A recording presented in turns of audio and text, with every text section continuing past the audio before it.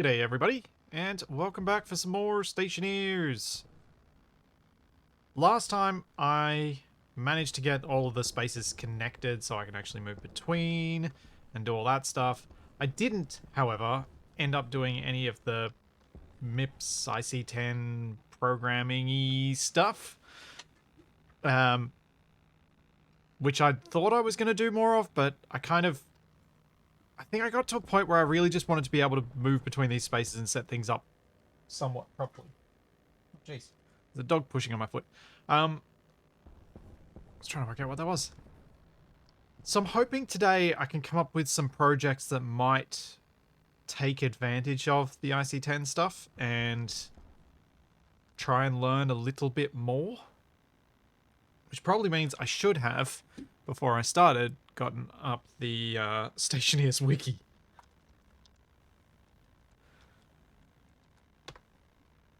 Because that probably would have been helpful. Although a lot of it was available in game. I didn't really need that. I didn't feel like I needed a huge amount. Oh, we'll see. There did seem to be some information in game. Hey, Charlie, stop chewing your foot. Chew the deer antler. Sorry, distracted by the dog. Thanks, Ash Julian.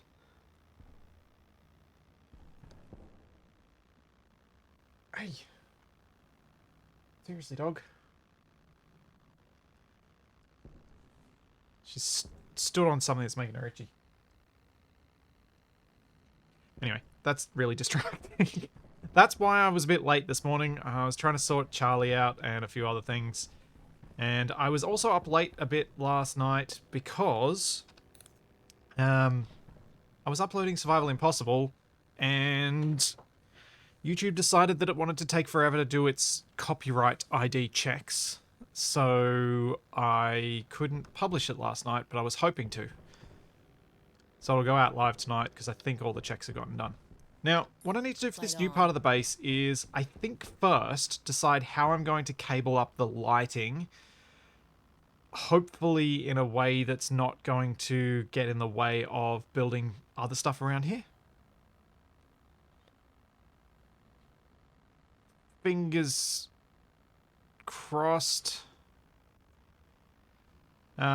It'll work. KB, it didn't go live. What it did was when it publishes it, I leave it in unlisted. So if you're watching the playlist, in theory, you can get lucky and it'll just link you straight on through.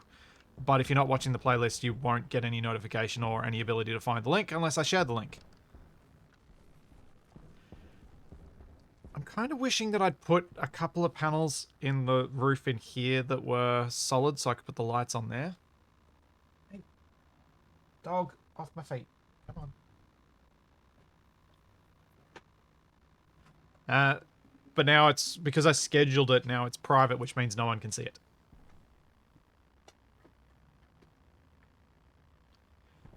I'm not too fussed about 2 or 3 people managing to see it briefly and not see all of it.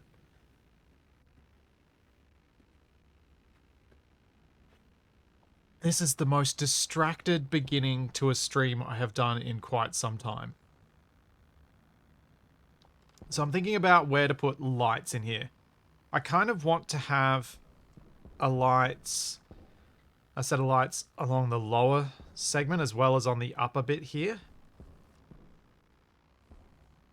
But I realize that doing that's going to potentially create some annoying breaks in the cables as they run upward to go to the lighting fixtures, to the lighting cabling. And then I got to think about how I'm going to do the other cabling around it.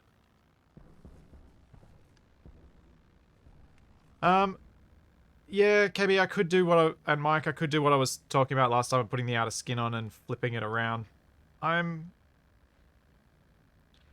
going to see how it goes without getting rid of the glass. I do like the glass everywhere. I was just thinking from a lighting point of view, it would make it easier if I didn't have it everywhere. Let's get a whole bunch of lights, because I want to be able to not have my suit lights on the whole time I'm in here.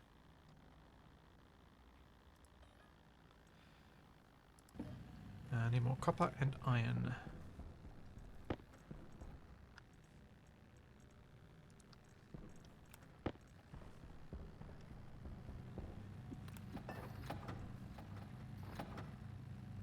Yeah, that was a very squirrel start to the stream.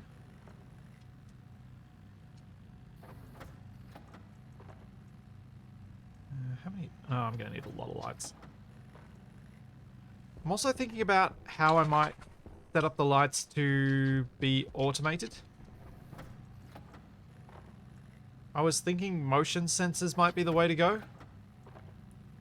So that they'll trigger on when I enter a space and trigger off when I leave a space. So that the lights in this room don't need to be on when I'm not in it.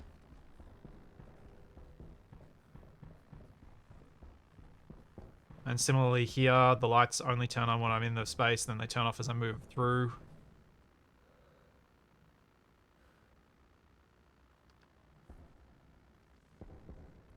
Laws, I have done some. Thank you very much. Right on. Rude.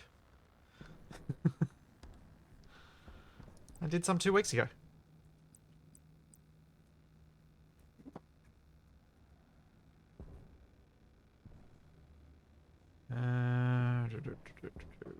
What's... Yeah, I want the wide ones.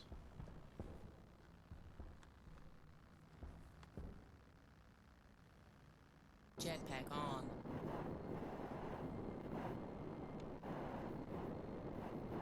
He's gonna get too annoying having them under here. Well, it shouldn't be too bad, because that sensor doesn't have to be where it is.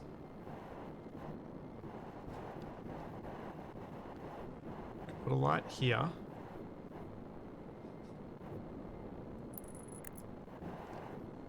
Then another one here.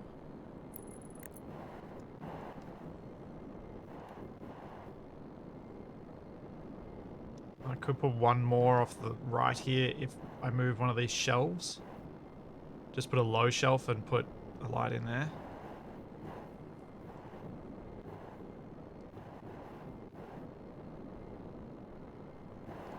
I'm thinking for up here, I go with light there,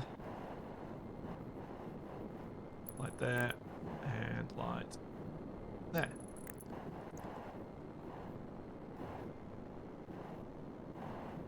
Motion or daylight sensors so they come on at night. I'm not sure.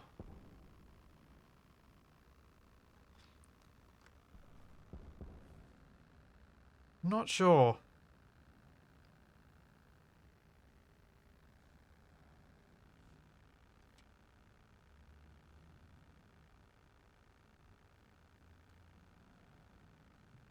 The thing is, some of these spaces are still relatively dark during the day, so I kind of think that I want the lights to just be on for motion, regardless. Like, while there is sunlight in here, these machines are still pretty dark when the lights are off, so... this is how it is during daylight. So I think I want the lights to come on regardless. I don't think I want to limit it to just nighttime.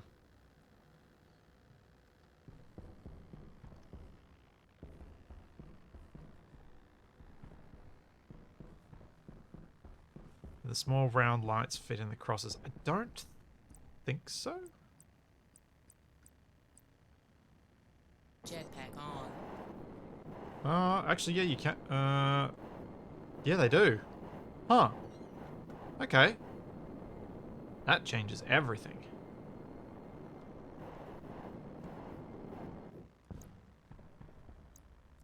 That really does change everything. Let's maybe lose these ones then.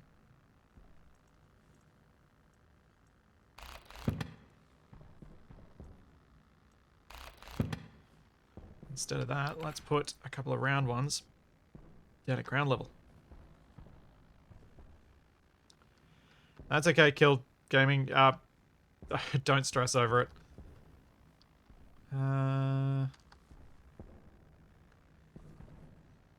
Jetpack on.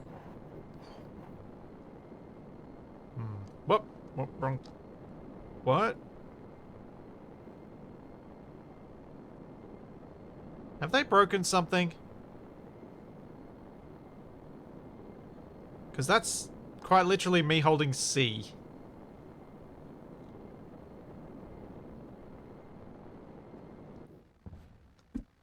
I think the devs have broken something.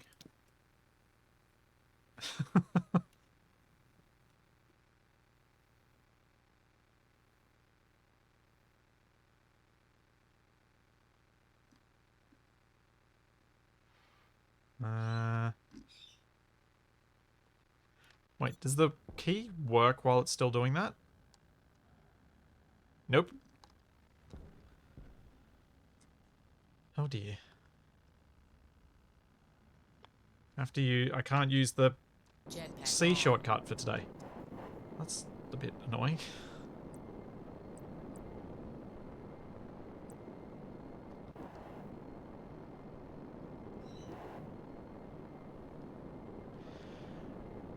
Key not found exception. The given key system.int32 was not present in the dictionary.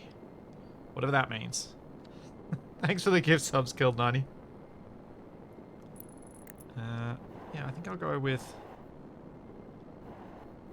a few of these along the wall. At about that height.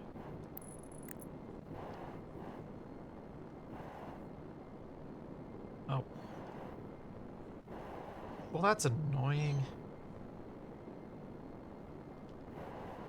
Ugh. Can't easily space these out evenly.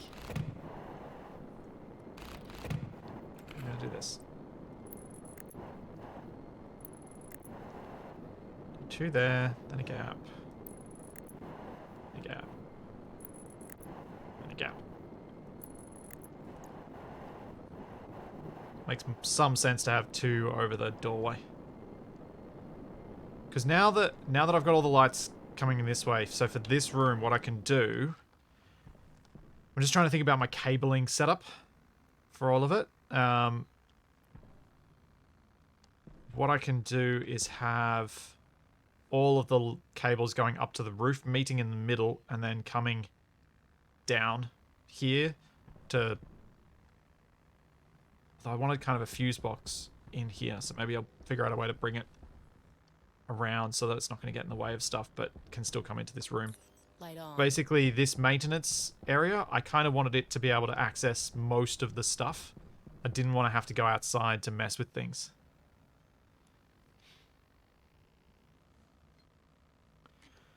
That's a C# error when you try to look up an associative container, a map from keys to values like a dictionary, but you might use it for any key/value pairs, but the key you use to look up isn't present. Yet, when I looked at my keybinds, that key is present, so something's funky. How do I bring the power into here? I suppose I can pop it up through the floor for the bringing the power in. Then what can I do with the lighting? I guess I could come down the outside and similarly for the lights from here, pop them up through the floor to have my fuse on the wall here. Or my transformer, I should say. Yeah. Thanks so much for the bits as well, Killed 90.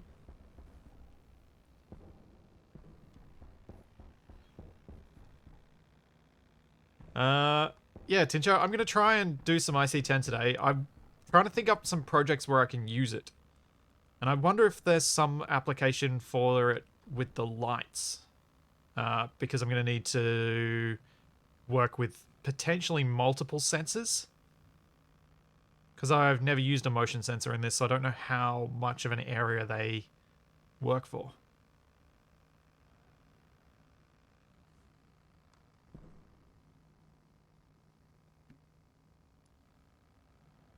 No, Maverlight, we never tracked down what's wrong with City Skylines.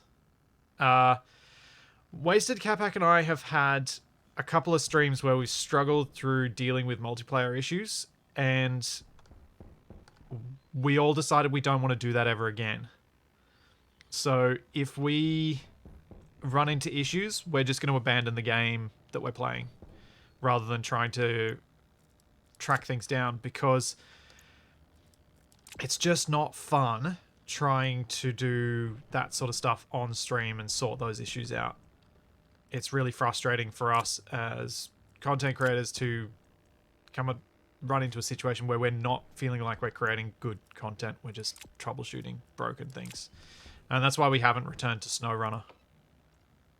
Because it was the biggest reason we got frustrated. And it was sort of the same idea with City Skylines. We were like, while this works, let's enjoy it. The moment it stops working, let's play something else, because we don't want to do another 3-hour troubleshooting stream.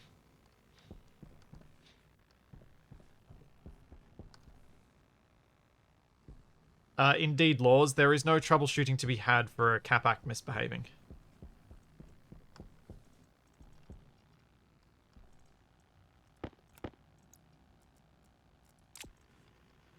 Alright, so... I think... the whole... Oh, nuts. I need to go back inside. I want to decide where the cable is coming into the building from inside, not out. Hey, Elu. How's it going?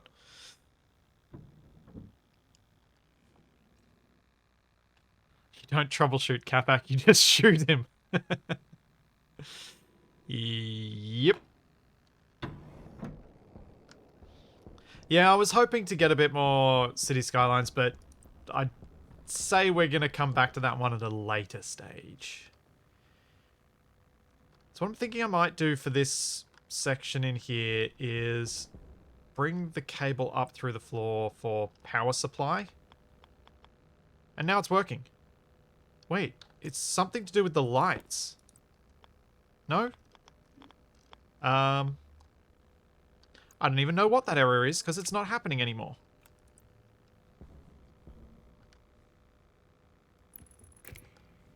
Oh, hang on. Let's paint this.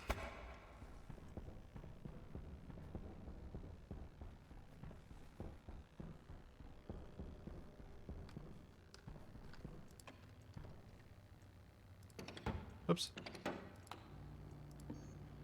What color shall we paint it? For the main power in. Let's go grey.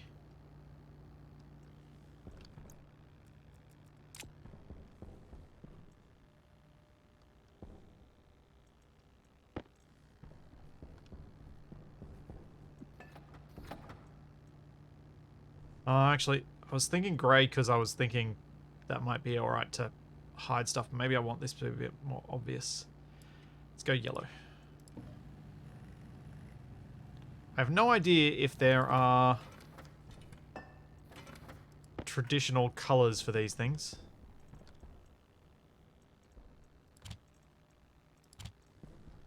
This'll do.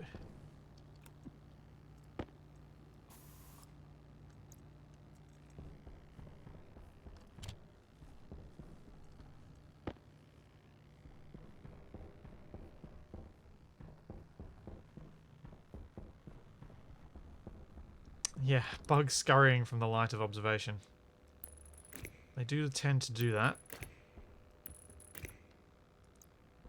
Okay, so that's where it's going to come out. Let's go back outside.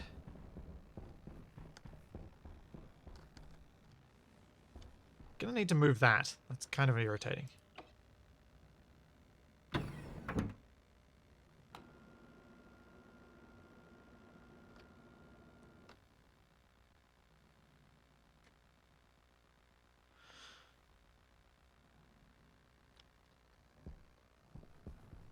Sorry the answer wasn't what you hoped, Killed 90 with No Man's Sky, but yeah, that game just riles me up.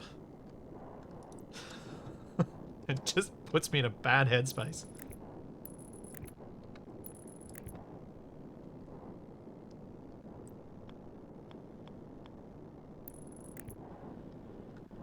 Okay, so I'm thinking this is my mains power for this part of the base. So all of the power needs for it will come off this cable. I think I can just link it up to that set there, because that's just... yeah.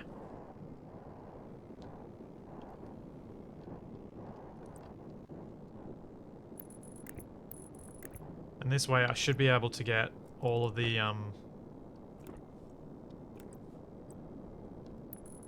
different segments nice and connected up to it.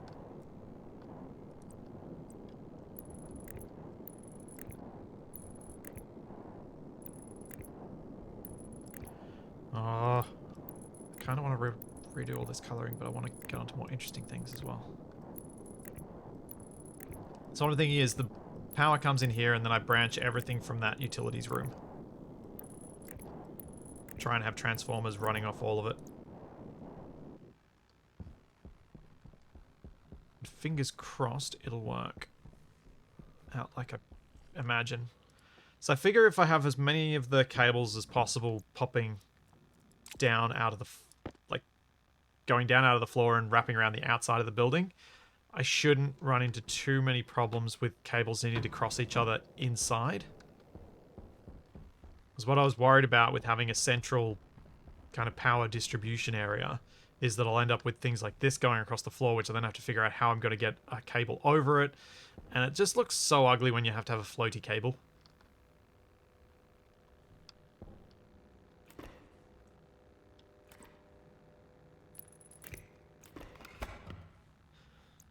Let's get rid of that.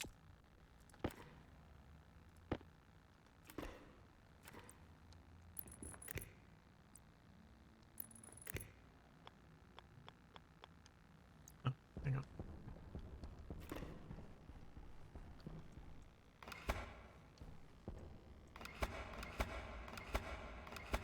That's really echoey.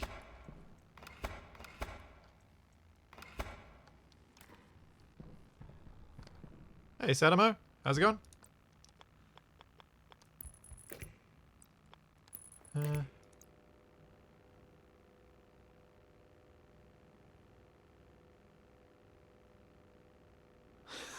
I acknowledge that having proper coloring leads to enhanced debugging if/when things go wrong. I also acknowledge that it takes a special breed of Greeble artist to color things that will be covered by walls later. Yeah, I definitely didn't choose the colors for aesthetics. I just know how hard it is to keep track of everything in this game and how much I struggle with it.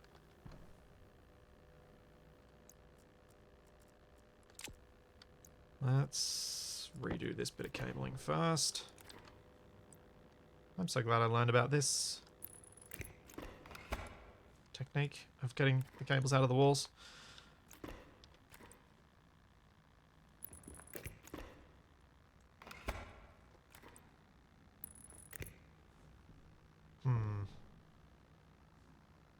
Actually, that stuff's not going to be there, so I'm just going to ignore that for now. Because those consoles are possibly going to be moved. I don't really want them where they are. Because I'm going to redo all of that chip setup and stuff that's just randomly here on my floor. So let's get rid of that.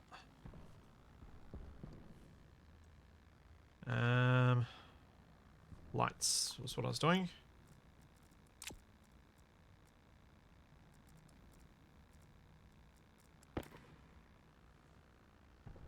What color should I cable my lights? White? Yeah, I'll go white.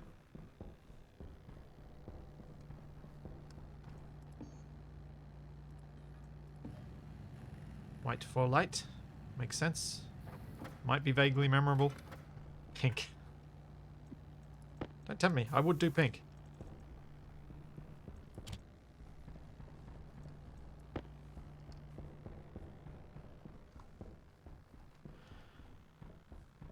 So what I'll do is I'll hook up a couple of the lights to power, and then I'll start looking at how I set up the sensor, because I've never messed with motion sensors, as I said before, so I want to see what I need to do. Critical. Oh. Okay, I was inside when my bottle's empty.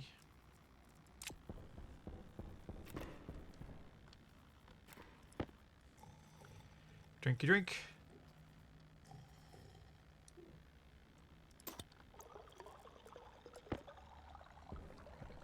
It's a really inconvenient place to have my water bottle thingy. I'm gonna have to make a better one.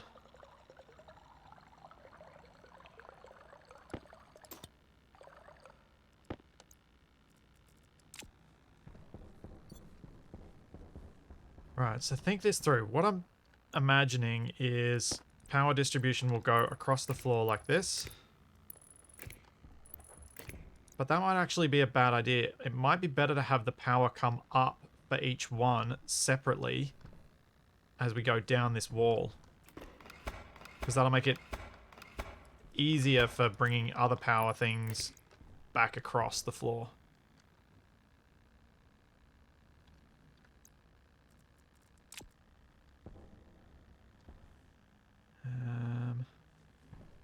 Yeah, let's try this. Power low. You sound so morose, suit person. Sound so bored. Yes, Laws. Why? It should not be white. It should be a slightly incandescent color. Oh, Gigawatt. It's one of the straight up vanilla basic maps that I set us up for in City Skylines. I cannot actually recall which one, what it was called, though.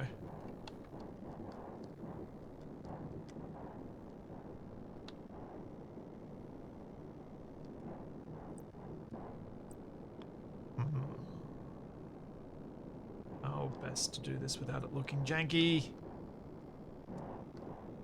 Suppose if I just come straight down. Well, let me do... No, it doesn't let you do that.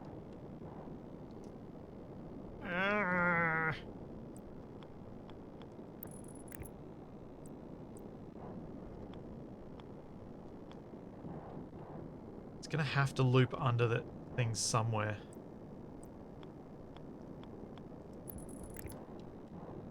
So maybe this will look okay.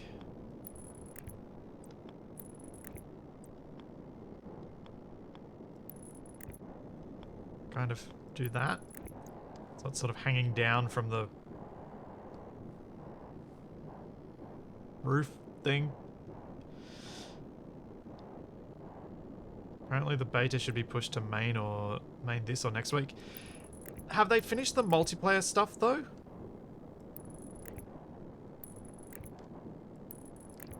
Like, is the multiplayer side of things ready for them to move? How good that can go.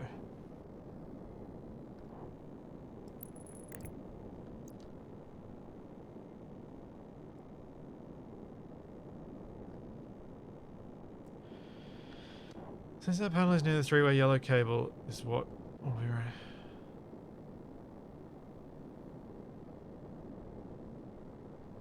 An additional sensor at... Will that matter though, Laws? Because if I'm testing the lights, would it matter if they turned off when I'm not in the sensor area? That shouldn't be a problem.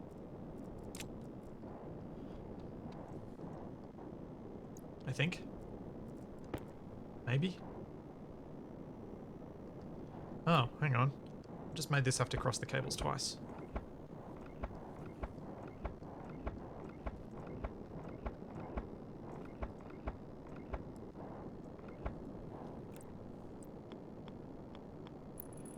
Oh, this is hurting my brain. I'm trying to figure... Oh, poop. Trying to work this stuff out is hard.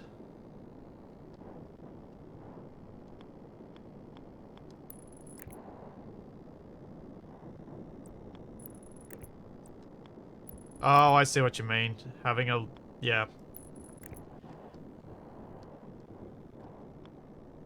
I see what you mean. Having the light in the room will mean I won't have to fiddle with... Yeah.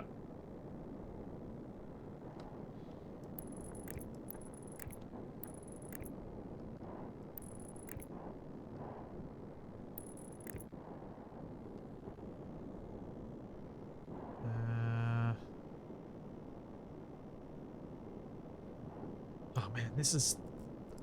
I How do people do this stuff? How do you be organized enough to make this stuff work?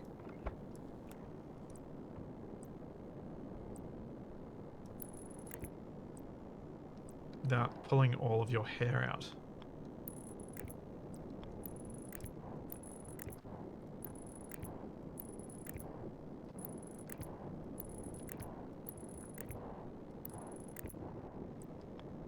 I mean, I imagine I'm making my life a lot harder for myself by trying to have a central power distribution area. Because if I wasn't centralizing it, I could branch off in more convenient locations. But I kind of still want to do it this way.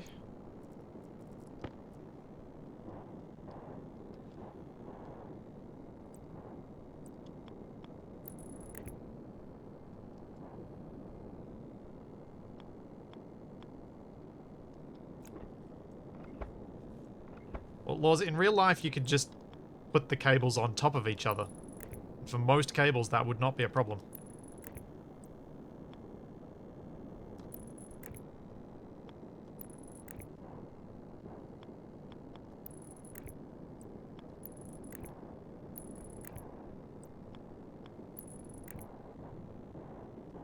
Here we go.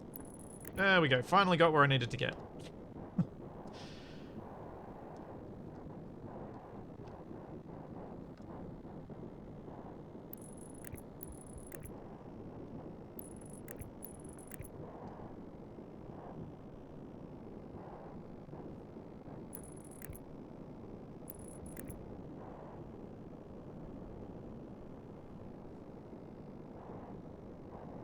Yeah, this I guess is a bit like when I was messing around with sorters in Space Engineers and trying to figure out how to have complex networks of conveyors and stuff that didn't require scripts.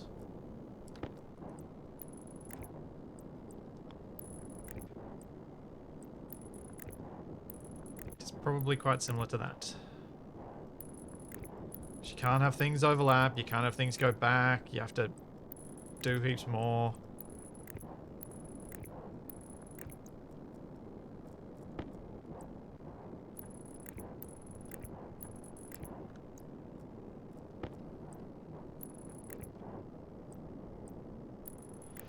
Marcus, Empyrean is not like Space Engineers. No. They are quite different beasts. Empyrean is a survival game. Space Engineers is an engineering game. So going into Empyrean expecting an engineering game is a mistake. But if you want a survival game that has NPCs, that has things that try to eat you, then you might have some fun.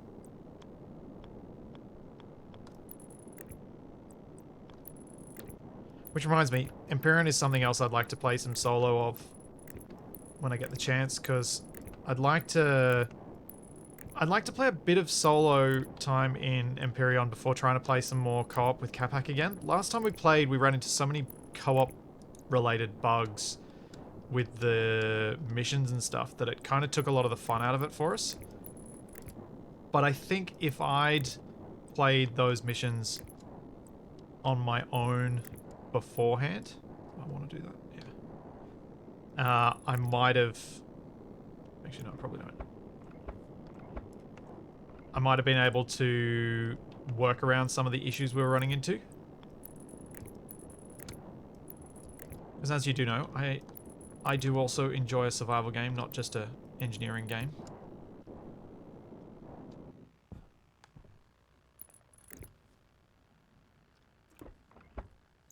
So I have enjoyed myself in Empyrean a fair bit over the years.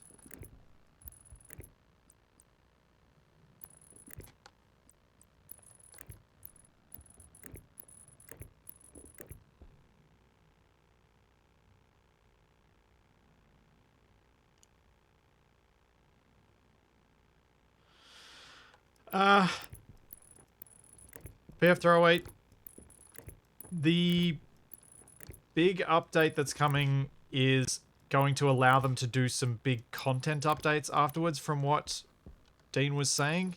So I'm hesitant to redo any tutorials yet. But we'll see. May get tempted. After spending the last couple of days doing some editing in the evening on Survival Impossible, I really do want to get back to doing more editing myself. The whole last 2 years, I really struggled with finding the motivation to do a lot of that stuff. But now that I've started doing it again, the motivation's coming back, which I'm glad about.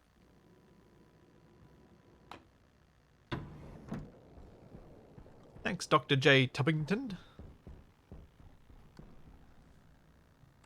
Thanks for the Prime sub. Jetpack on. Let's see if I can see those cables from the other side. Yeah, that's going to make my life easier. Jetpack on. Make sure I don't stuff it up.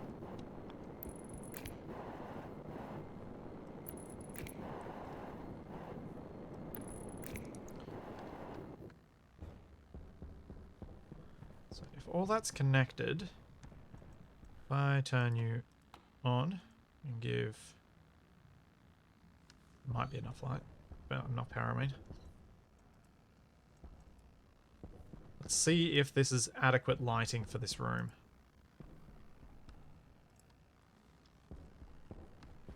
Jetpack Thinking it might be.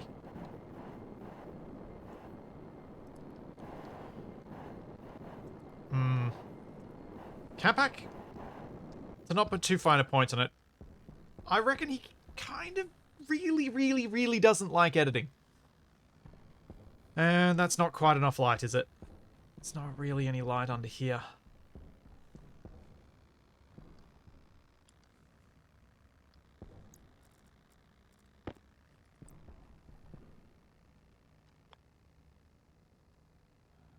If I bring the cable down on this, I could put a light under here and a light under here as well.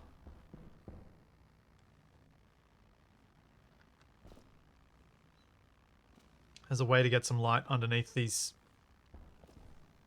overlook. I don't want any under the catwalk on this wall because it'll make my cabling abominably hard. Because there'll be cables breaking up this wall, so I can't put other stuff on there, which is probably where I'm going to put a lot of the logic-based stuff.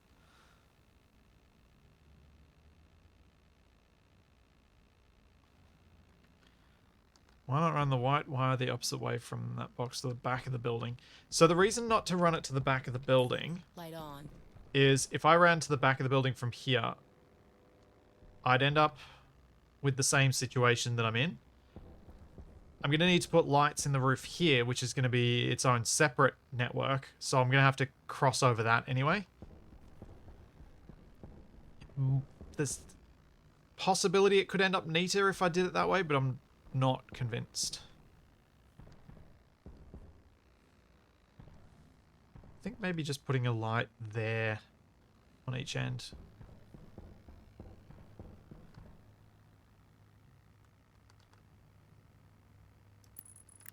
I'll try one there and see how it looks. Might even... Ooh. I might even be about to run out of cable.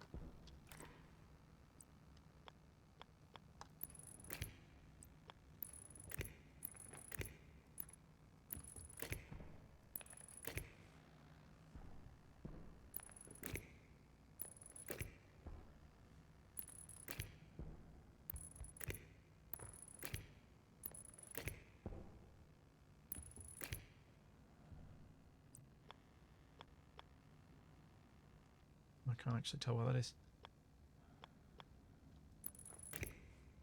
Jetpack on.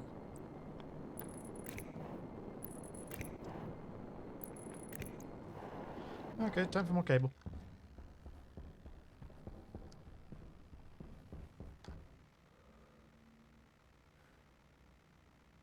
What about having a hollow access tunnel underneath the access hallway? Where? I don't know which hallway you mean. What do I need for... What am I doing? Copper.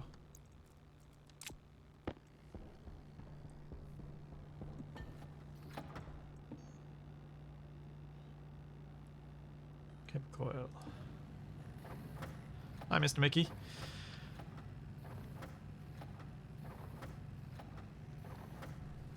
Yeah, the cabling side of things in this is creating some tricky bits.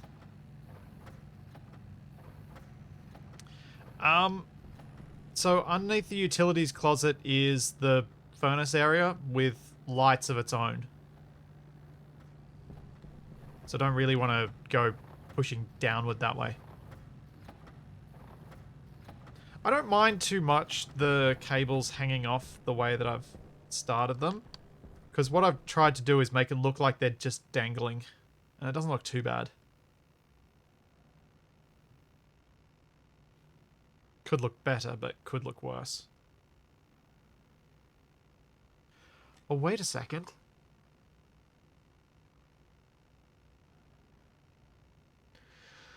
Oh, maybe no. No, maybe I don't want to do that. For a second, I was about to be like, oh, maybe I could just label the lights for each room and have all the lights on the whole base on one network and just designate which lights I want to switch on where. And I don't think that's a good idea.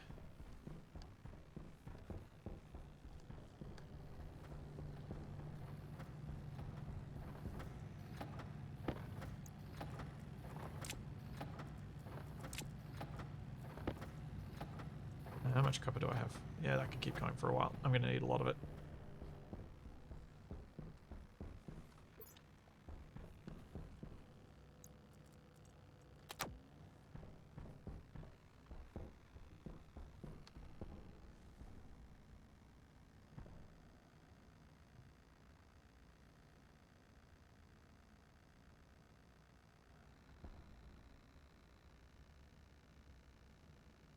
If you're running a motion sensor, they could just be on one network though.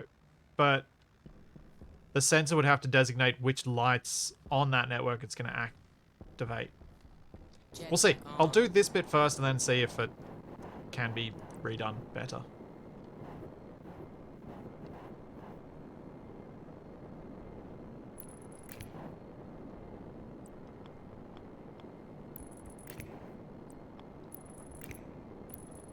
I'll work on the assumption that I need to do things the way that I'm doing them at present.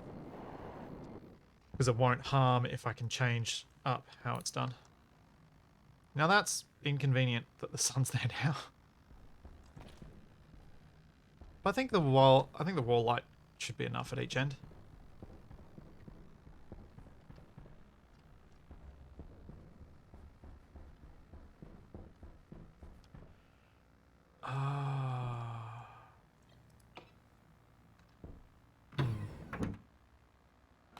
Just had a thought. For a one-person base, it would make a lot of sense if the two airlocks cycled at the same time.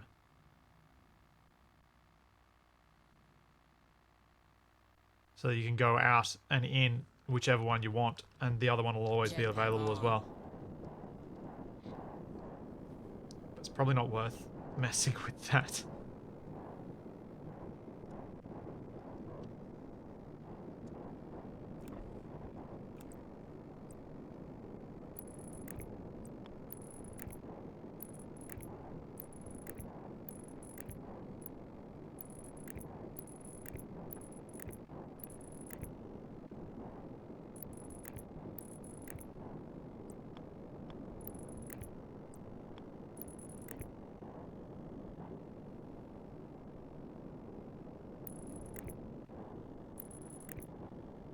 You could name... Yeah, I wasn't sure how the naming would work on the lights. And how I would... We'll see. We'll see. Mike, I don't really understand what you're trying to suggest at the moment, so I'll just wait till I'm actually doing it and see if I can follow what you're trying to suggest then. But at this stage, I don't really follow.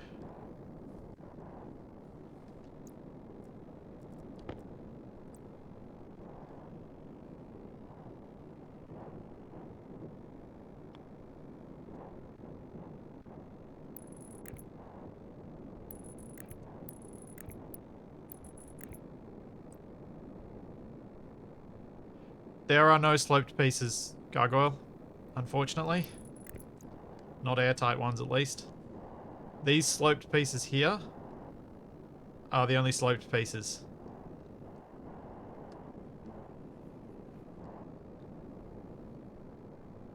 That should work. Hunger, caution.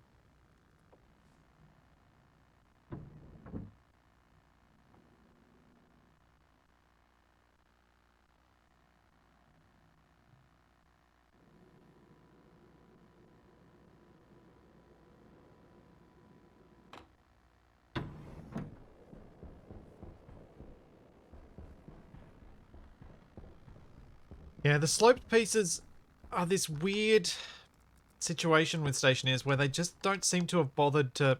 Oh, now I can't rotate the light again. They just don't seem to have bothered to do them right.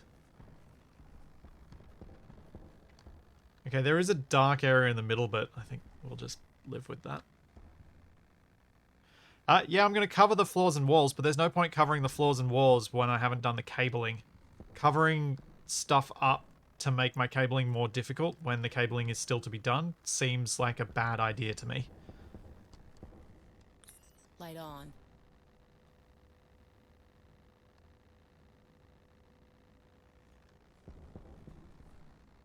Let's get a sensor.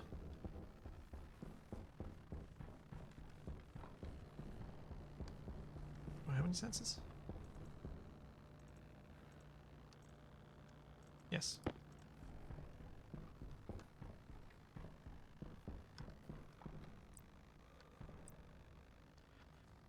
So, motion sensors. How do you work? I don't actually know how these work.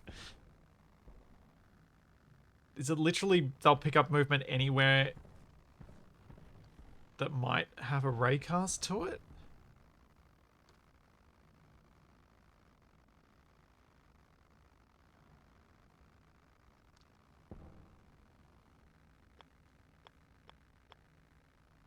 So if that's the case, I'm imagining I've just recabled on the wrong line and I should put the motion sensor somewhere up here. Or up the top.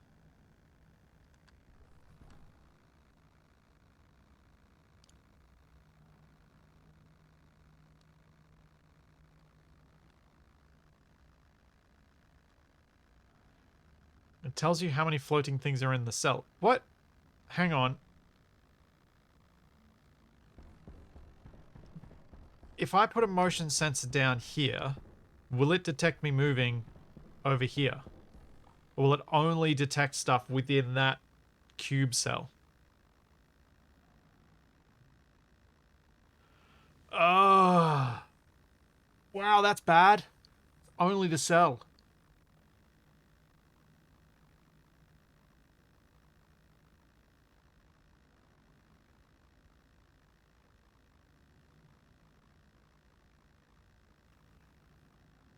Okay.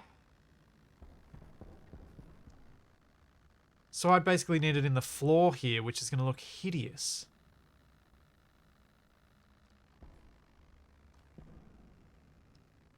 Because it needs to detect this cell where I enter, and this cell where I enter, and the one above where I enter.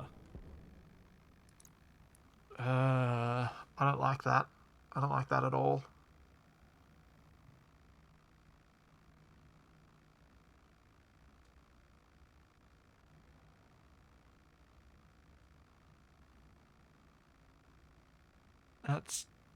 Yeah, that's bad. That's not remotely helpful for my purposes.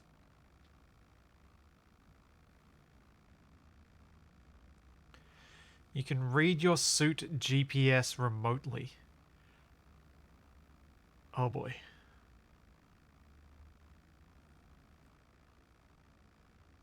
Oh no. This sounds complicated. Oh boy.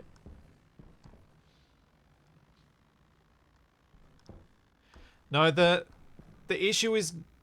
So the reason I don't want to use the motion sensor is not because I don't see where I can put them, because yes, you can put them in the floor here, but I cannot put them on this wall. I could put a wall thing up there so I could mount it on the roof there. There is nowhere to mount it here that doesn't look incredibly ugly. Because it would have to be on the floor. I hate that. Or on the ceiling on this side. It's just all ugly. Like it.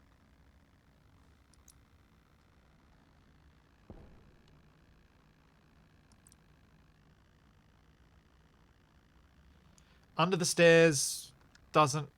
I suppose that sort of works because you have to go up these stairs. I could put like a tripwire sensor in there.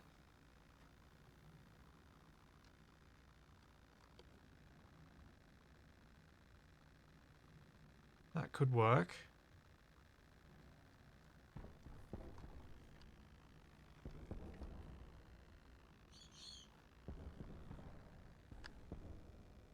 I have the other sensor on this side for both sensors.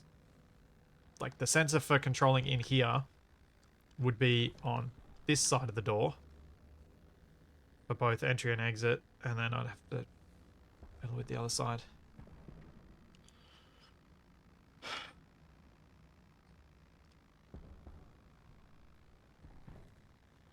Yeah, I think this is unfortunately the best spot.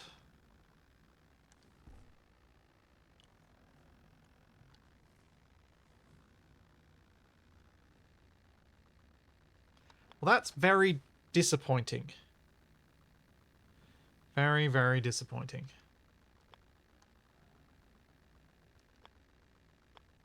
I wish that was different. Let's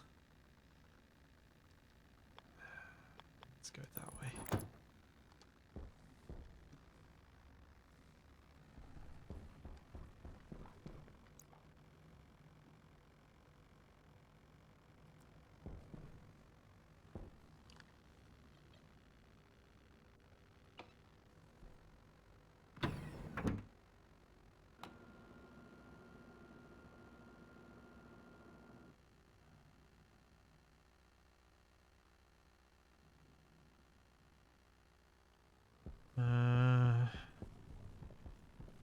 Jetpack on.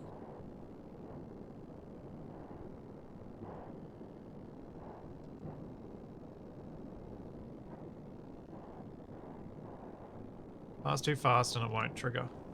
Alright, so maybe this needs to go across onto this cube because this one I'll spend more time in. Oh, we can test it. We'll test it. We'll see how reliable it is in terms of picking things up.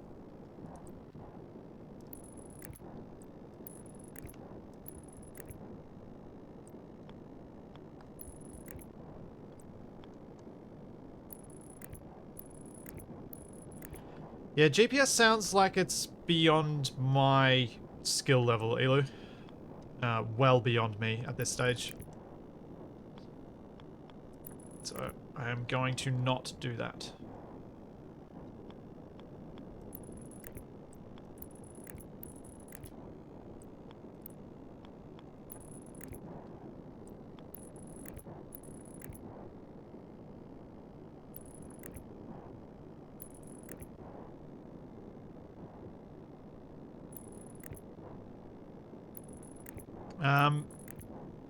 Yeah, so my idea with the sensor is it triggers, that value is held, and then when either one of it or another one is triggered, that will there's hopefully a way that we can kind of make it so as you cross it once, it'll...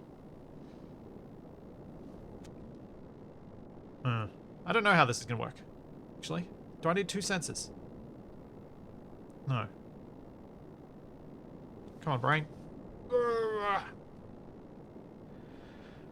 So I want this, basically I want the sensors to be a toggle on or off. So every time the sensor is triggered, it changes the state of the lights. If they're on, it turns them off. If they're off, it turns them on. And have that for both sensors on either side. That's kind of what I'm thinking.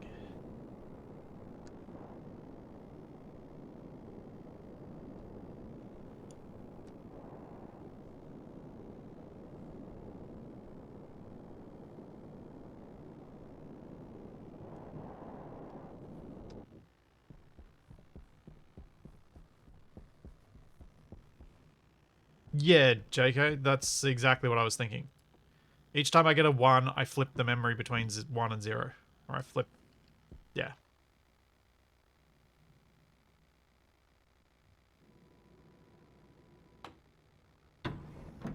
There are pressure plates?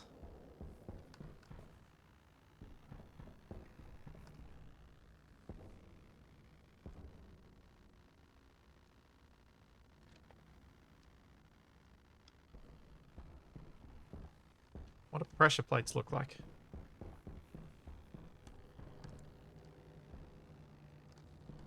Maybe pressure plates would be better. Trigger plate.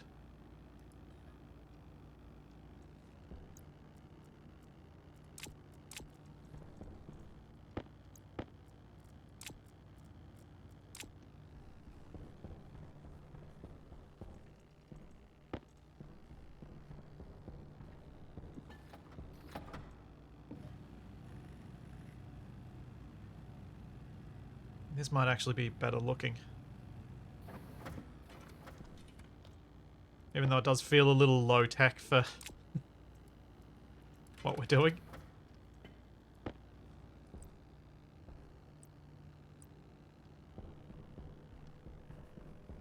Oh, I need more than one for making bigots.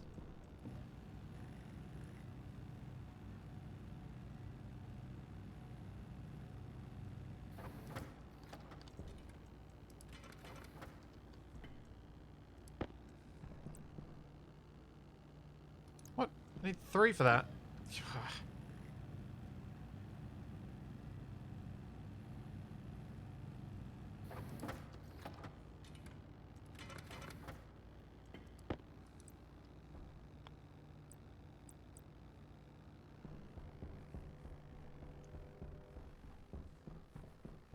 See how this would look.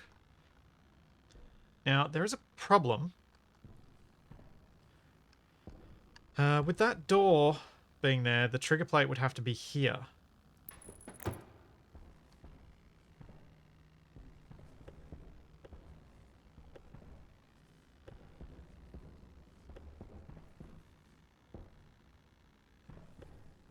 Which means you could do a capac and walk in and avoid it.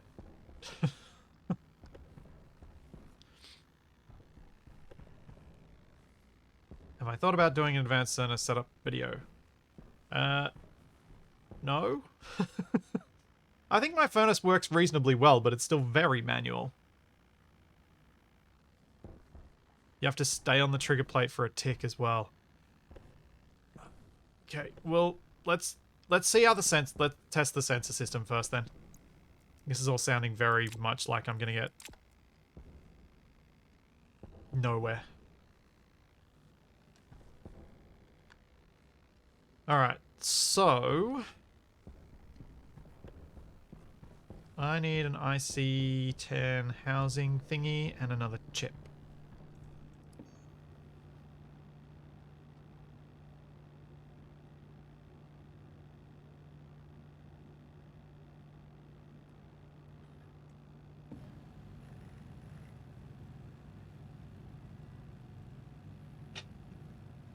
Yeah, KB, it is sounding a bit like the lights will be left on all the time. I want to try and do this anyway. Basically, what I'm doing at the moment is looking for projects that I can try and cement what I learned last, like 2 weeks ago when I was doing the little bit of IC10 programming then.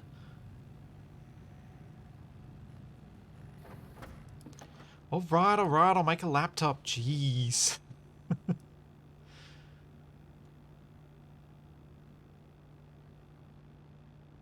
It's almost like you don't want me running up and down the stairs that I built.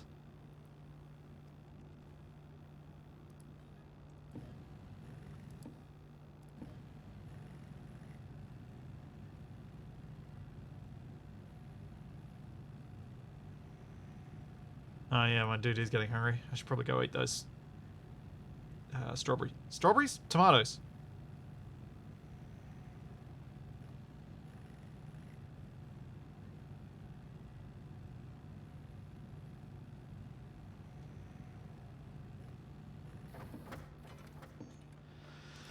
Alright, laptop. How much does that need? Not too much fancy stuff, but a bit.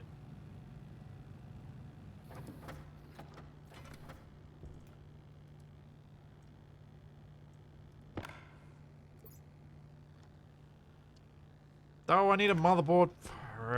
Of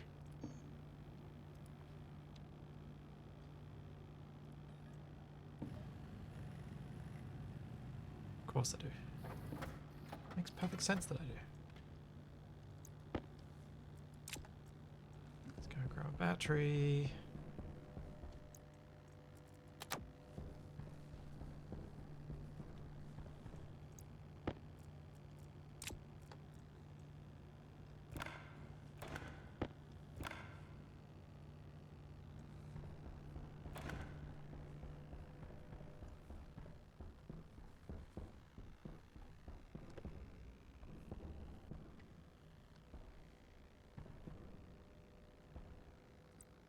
So the reason I'm not doing it the way that Elu's saying it is because I get the feeling that that's going to be very, very time consuming for me to understand and is not going to make for good stream content. And also is going to frustrate me. So that's why I'm not doing it that way. So no matter how many times you guys suggest it, I'm not doing it. I'm doing it this way, at least for now. Because I think I could get to a point where this will work. In a much shorter time frame.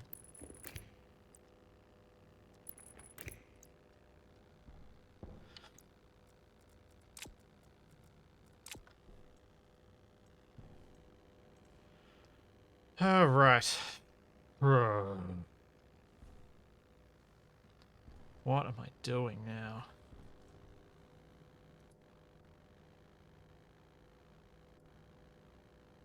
Device variables. I can't even remember anything that I did last time.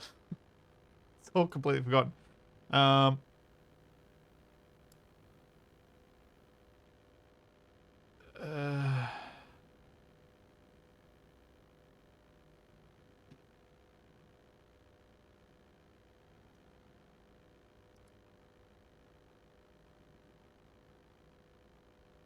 Z1 clears the counter memory. So what I need to do first is...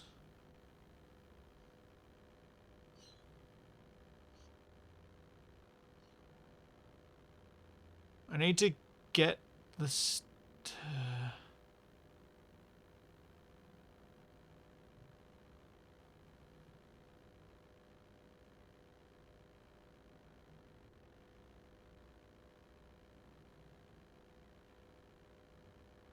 Wait, I need to look at my other code because I can't remember what I'm doing.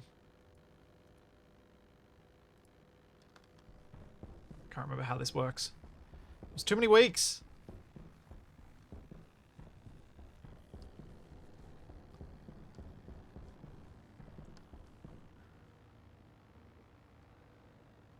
So I was collecting the carbon dioxide ratio.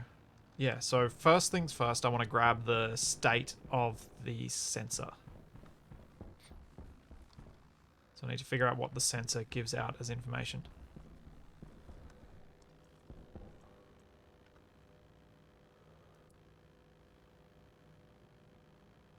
I'm just going to have this... Oh, actually, no, I can't do that because I can't look at this game.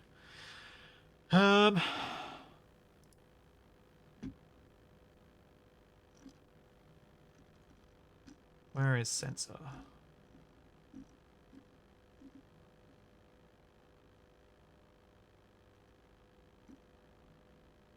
Wait, sensor?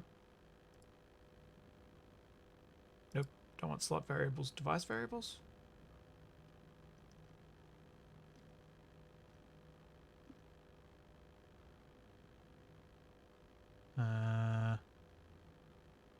What's the variable for the thing?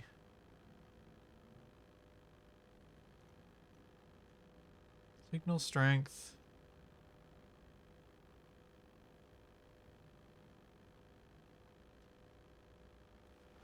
All the device variables are in the F1 station PDO for each device. Motion sensor.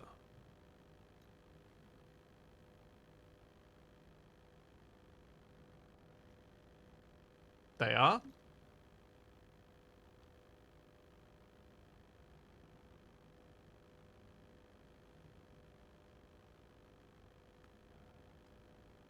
No, I'm using the sensor. I'm not using the motion, the other thing.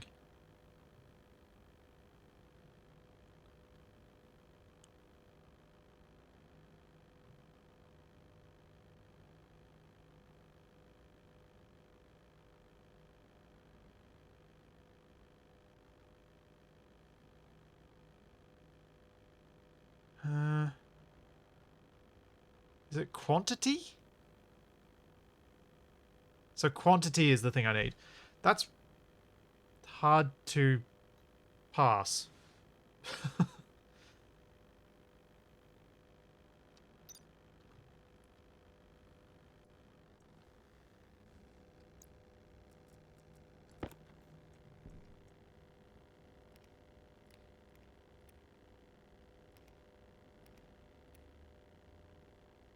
Okay.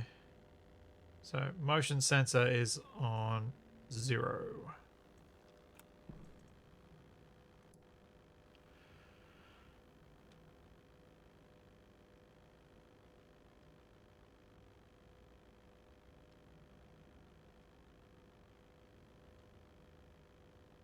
So I want to load the information from R0.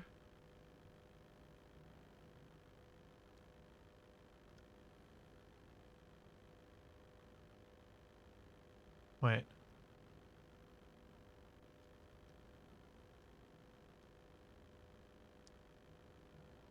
Dang it. See, I'm going to be walking back and forth anyway. I may as well have worked on the other computer. Although this way at least they're both up.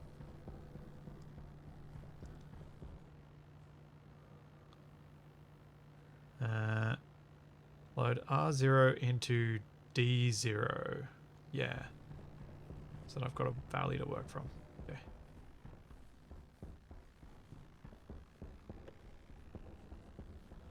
This is brain hurty.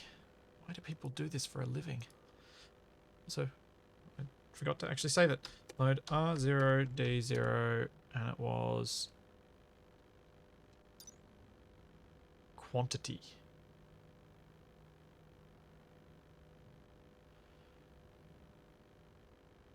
I think maybe I want activate.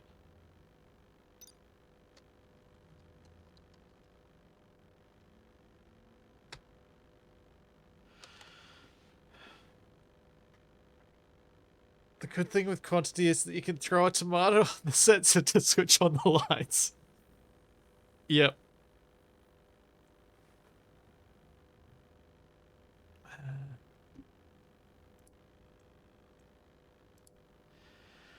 So that puts that into D0. And then what I want to do... Actually, let's just do something really simple. Next, what I want to do is set... Ooh. Do I need a batch writer for the circuit to tell the batch writer to turn all of the lights on?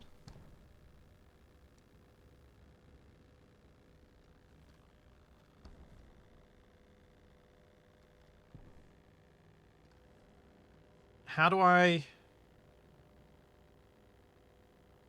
You can set batch. How do I do that?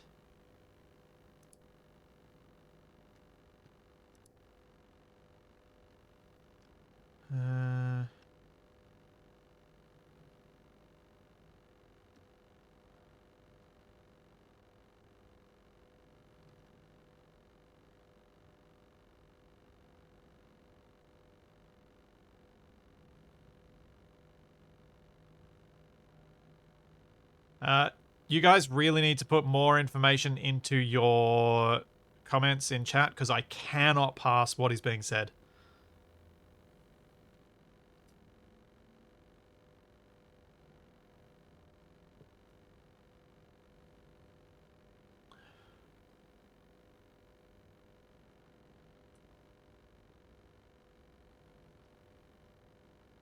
Like, you may as well just be typing gibberish nonsense in chat. It doesn't make any sense to me.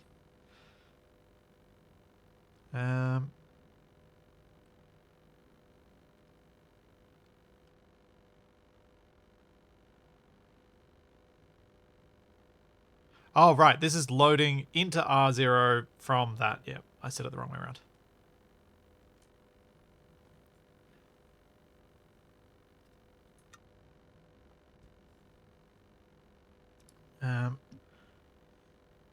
Do.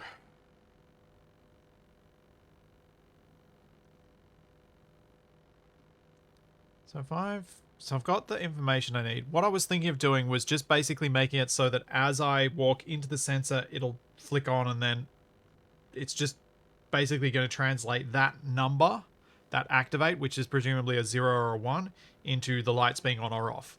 Not holding the value yet, I just want to do that part first.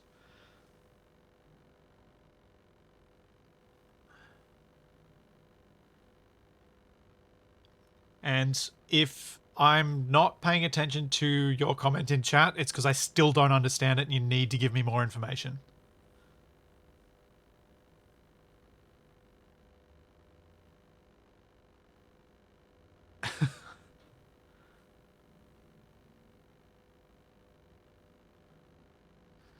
Oh yeah, the alias thing I was going to mess with, actually.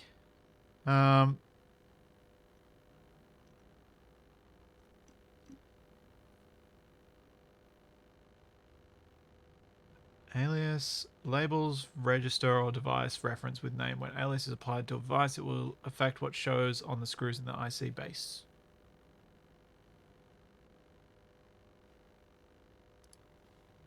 Also, I was going to try and do stuff so I'm not referencing specific lines in my code. That's what I was going to try and learn today.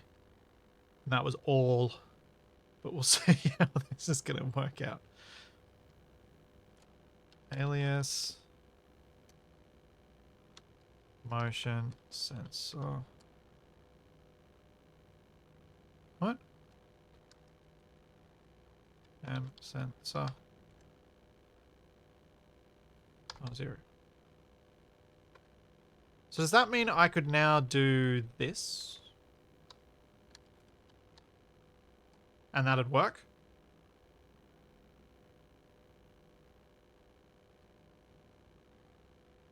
Oh, sorry, D0. My bad. Yeah. Uh-oh, what have I done?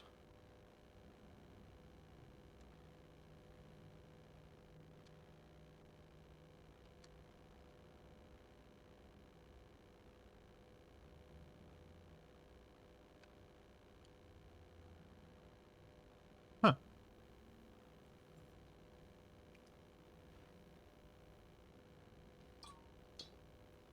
There is a tablet card that will let you see the data the sensor is outputting. I believe it is called configuration. Okay.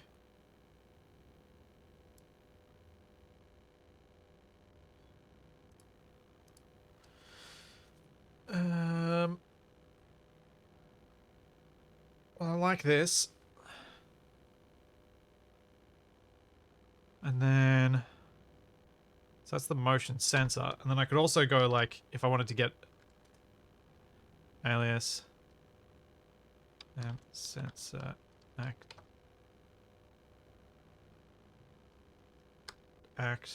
R0.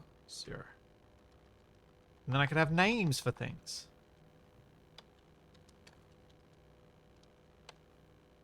Do it that way. Not sure how helpful that is, but it's probably good to learn.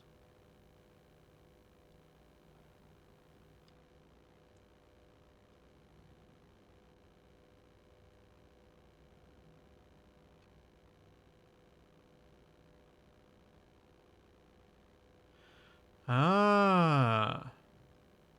So there, okay, I see why this is helpful. So if I have that, and then I pop this out and put it into here, that's called motion sensor. So I know to attach the motion sensor to that. No? No, it's not. How did that help me? That doesn't seem to have helped me at all. Do I have to turn it on? No? Oh, did I not export it? Didn't I? I just saved it. Just confirmed, and then I need to export.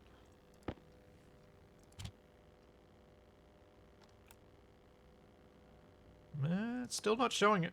Oh, there we go. M sensor. Must be on. Huh, cool. That is handy.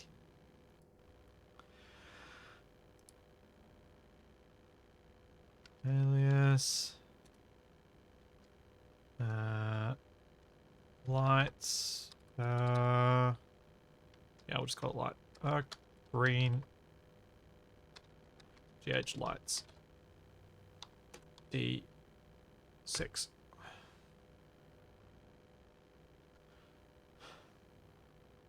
Confirm. Export. On. Oops. Should be a 5, not a 6, because it's 0 to 5.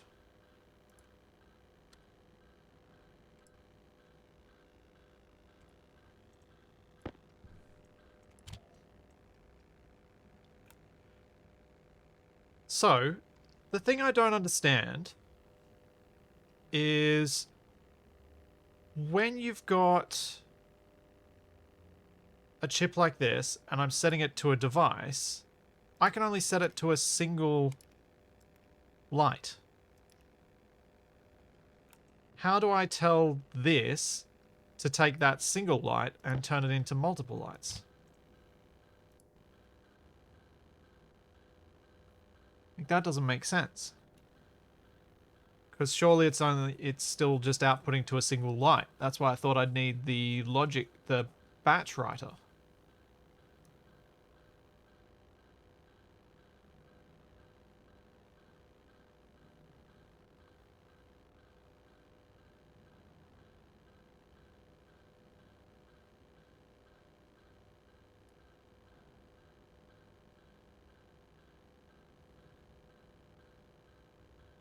Stores register value to variable on all output network devices with provided type hash.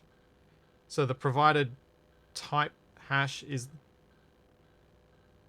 So I don't even need an output device. I don't even need to label the lights. It would just do any light on the network.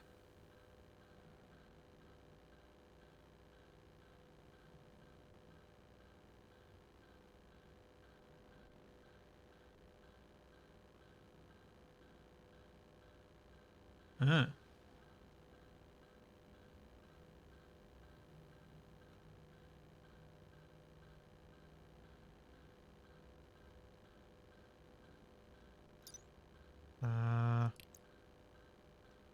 Now, unfortunately, I have two different types of lights.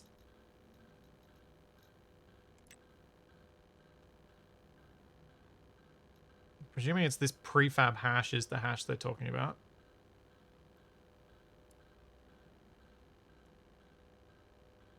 Yeah, I know I'm going to need to find both. I'll start with just one, though. So that means we can get rid of this line. It's not needed.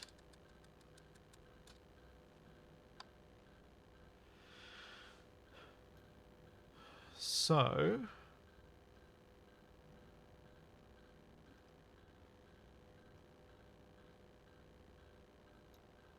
I want to...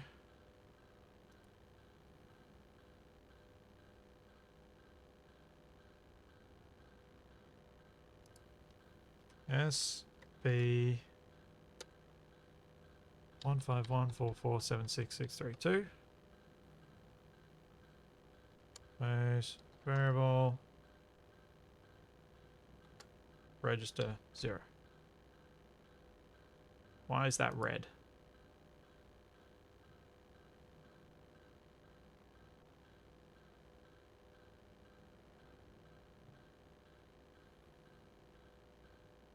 Oh, I'm not using light round, am I? I'm using light small round. Wrong one. Why is bear red?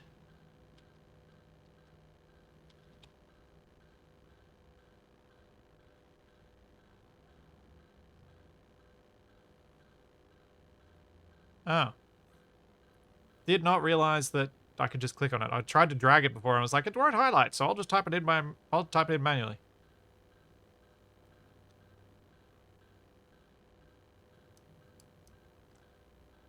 Wait, so is it this? No, that's not right either. That doesn't seem right. That's not right. Why is it unhappy with me?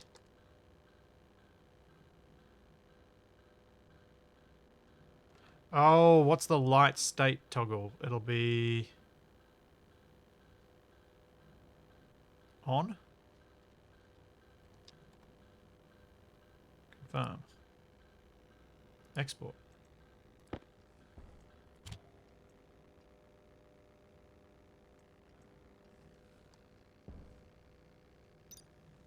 Okay, all the little round lights are off.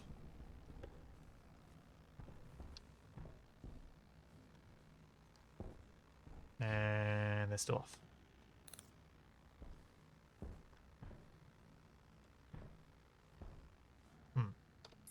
Light on.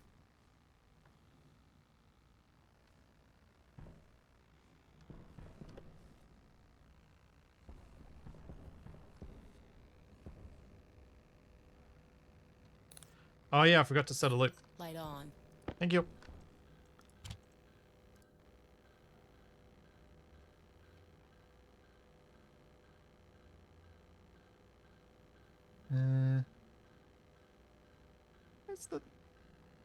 What's that thing called? Yeah, go away.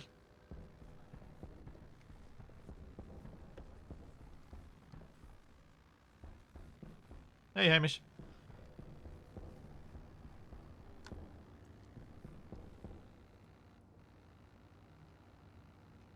Oh, that's right. It's just J. Jump to 0.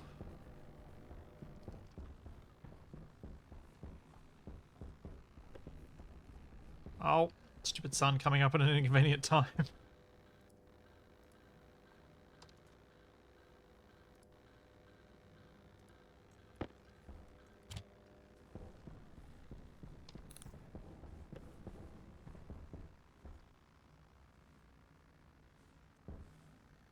Oh.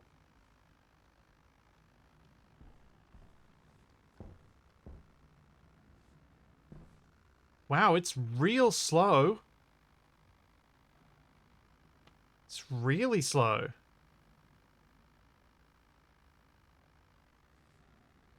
I feel like you'd almost need 3 motion sensors.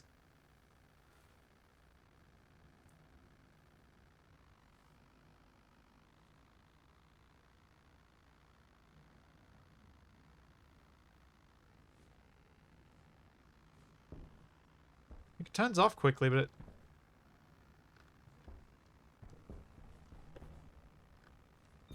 Hunger critical.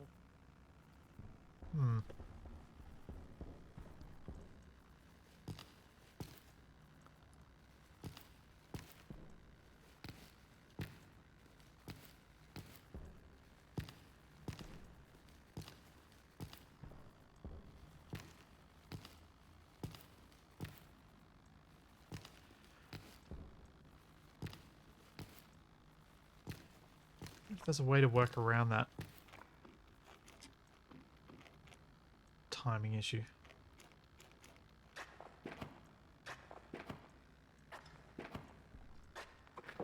Probably helps if I plant the tomato instead of eating it as well.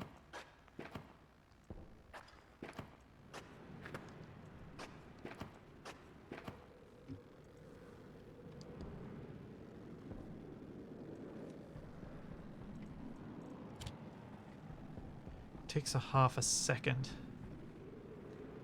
Yeah.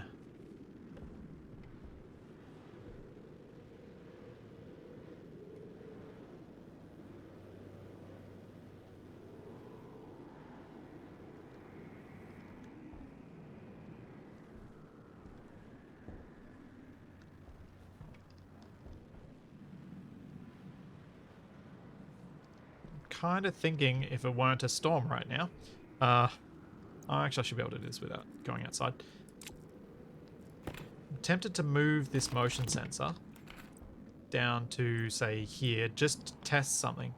I want to see if walking through a full cube like that, I still don't think it's going to be enough. I think maybe... Would it be likely to work better if I kind of put it between two? Will it then detect both? That cube and this cube? That sort of thing. I want to just try and test that and see if it works that way.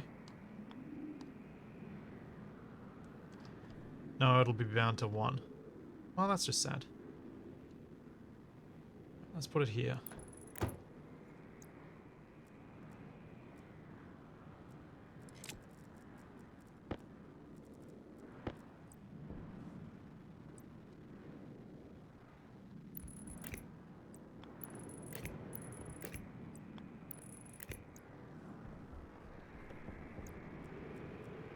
Oops.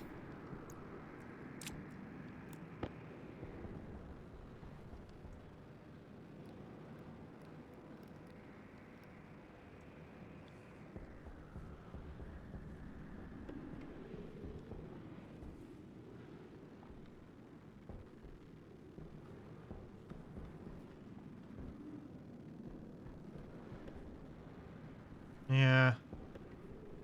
Does seem like the pressure plate's going to be the more reliable thing to activate. It's half a second when it only detects a single cell is just too slow. Like, I'd have to make a conscious effort to stop in the sensor and then move on every time I walk into the space. But then it sounds like that's a similar problem with the trigger plate. Because you got to stand on it for a little while.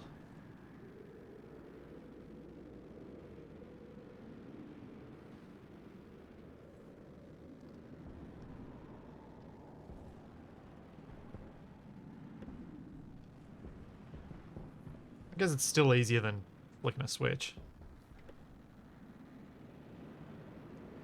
Yeah, it's really slow. I think you still walk across the plate faster than a tick, even if it was lengthways.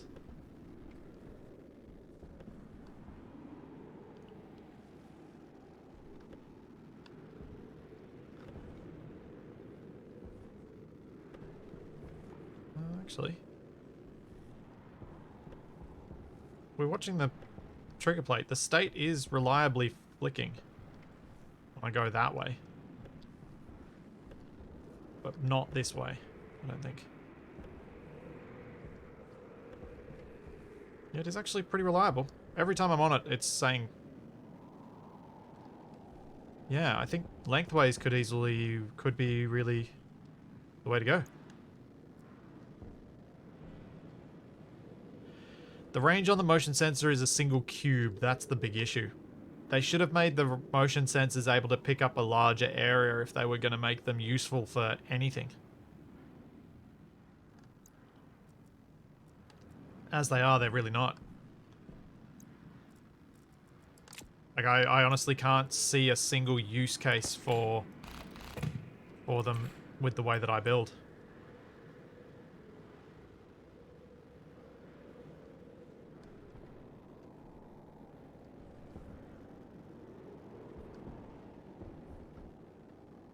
Now, annoyingly, I can't really put these down here.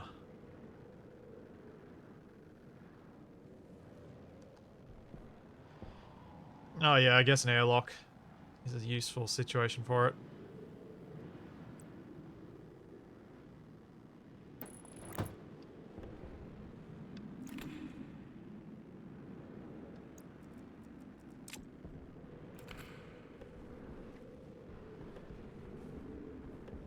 Okay, that one seems to be triggering much more reliably.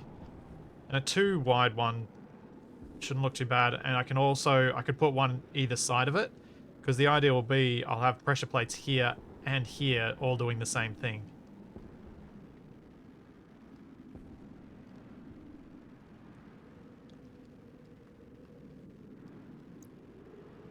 I didn't see a 3x3 option. There was only a 1x3, 2x3, like 1x1, 2x1, or 3x1. That was it.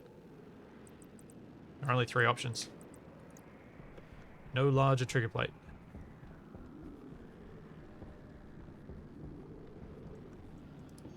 I don't think there's anything else like that that I've come across.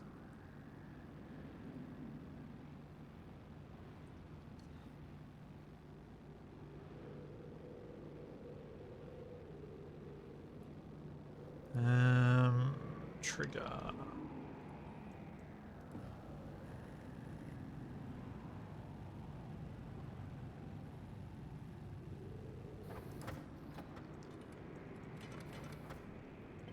So now what I'm thinking is I'll put probably 3 of these 2x1 pressure plates down at the entryway, kind of like that. Could try and put them down the bottom here, as I kind of prefer the lights to come on before you go in the room. But I think that's just going to be how it is. I think they'll have to just turn on as you get into the room.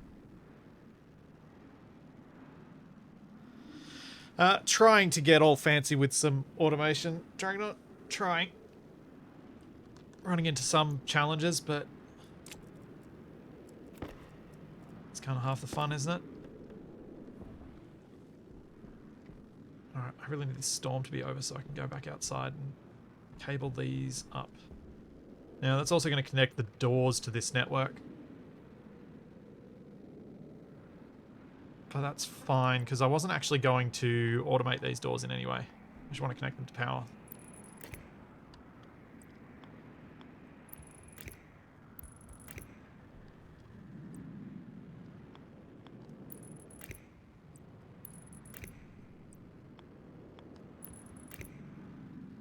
Light on.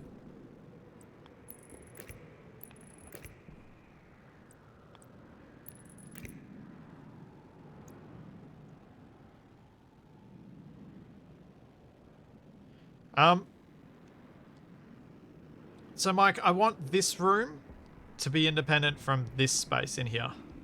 I think it makes sense, because, like, you don't really go, but I don't think I'm going to go between them terribly much.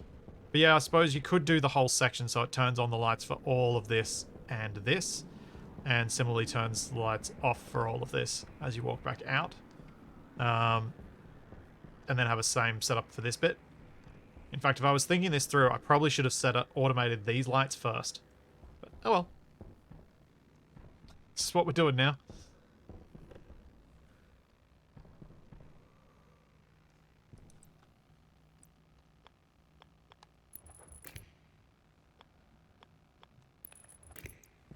And now I'm going outside. So no more sensor. Sensor does not work.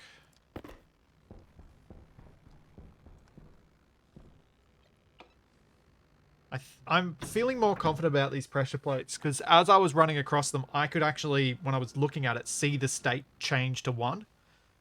So it was working pretty reliably in detecting that state change. It's just, while it may have been doing that, Jetpack on. is the integrated circuit going to actually be able to read it when it changes? Now the other thing is, are IC10s updated at the same frequency as logic circuits? Or are logic circuits updated more frequently? Because this may actually be an argument for using logic circuits.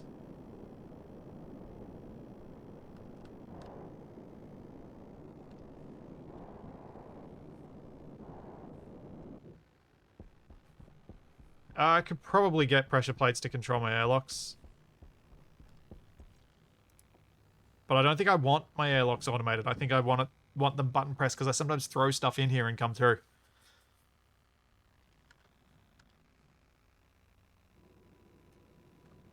See you, Elu.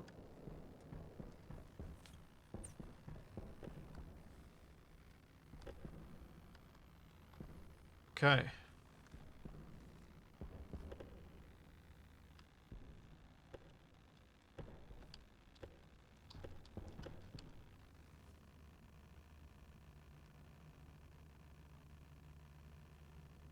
IC10s and logic chips run at the same rate. Sad. Because that rate's going to be too slow to pick up when this pressure plate changes. So the pressure plate's not going to be any better than the sensor was. It's still going to require a little pause and then a move on.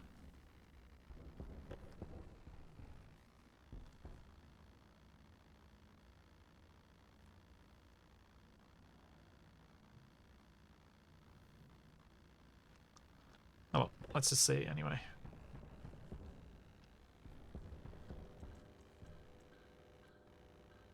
It's probably going to have the same issue.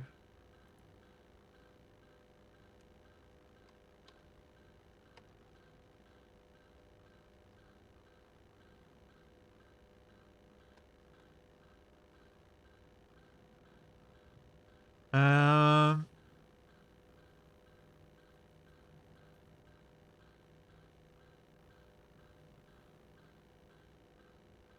how can I read from more than one device? Or am I going to have to make sure I limit myself to no more than 5?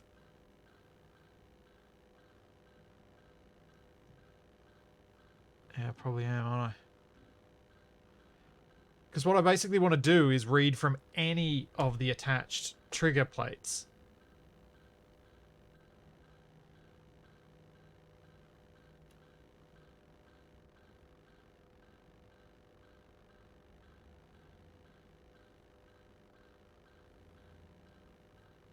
Load batch. Loads variable from all output network devices with provided type hash using the provide batch mode. Average, sum, minimum, maximum. Okay. So let's just get rid of that.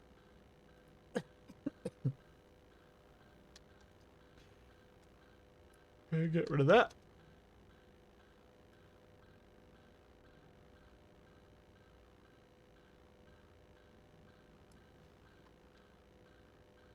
And get rid of that.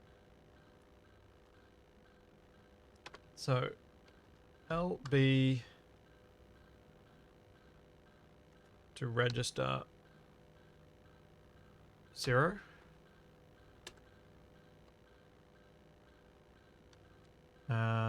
We need to find the type of the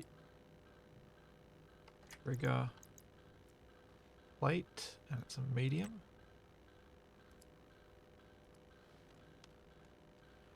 And the variable is setting with a capital S. And the batch mode will be maximum. Let's write the word because it makes it easier for me to remember. Okay, confirm. Export.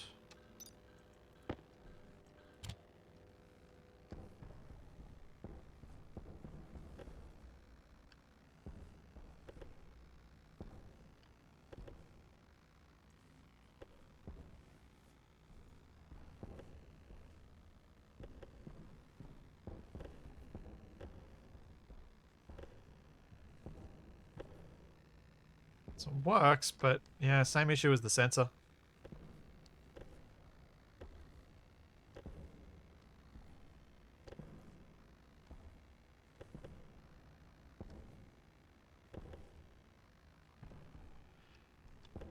Yeah, I can try with the 1x3 and see if it works.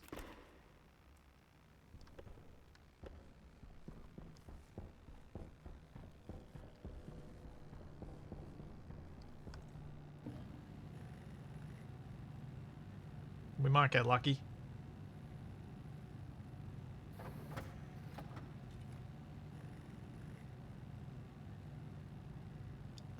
I'll cover the whole floor with trigger plates.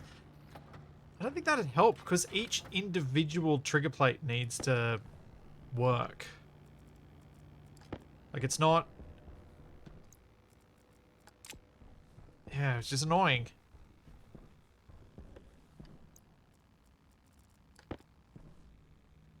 I'm sure people have complained about the limited usefulness of this stuff before,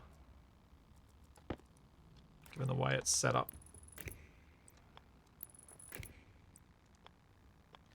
They really should have the sensors work more like Space Engineers sensors. Either give them a range that you can set, or give them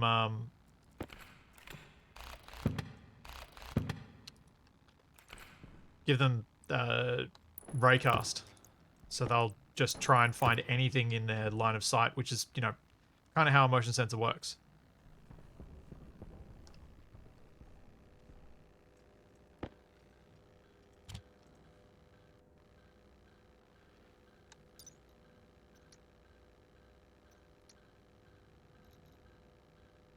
Quite large.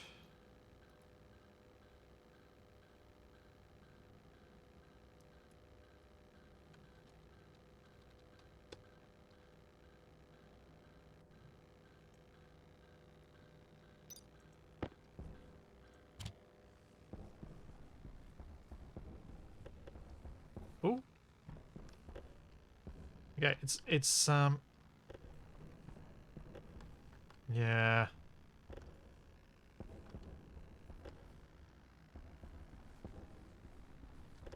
How much do I mind having to do a little pause?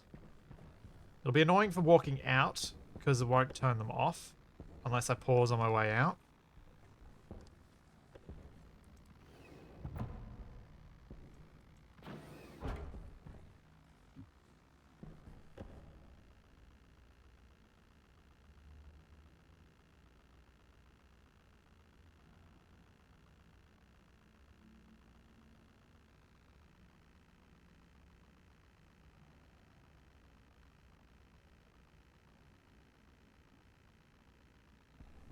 Let's see. So let's try and keep the value now and see if I can set it to a toggle.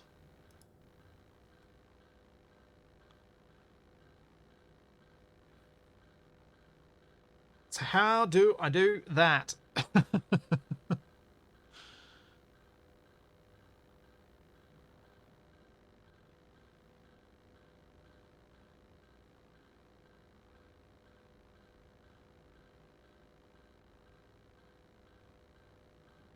How do I do this? So I'll get the value. So I collect the value from it, which will either be a 0 or a 1.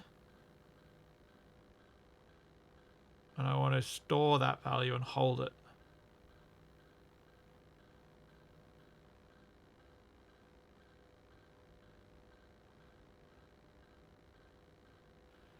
I don't want a timer, Exca.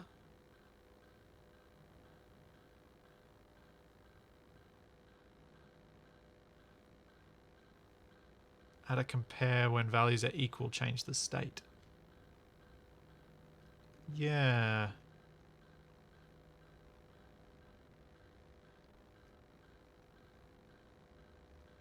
How do I do that? What would work as a compare here?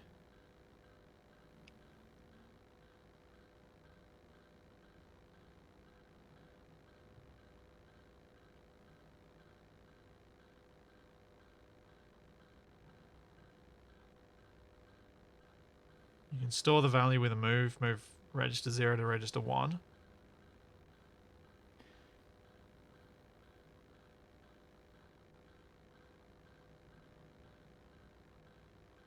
Okay, now chat's losing me again.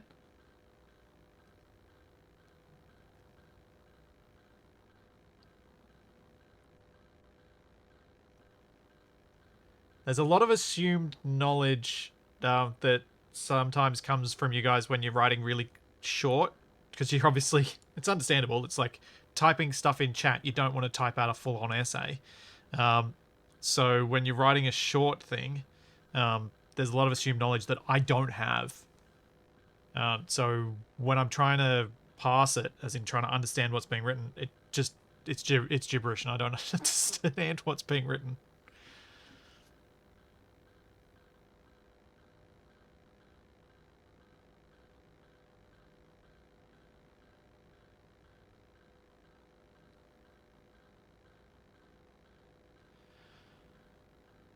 Xgar, I still don't understand what that means. To trigger on off, you should raise a register to 1 when detecting that the value of your input goes from 0 to 1, what we call a rising edge. And to detect the rising edge, you need to save last value to be able to compare it when it changes. Yeah, I don't understand what that means. Oh no, perfect. Your comment made sense. I understood that.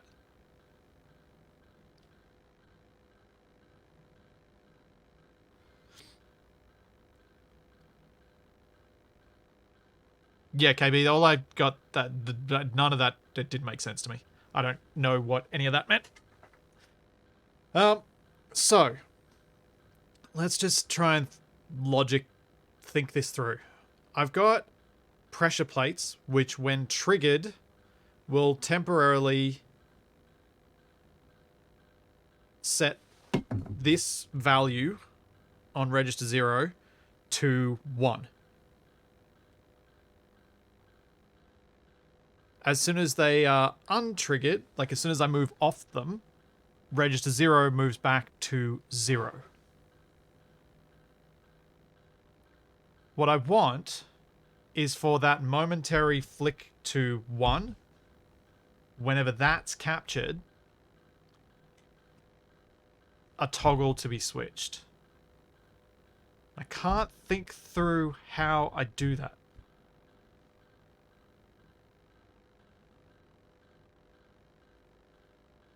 Break if not equal to 0. Yeah.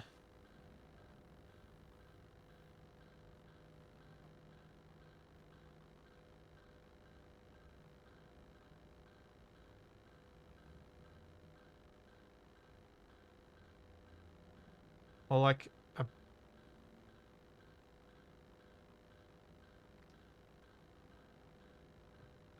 so if I branch if R0 is greater than 0,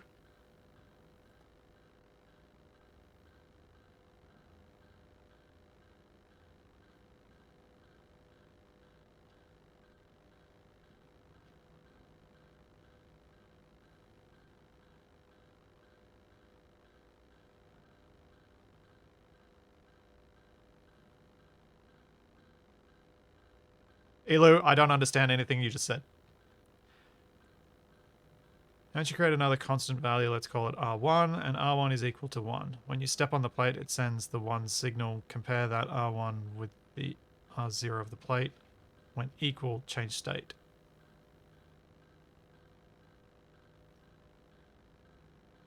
Yeah, Elu, still don't understand what you're saying. I'll be honest, I haven't kind of understood most of your messages today. They've been well over my head.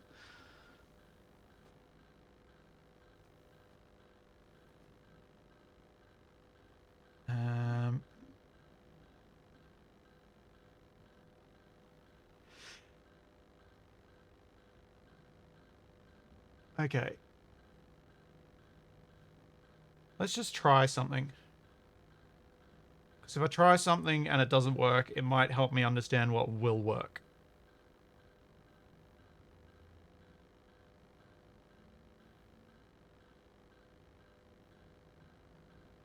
So what did I do on the other one? Let's take a quick look. No, Xcar, I do not want a final working version. I want to do this myself. That's kind of the only way that I'll learn anything useful here.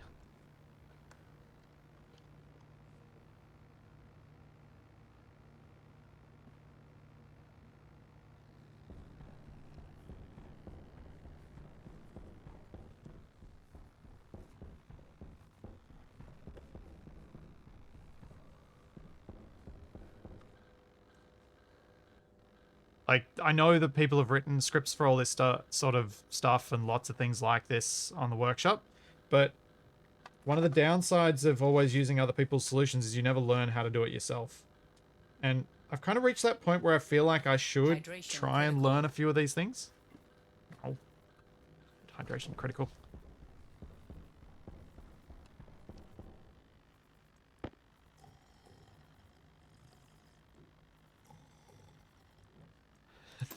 Also, the next person who mentions GPS gets a timeout.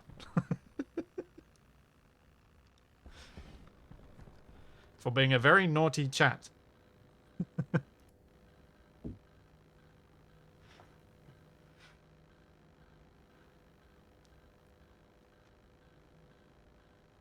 Doing things not necessarily the straightforward way helps me learn.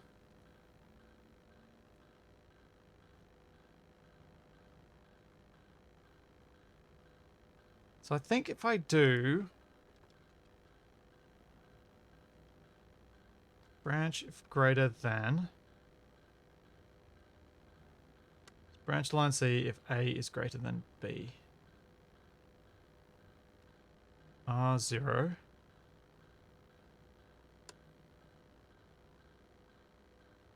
So I need to store a number. 1. No, it's greater than 0.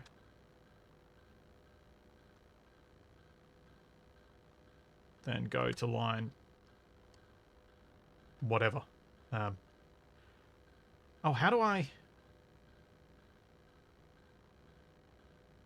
How do I register... How do I set it so that I'm not just specifying lines? I need to look into that.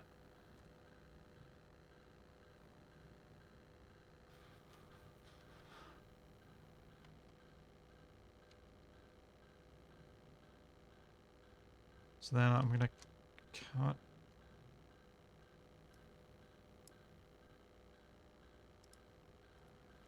Paste that there. Nope. Nope. What have I done?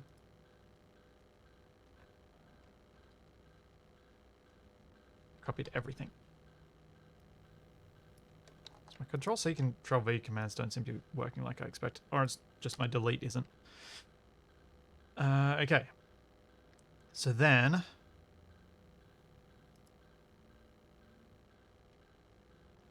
Let's go back down to that set batch command.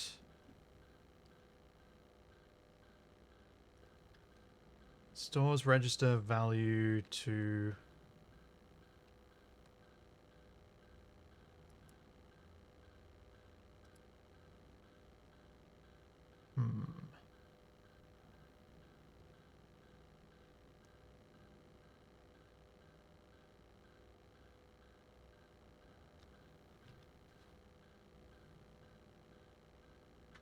How do I just straight up set the light on? Because I don't want that to be R0. I want to actually just turn the light on. So do I set a R1? How do I set R1 to be a number?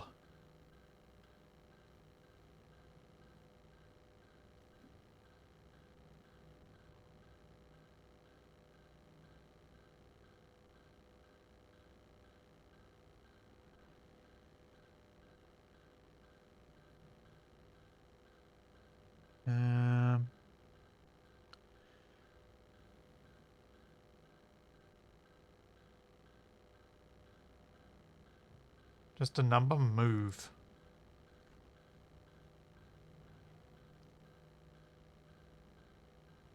Because what I'm thinking is... No, I don't want to do this. No, this would be bad.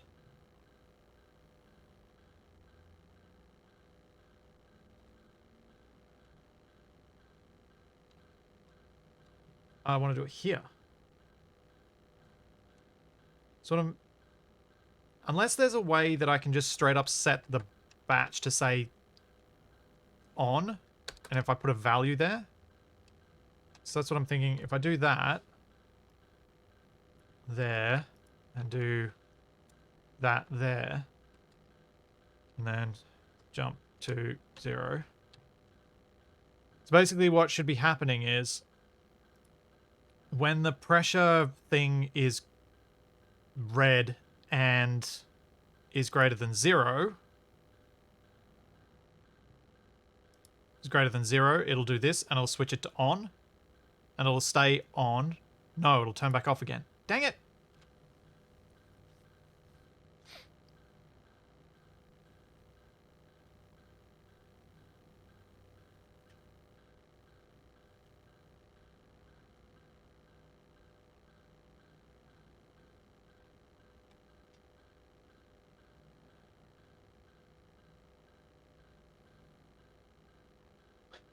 Can you have your character use a clap emote to turn the lights on and off? um,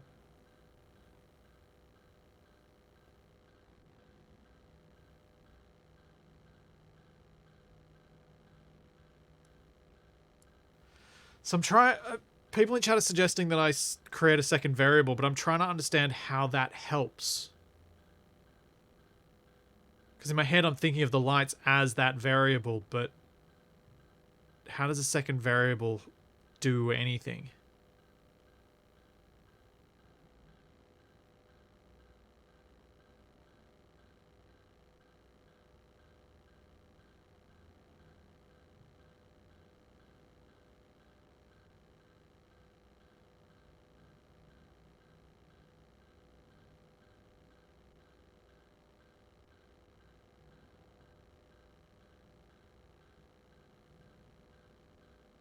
Um...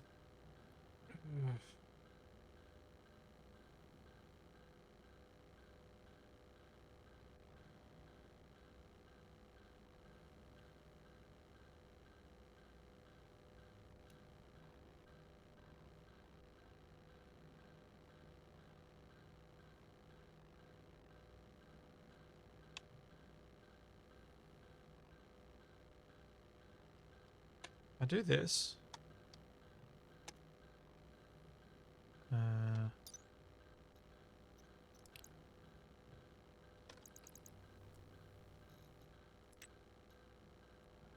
I realize it's a weird way to do it. I'm just doing it this way because I'm curious.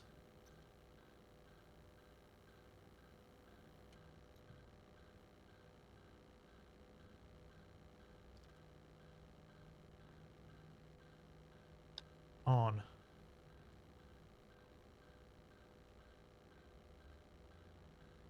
So R1 will be the value of whether the lights are on or off.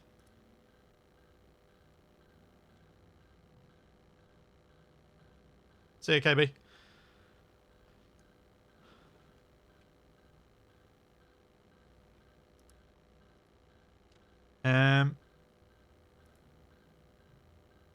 So in this case,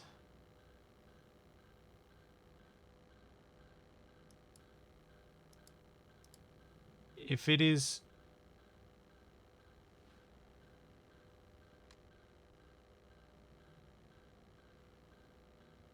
So what would happen here if I set this to R1?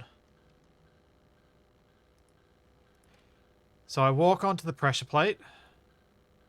R0 gets turned to 1, which is greater than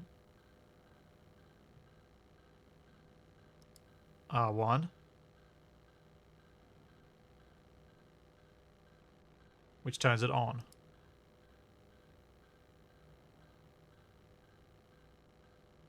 Well, turns it off right now. Turns it on.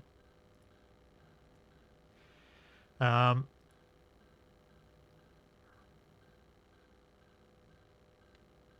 wait. Did that wrong. Thing hit through wrong. Yeah. If R0 is greater than R1, which is when the pressure plate is active, then we jump to 10, which turns the lights on. But that's not what I want. Because then when I come through, when I walk off it, it won't be greater than, and it'll turn off again.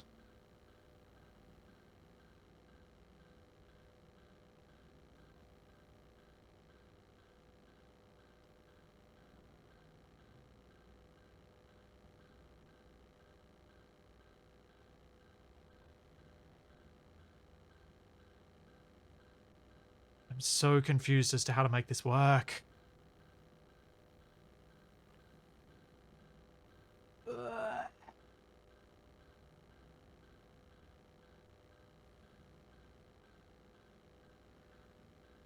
Is there an equal to rather than a... So I want it just to be an equal to, don't I? Think? It's this relative branch nonsense. Or is this just branch?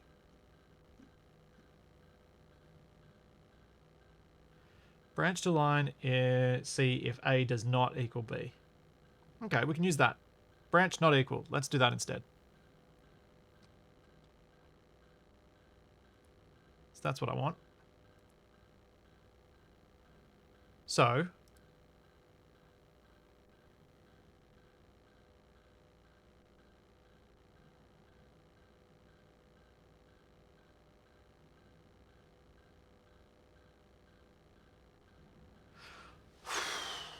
actually, how does this work? Because, yeah, I can get the branch done, but how do I make it so that this thing changes the state of the thing? Because I can send it a 0 or I can send it a 1, but what I want to do is send it a change from 0 to 1 or 1 to 0.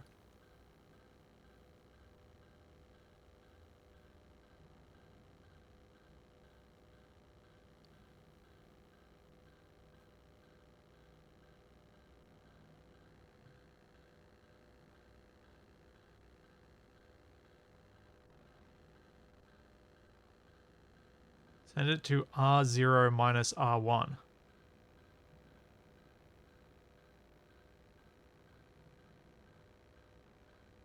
How does that work? That doesn't make any sense. I don't understand. Um,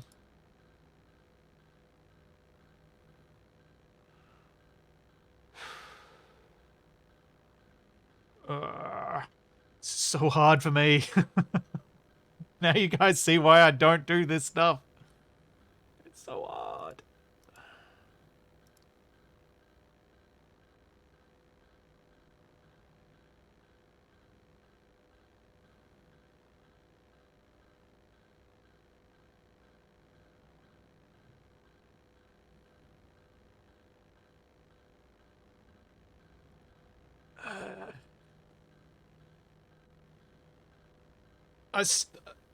Elu, you've still got me lost. I still don't understand. There's some piece of information I need that I don't have that would help me understand what you're trying to say, but I don't have it. I can't make sense of what you're saying.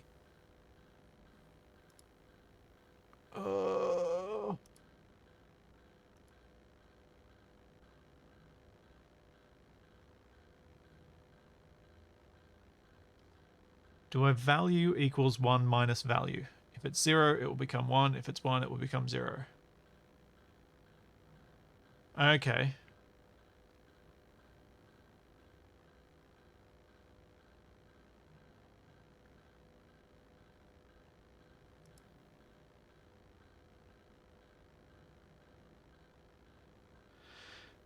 No, the aliases won't help here. I don't think. I mean, yeah, I'll do it anyway because it's just give me time to think of something, but...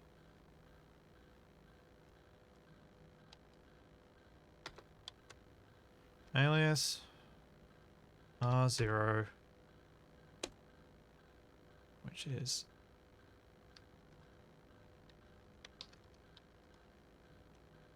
Wait, what? Oh no, what have I done? Fresh light R0.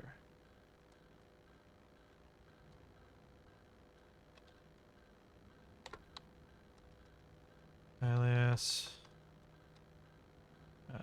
lights R1.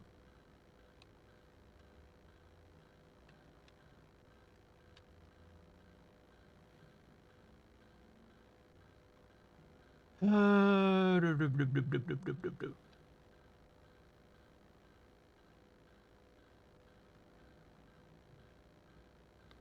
R1 will always be whether the lights are on or off.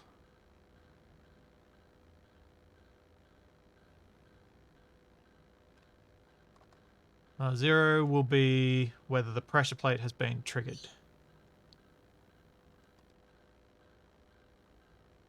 When they are not equal. No, I think I just want to set... I think I'm making this harder having that there. And I think we just want to set... Oops. Oh, there's no undo. No. I don't remember what I had there. Move. 1. R1.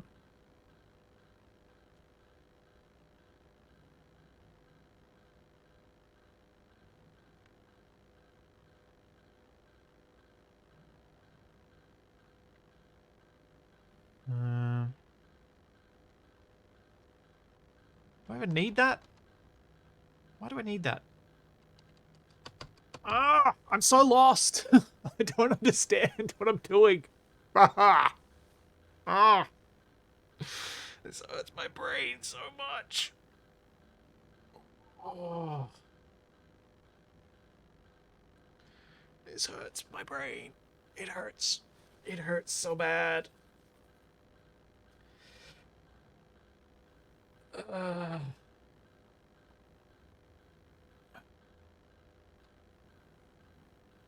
Trying to understand what I'm doing here.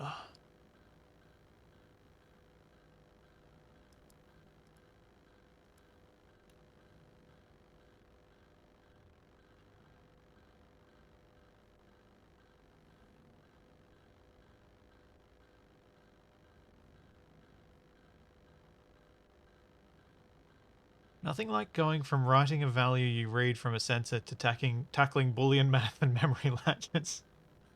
Yes. Oh. Oh. I needed to have slept more last night, I think. No. This is a register because I'm reading from batches, not devices. So it is a register, not a device. That is correct.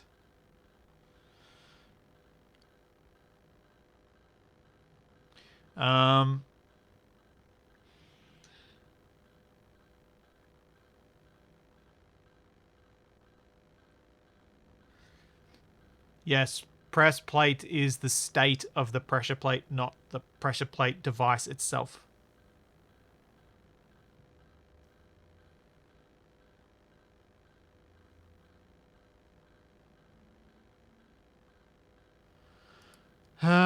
Right.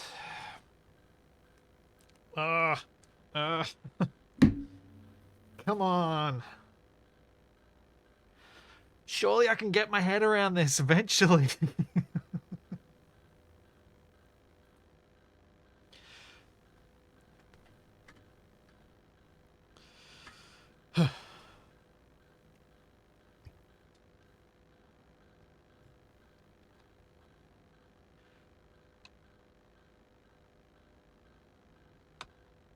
I'm just going to get rid of all this. Can't select multiple lines that way. I don't want this stuff. I don't want it. It's confusing me. Let's get rid of it.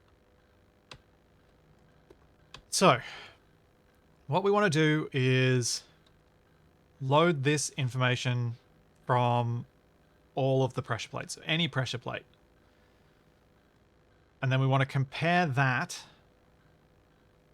to...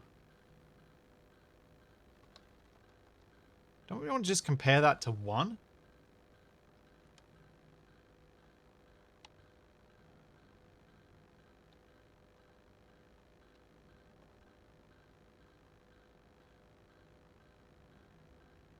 Or, no, sorry, to 0?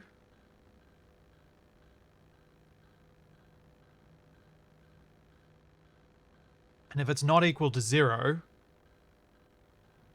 then we want to do the thing.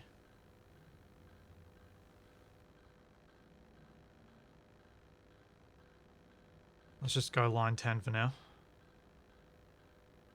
Otherwise, jump to 2. So at line 10, this is where we need to do the funky thing with this minus, with 1 minus the value we've got.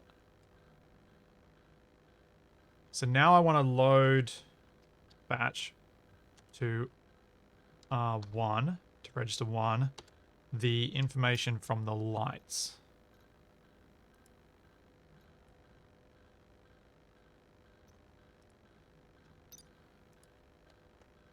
So, and it'll be on and maximum.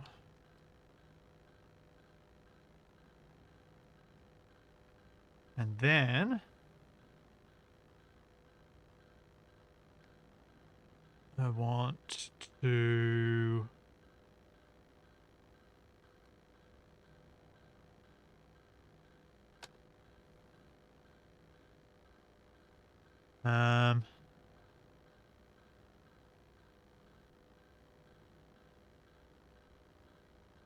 then I want to compare, then I want to,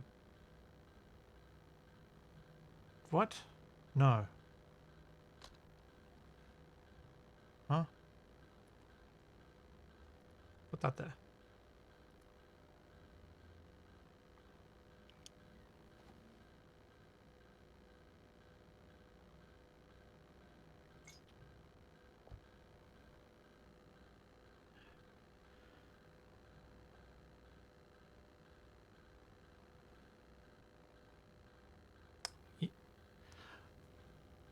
Marcus, I'm not about doing the simple thing here. I'm trying to learn. So, one of the reasons I'm struggling through this and actually trying to figure this out is because if I don't try and figure these things out, I'll never be able to move up to more complicated projects. So, if I always just do the easiest way, which would be, you know, setting a timer, doing something else, I'll never learn how to do this basic stuff. I'm trying to, with this sort of thing, come up with a project that I can potentially achieve that may be more complex than it needs to be, but is still doing a thing that I want. And will hopefully teach me a particularly useful skill along the way. And in this case, the messing with Boolean values stuff is something that I've run into elsewhere and I've not been able to get my head around. So I'm trying desperately here because I think it'll be useful eventually for various other things.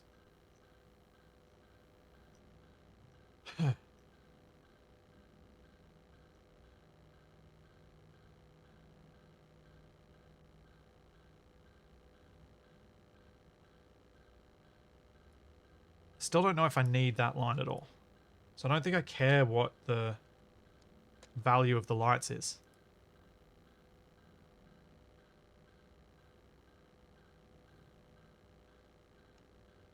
What I want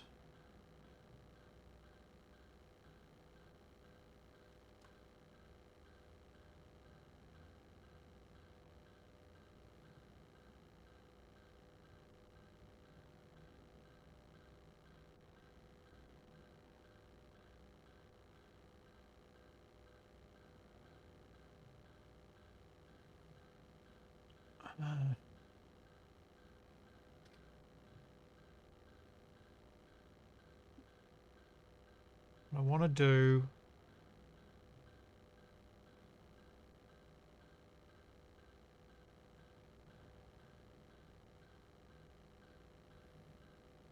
is create a new register, R1, which will be 1 minus R0.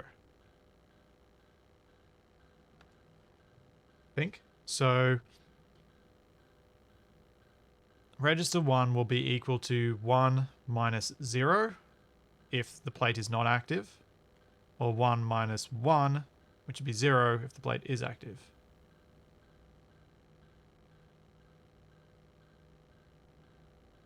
That will only turn it off.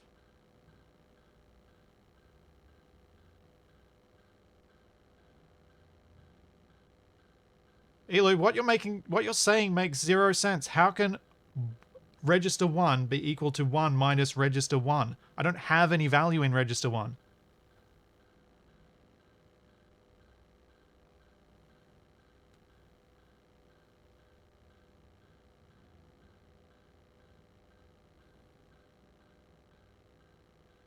Like, literally writing that line makes zero sense.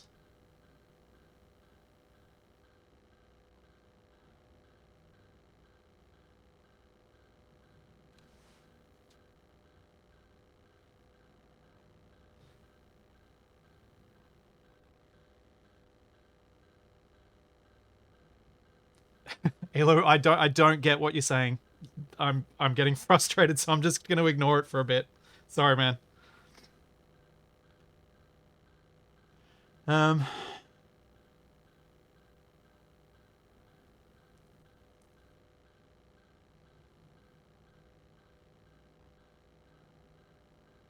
want to write a function that turns the lights on if they're off, or turns them off if they're on. Yeah. Then write another function that executes that code when the pressure plates are activated. Yeah. Yeah, recognize that. That's what I want to do. I just can't figure out... The bit I can't figure out is the on if they're off if they're on thing.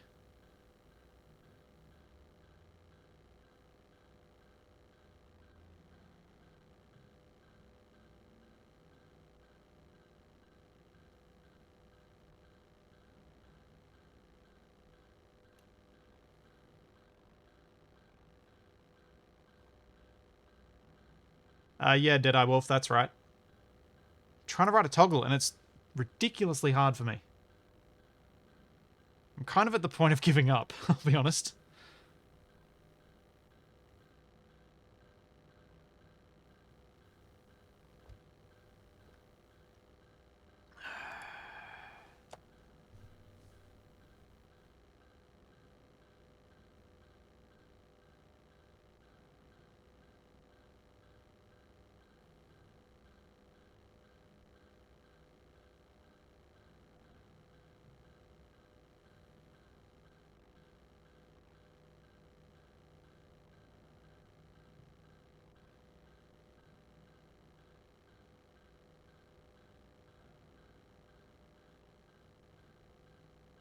I'm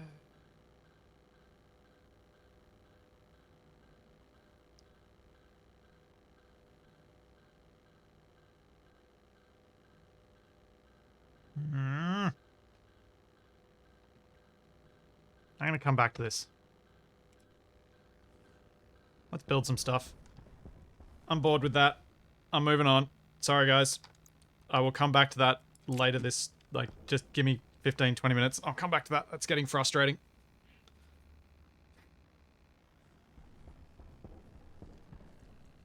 Also, why do I have tomatoes on the floor?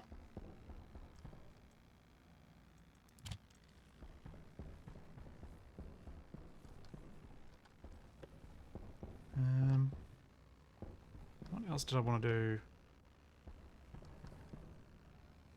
Oh, I'm going to have to come back to it now, aren't I? I don't wanna. I don't wanna. This is always the stuff that's made me give up on any programming, because this is where I just don't get it. I just cannot get my head around it.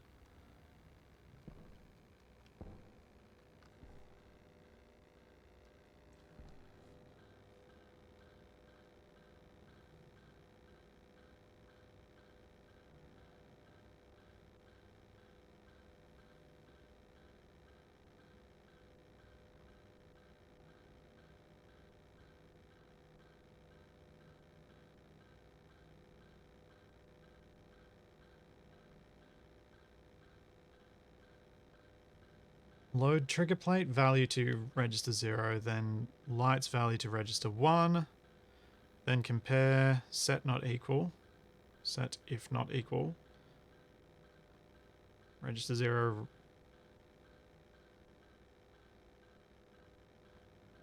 means that if register 1 is 0 and register 0 is 1. Oh, perfect. I can't actually understand that. I got lost in the middle there.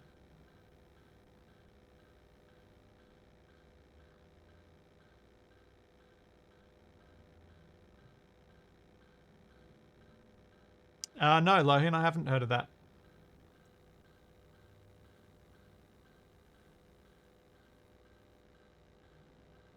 I've not heard of life not supported.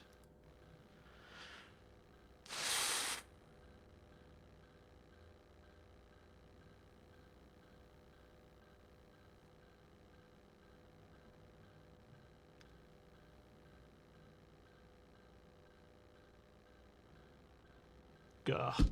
I'm so ready to just completely give up on this.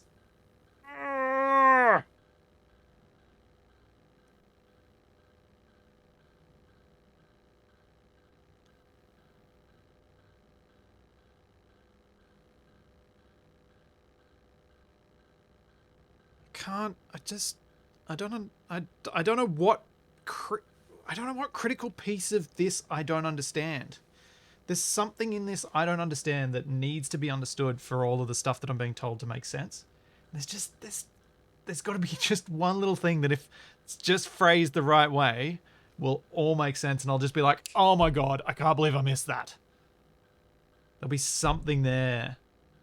I'm just willing it to come into existence, and I can't even think of what else to do around the base.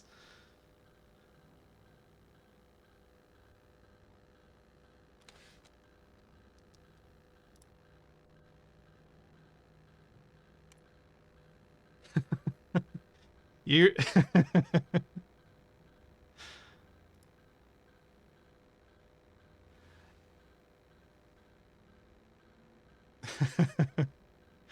Exka, you were warned.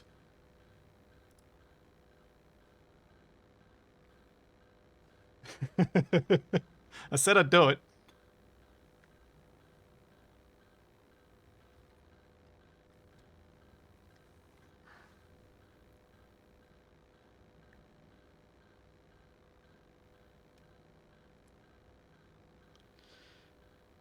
I actually don't know how to undo the timeout now.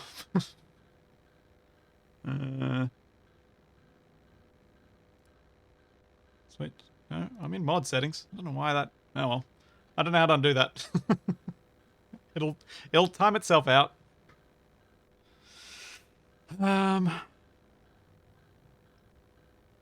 Nope.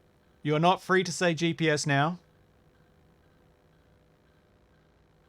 I thought this was meant to be a simple script. I thought this was going to be something relatively simple to achieve. It's like I'm setting a toggle. How is a toggle such a ridiculously hard thing in programming? It's just like, why? Why is that such a hard thing to do?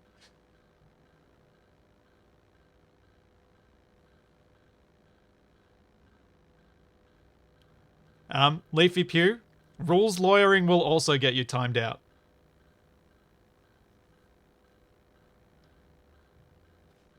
It's the intent, not the letter.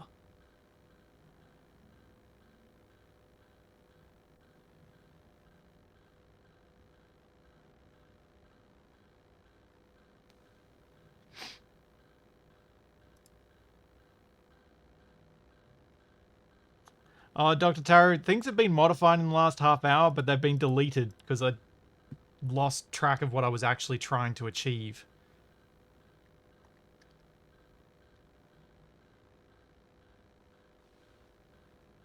So what I want is a...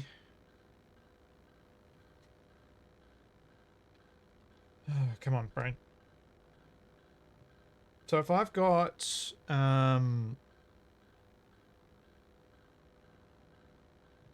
I read the value from the lights. That value starts as 0.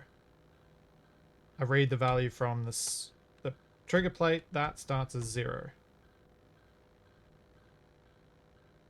I feel like this is the wrong way to start this process.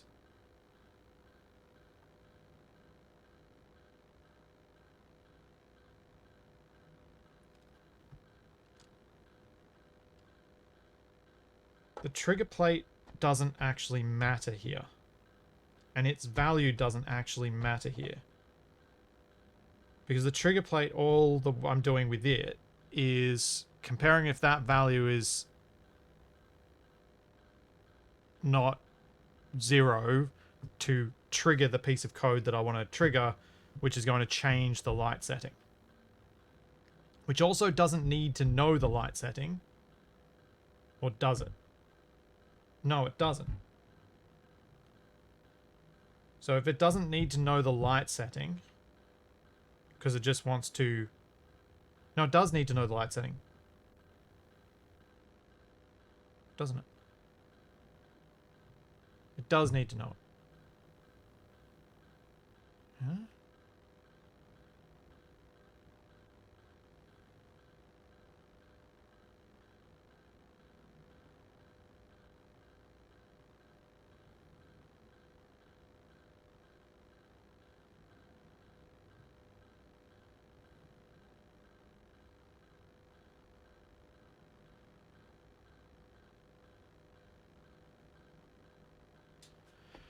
Okay.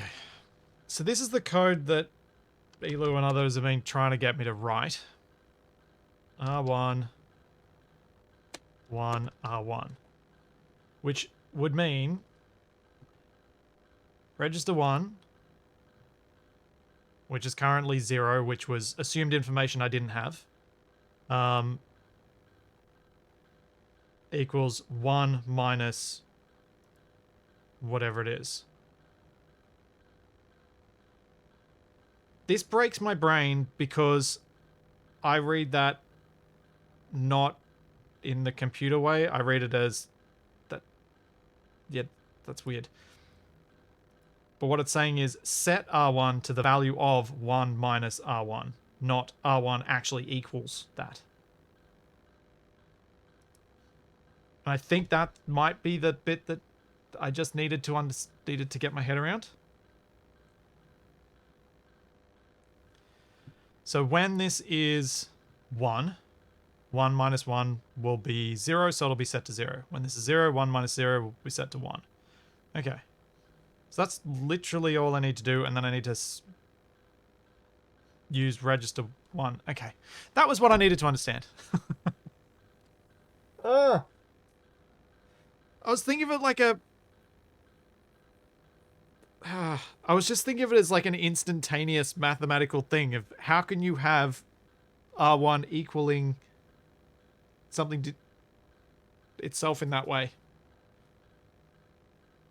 That's why I was thinking this had to be a different value so that I could get it to do what I wanted to do. But now that I've done that, I think we're right.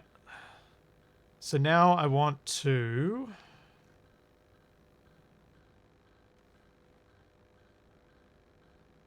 That's set batch. Yeah. Don't want that there.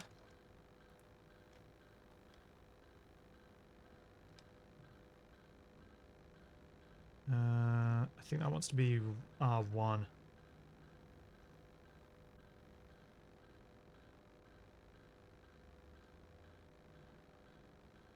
No. Stores register value on 2 variable. Yeah. 1. So this piece of code here should change the light state.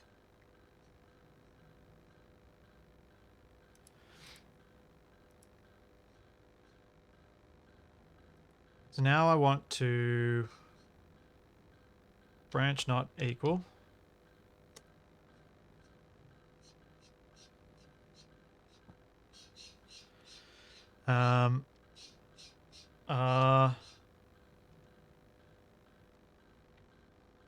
Wait, let's just bring the thing up so I don't try and do this from memory and totally mess it up.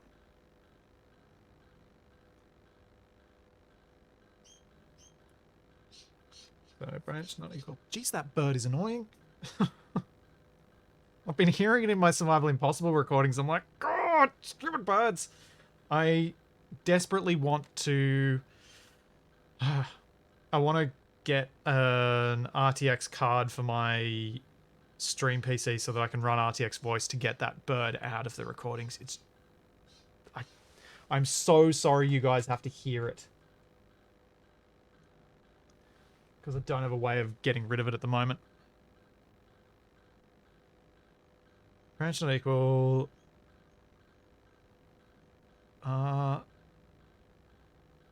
0 to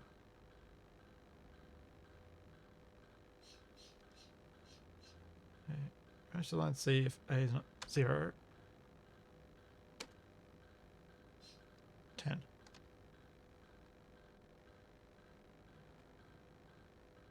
think.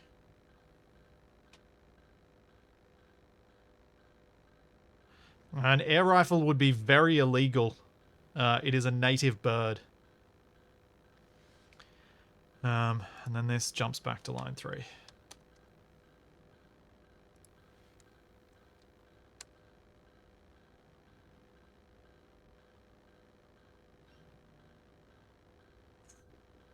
Sorry about that, everyone. Thank you, everyone, for your patience. Oh, wow.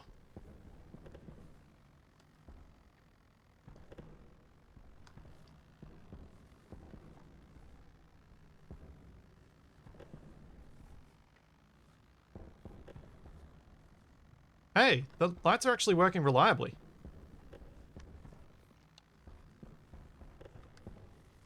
Oh, no, they're not. If I walk diagonally, watch this.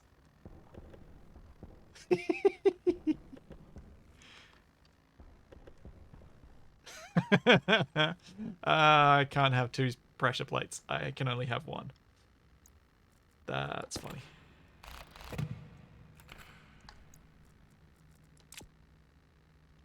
Yeah, I probably could try with a sensor now and see if it works. What the...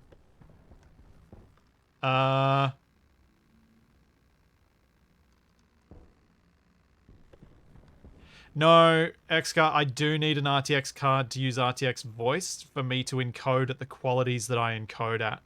My GTX 1080 does not cope with it because it's got an older encoding chip, whatever it is in it.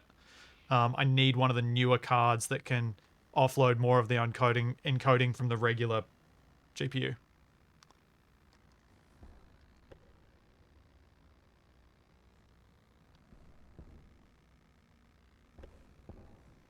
Okay, so why is this happening?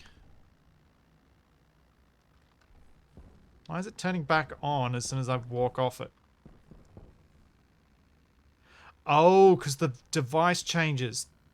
The state changes to 1, and then it changes back to 0, so it switches them back on.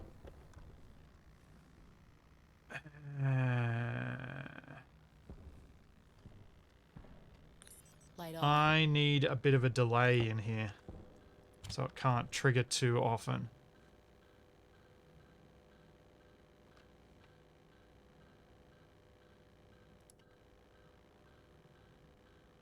See ya, Elu. Right, how do I set a delay so it can't trigger multiple times quickly?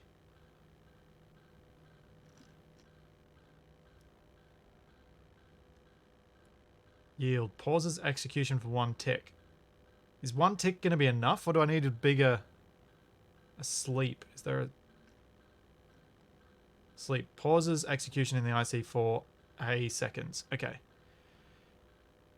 Yeah, so I want that here. Sleep. 3 seconds I think will be enough. Confirm. Export.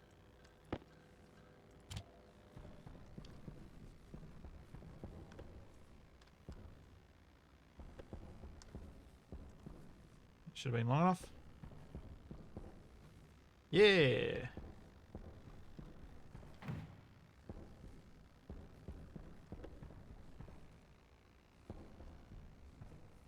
Yeah, I think waiting for a certain number of seconds is better than having just a single tick.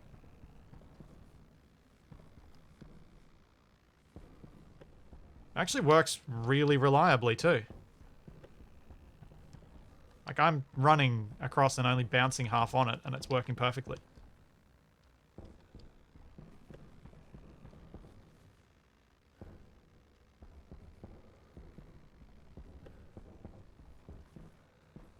Yeah. Oh, it came back too quickly. I think.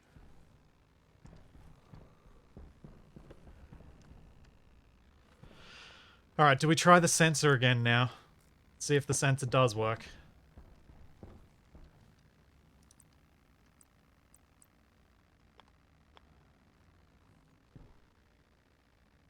Maybe the issue with the sensor was more that it was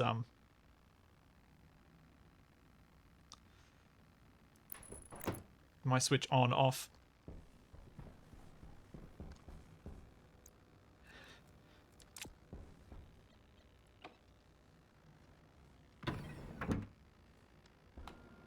Xgar, I hope you took the timeout as just a joke. Because that's what it was meant to be. I just forgot it was 10 minutes. I thought it was going to be like 3 minutes and I could reset it and I wasn't able to undo it. Jetpack on.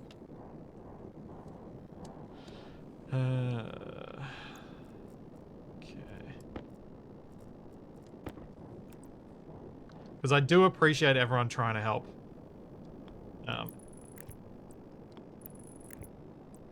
My timing when I say I'm just going to stop listening to you is just so that I can try and understand, because if I keep reading things that aren't making sense to me, it's, as I'm sure most people would agree, it can start to get really frustrating because you're just feeling dumber and dumber every second.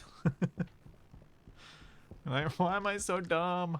Why can't I understand this? I need to understand it.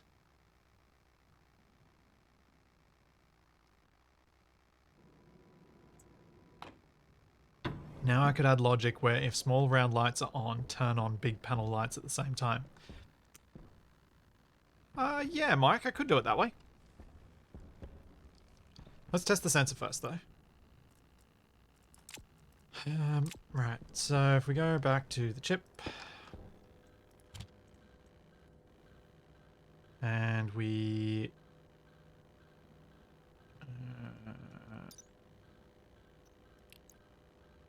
sensor. Motion sensor. So let's comment out that.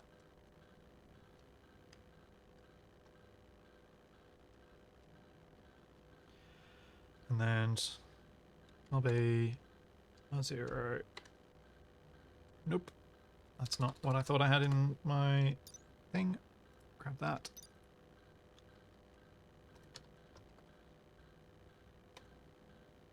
Wait, it's not setting, is it? It's, for this one, it will be activate.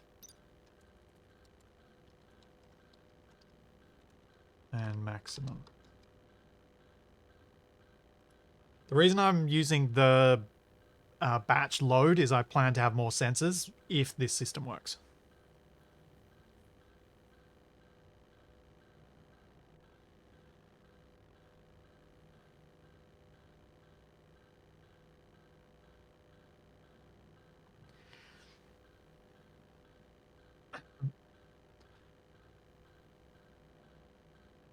Yeah, the sleep doesn't necessarily need to be 3 seconds, but it does need to... I feel like it needs to be something longer than just a single tick or even a single second. In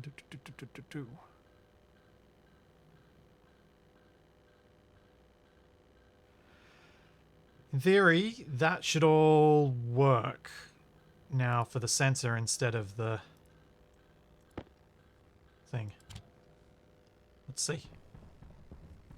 Lights are on. Brush plate's not doing anything. And my headlight's off. Lights are off. Lights are on. Lights are off. Oh, I went too quick. Lights on. Lights off. Lights on. Oh man, the sensor works perfectly. So the only reason I was having funkiness when I was testing at the start was because I was having it instantly change the values and the values on the lights weren't updating that quickly. It's not because the sensor won't detect me. Lights are off. Lights are on. Lights are off. Lights are on. Oh, okay, that makes me happier. That makes me a lot happier. Okay, let's get rid of these pressure plates, because I do prefer the sensor over them.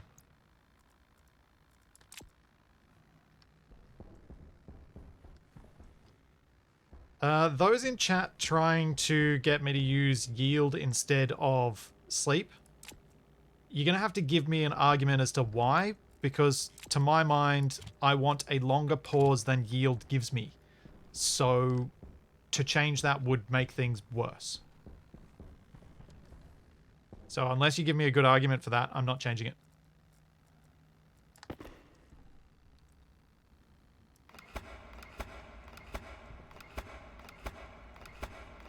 Because I see no reason to.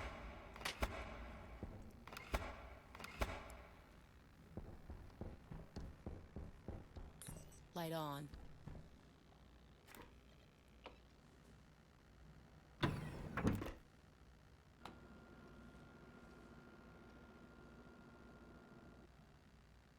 Yeah, that's exactly what I was thinking, Sean. That having sleep gives me enough of a pause to make sure that it doesn't get accidentally triggered again by me wandering backwards or things like that. Yeah, yield just is a less controlled and very short duration sleep, which I don't want. Now, can I wonder if I can do this. I'm just going to check something. I didn't think I was going to be able to do it, but it was suggested earlier, but I was thinking of other things at the time.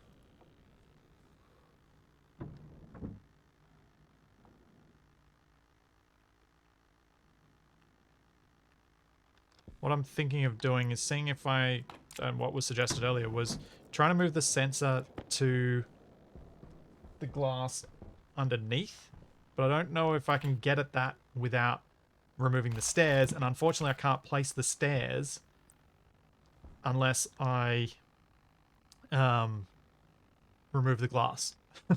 So I don't think I can get these sensors under the stairs, and it certainly looks to be the case. Yeah. All right. So the sensor's just going to stay where it is. That's the best spot, I think.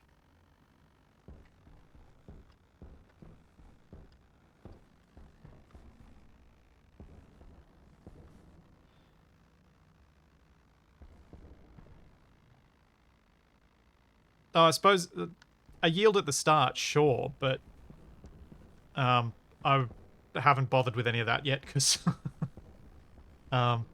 doing such things is beyond what I'm up to. As in, I'm not running that much code that I think it's going to be a problem. But yes, it's probably good practice to, like with the Space Engineers scripts, make them only run at a certain frequency that's actually required for performance-related stuff.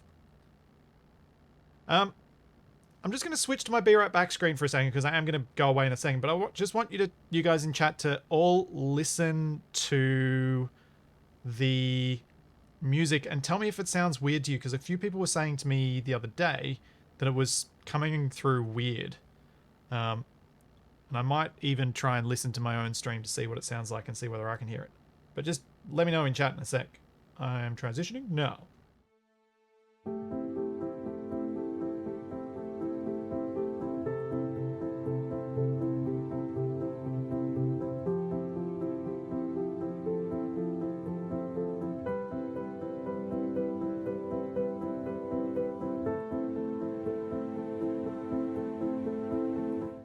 Huh. It sounds fine to me. Did it sound weird to anyone? Yeah, it sounds 100% fine. Maybe something was just weird with my PC that day. Oh well, I will be back in just a sec, everyone. I need to take a quick bio break so that I can focus on setting up sensor lights for the whole base and then a kitchen. Maybe I'll just do the kitchen now. And be happy that... no. What I need to do, what I'm going to do next, I'm going to link those big lights to the little lights. Be back in just a moment.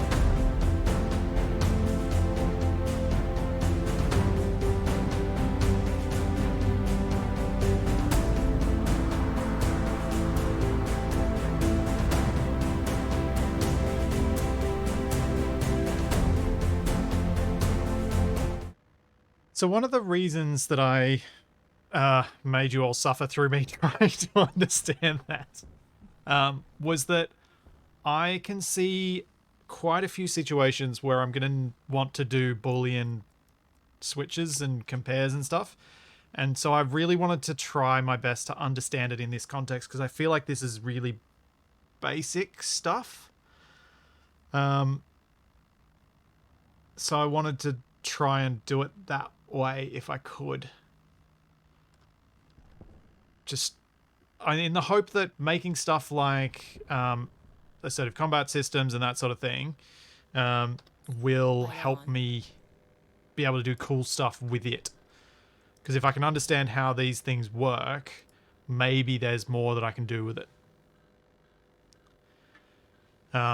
And I figured that the pain and frustration right now will hopefully be worth it in the end because we'll be able to do some really cool stuff.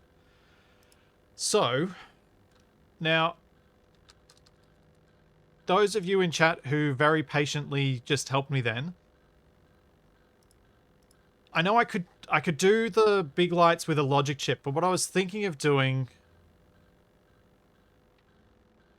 was using the IC10 to change both lights. The way I see it, I could do that is I could just do set batch for that type of light on the next line here, and that would be fairly efficient, right? Is there a different, more interesting way I could attempt this? I eventually got to the question.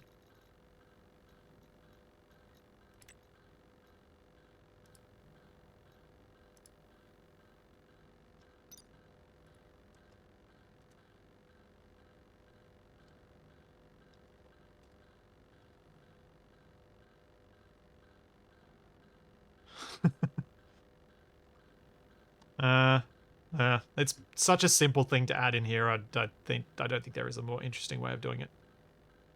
However, I do have a problem. Are all the lights on or off? Ah, they're all shared state. Good. That could have been awkward. They were always inverted to one another. So now all the lights should turn on and off. Yep. Hooray!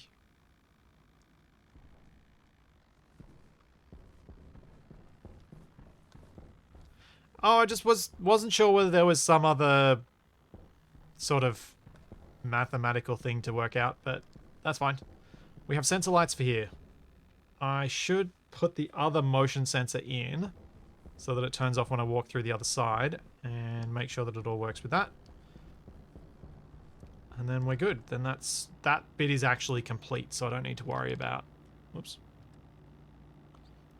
about it anymore. And I can just duplicate that code for other networks.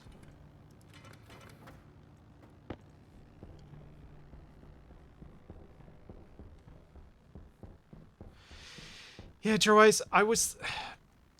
Maybe in this room I could have it not turn on during the day. Maybe. Let's see how dark it is. But it's... The trouble is, without the lights during the day, it's actually pretty dark in these shelves. So I kind of think, like, you kind of want the lights on all the time, regardless.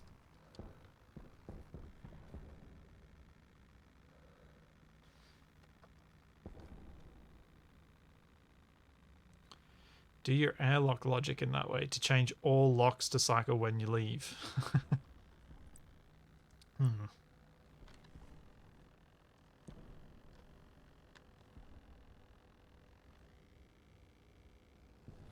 Where to put this in this cube? Or do I put... Is this going to look with a wall here?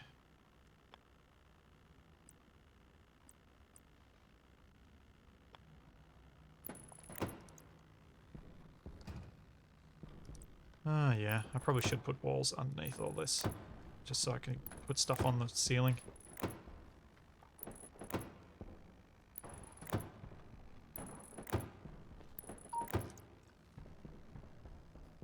Yeah, that looks alright. Which means I can put a sensor up here.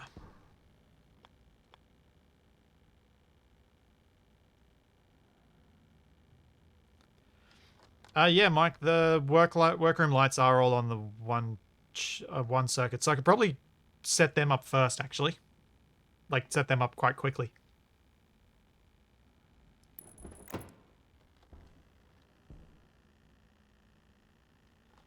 That's true, I could grind off the wall after I place the sensor.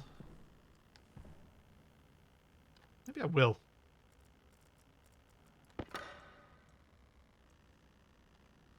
Though I could also place another light in the middle here.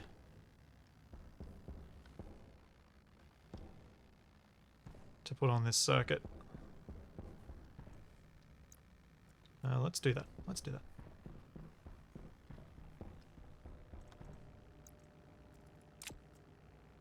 I have a light here somewhere, didn't I? Or did I already pick it up? Light on. Right there.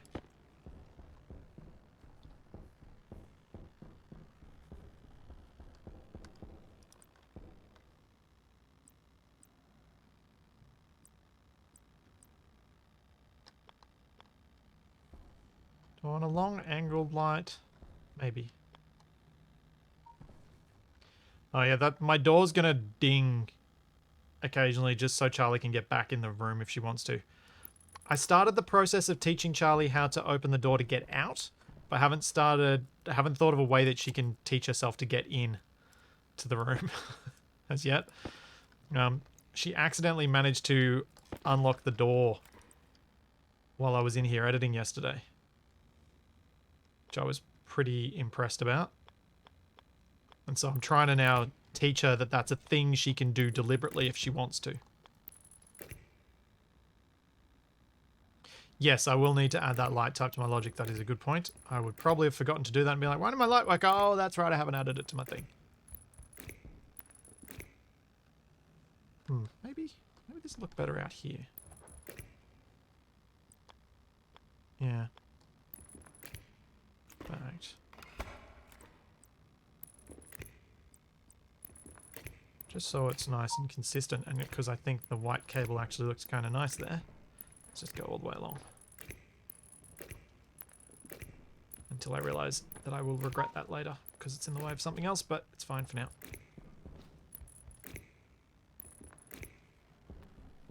Yeah, that actually does look kind of nice.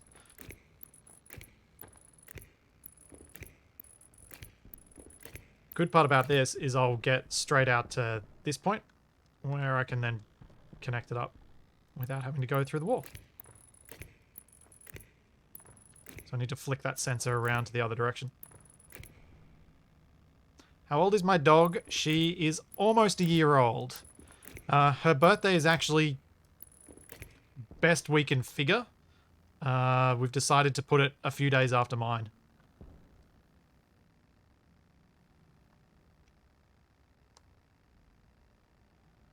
So in like 2 weeks.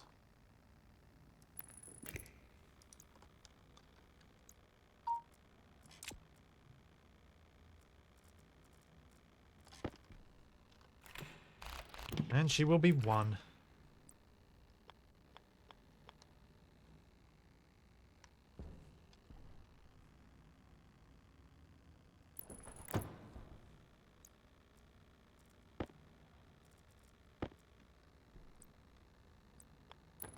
But yeah, one of the reasons I want to teach her about the door is the shaping training that you need to do for that is quite mentally taxing for dogs. And that makes them happy because she's actually getting some mental energy burned.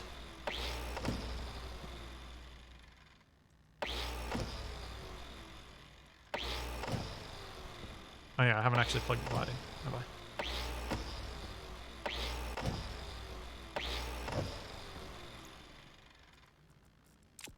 So I actually spent a bit of yesterday trying to find an adapter for the button on my deadbolt. So I've got an electronic deadbolt lock that has a key code. So she won't be able to get in from outside with the current setup, but she should be able to get outside from inside if I train her.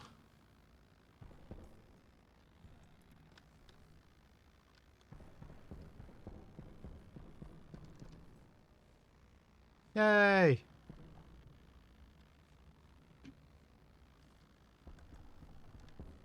I should probably turn that off so it's the right state.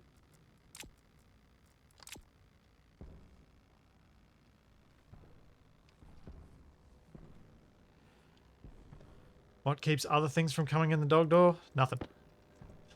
I just have to deal with having a door that can be opened.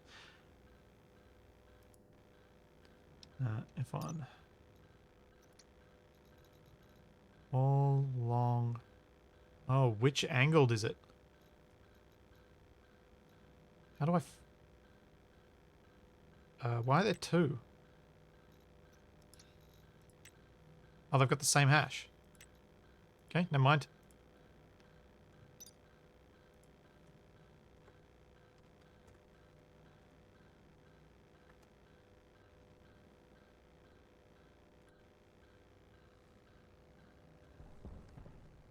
Lights off.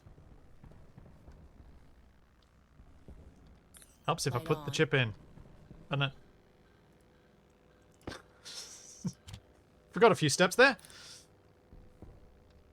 Light on.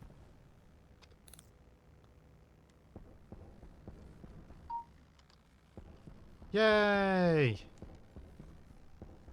So much light in here. And now there isn't.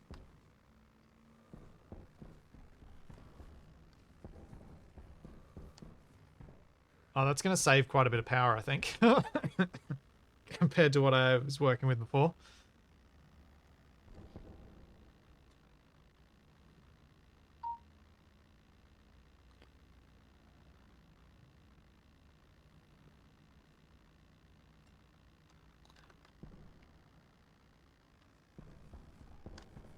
But yeah, so the button on this lock is about... It's probably about 6 millimeters tall.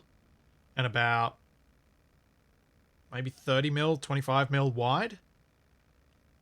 Which means it's quite a small button to push. She can do it, but I think training her to push that will be really quite difficult because her reliability of being able to hit it with her nose will be quite low. It's a bit too tall for her to be jumping up and hitting it with her paws with any accuracy. So what I want to do is get a bigger button to stick to it so that she can hit that and to reliably depress the button with just a press of her nose.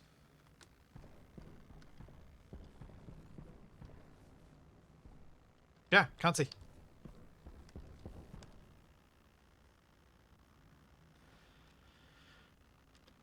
Light on. Alright.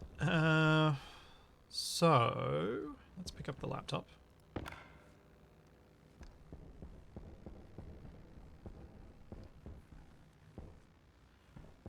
Yeah, possums don't tend to come in their house like I imagine raccoons do, so it's not such a big issue here for small wildlife to want to come inside.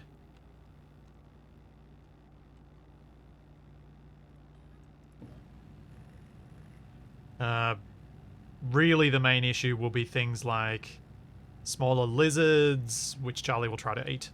There's a small chance of some fairly minimally harmful snakes coming in, but very little chance that they'd want to come into my shed during summer. Mostly insects and spiders, really.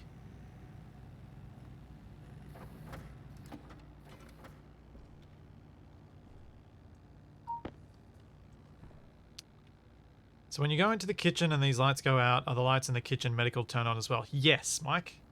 So my plan for the sensors is to have a separate set for each set of lights. So there'll be a sensor on this side, on the far side of the door, which will turn on everything here.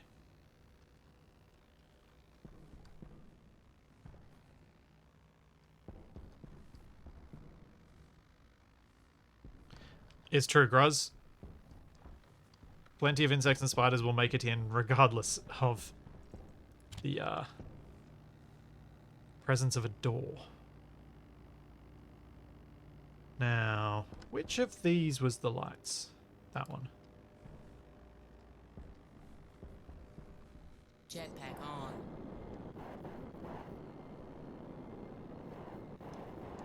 Is that the lights? Power?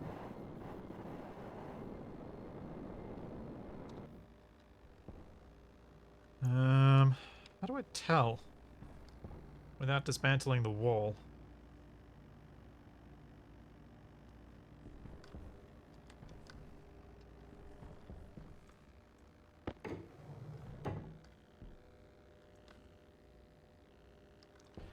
Oh dear. I can dismantle that wall.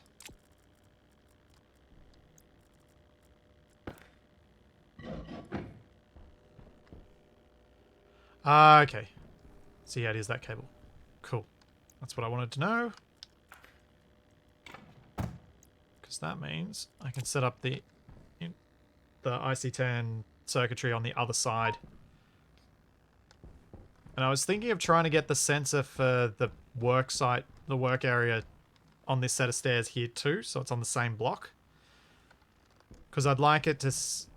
I think rather than having 12 different networks, I'll just have one that controls the stairs and this worksite area, one that controls the greenhouse, and one that controls the stuff on the other side.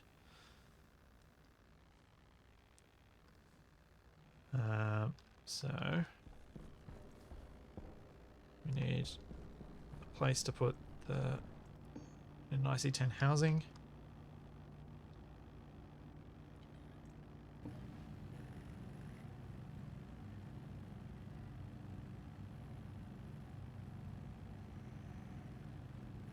Will it help to save or back up your code if it becomes too messy a code? Oh.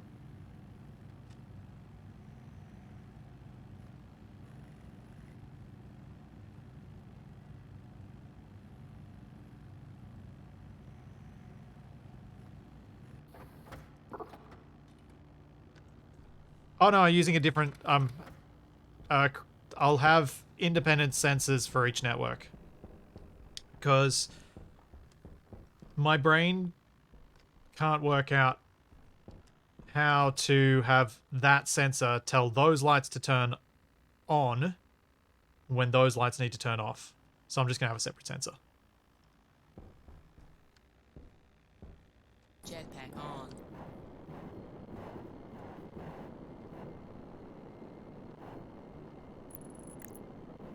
We can just put that there and link it in.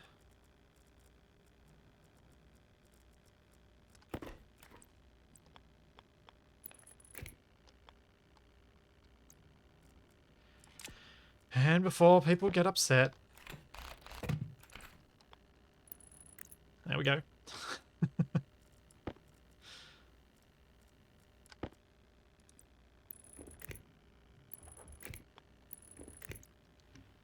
That would have annoyed me too when I could see it. Oh. That's what I need to do. I need to make some of this white. So I know that it is lighting cabling.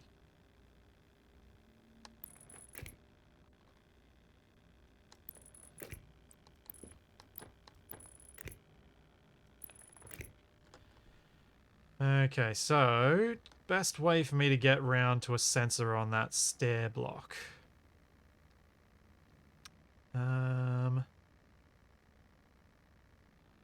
Probably going around the wall here, because I'll put another light on the wall there. Or maybe one there and one there.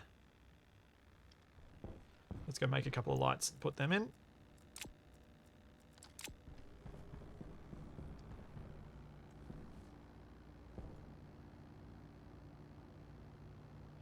The way to do that with one network would be to allow only one area to be lit at a time, and the most recent sensor turns off every area that isn't the one being turned on. Yeah. I can understand how that works. I cannot think how I would implement that. That does sound like a bit more complex than I'm ready for. I think. Now, something else I need to quickly do is message Capac to just jump into TeamSpeak when he wakes up so we can test out the stuff we were going to test.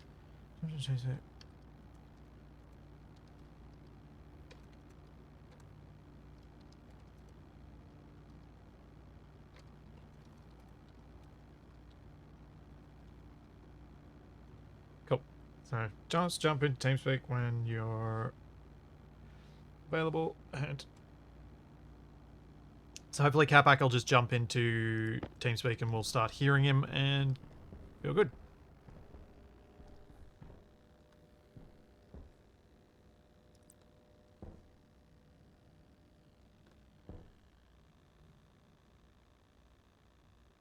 Jetpack on.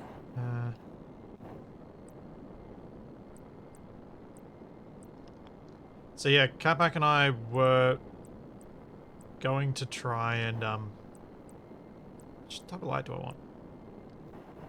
A round down light work? Have an angled light there. It feels very spotlighty for an interior light. Let's just go a nice long panel light.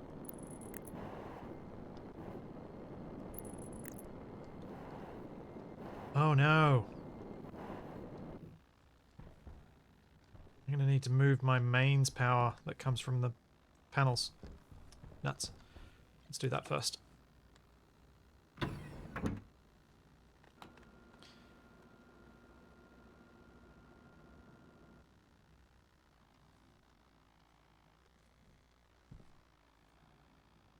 Turn on power controller that runs lights in each area. Jetpack on.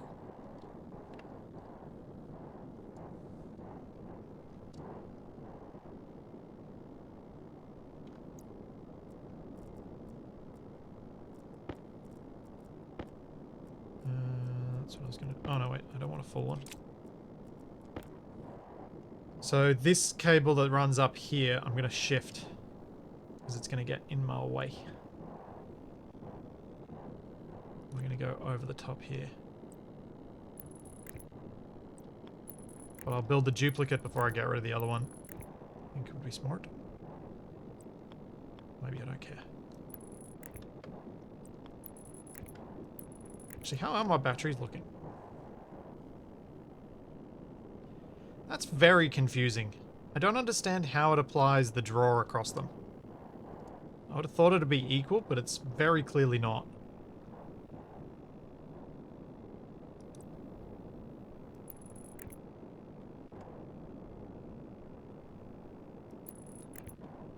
CHVB, I've never actually seen any of Cows Are Evil's stuff, so I don't know.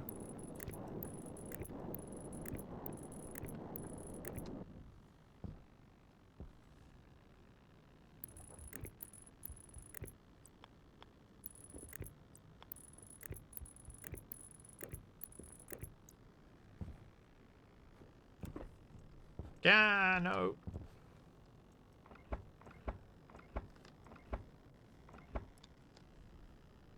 Jetpack on.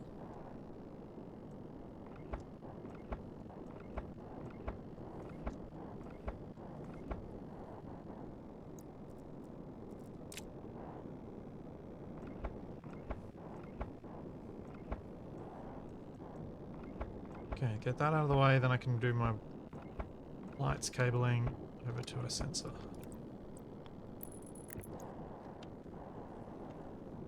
Oop.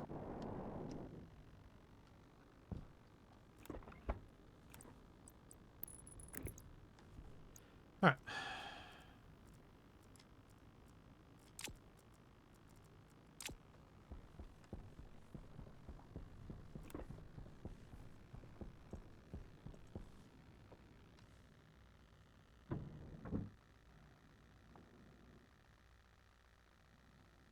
As one of the things that I find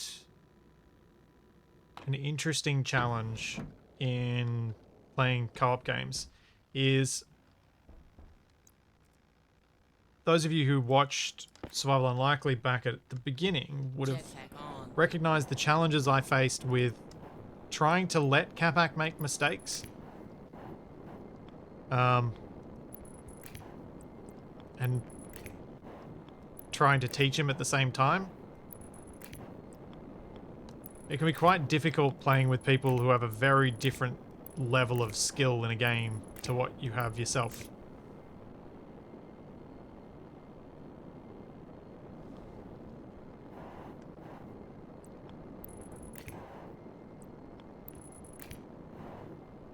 Let's go down.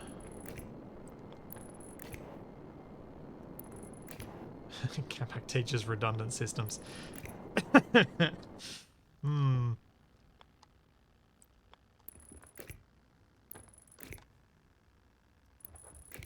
Okay, I think I want to go outside to figure out the rest of this bit. I need another sensor though, I'll shove that on the wall.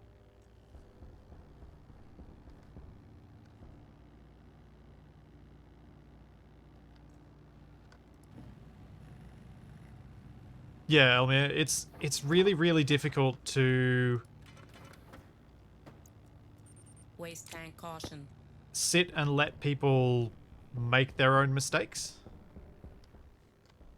And not just take over the game from them. I built a light. I was wanting a sensor and I built a light.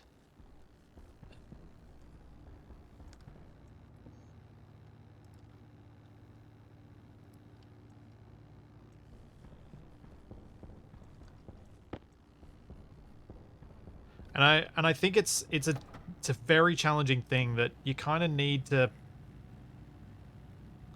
Some people it'll work with you not knowing, and some people it won't. Like, Capac's not very helpful when he's the one that knows what's going on.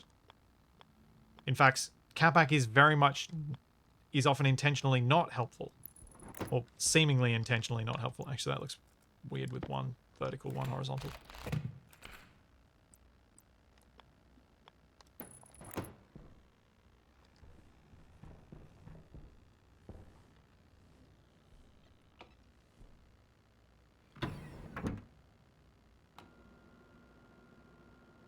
No, I haven't tried using the furnace to create power as yet.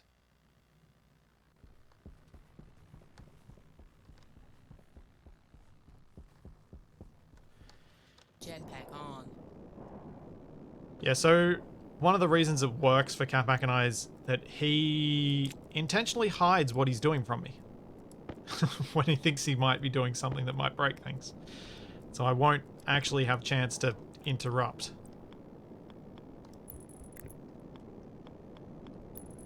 But also, I know when not to tell him stuff because he gets irate at me.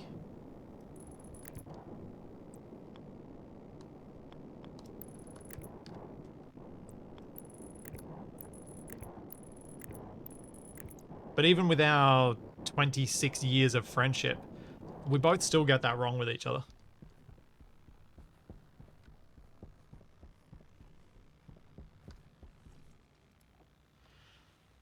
So that's why it's quite, like, you'll see it with the challenges that we all face playing games with each other, that someone knows more than others. It took a while, like, it's a difficult thing to figure out who you can do that stuff with and who you can't. Hydration critical. Some people it works, some people it doesn't.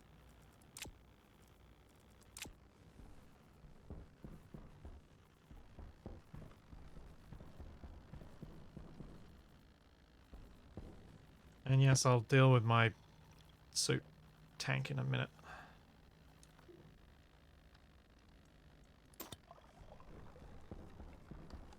Oh, actually.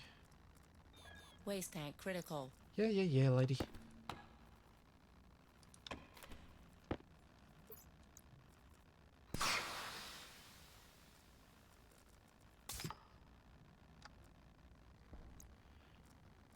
Turns out it was all safe stuff, so it could just be opened. So my other waste tanks have hydrogen and stuff in them that I was like, yeah, I don't want to open that in here. Thanks, Jewel Cath. Thanks for 5 months.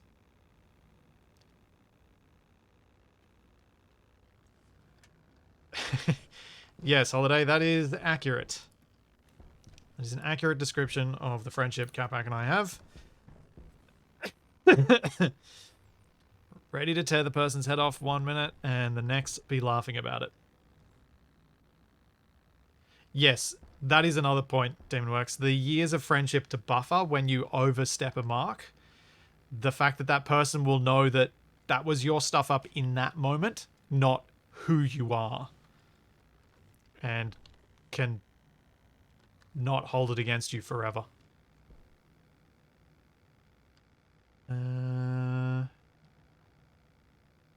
Need another sensor somewhere here. Probably going to have to put it on that wall, on that glass. Or do I put it outside?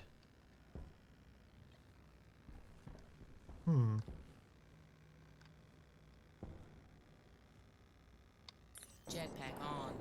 Light on. Don't think I've got enough room in the space of the roof of the airlock to put it in the airlock. I think I've either got to put it outside the airlock, which I don't really have anywhere to stick it. Oh, I guess I could put it under the stairs.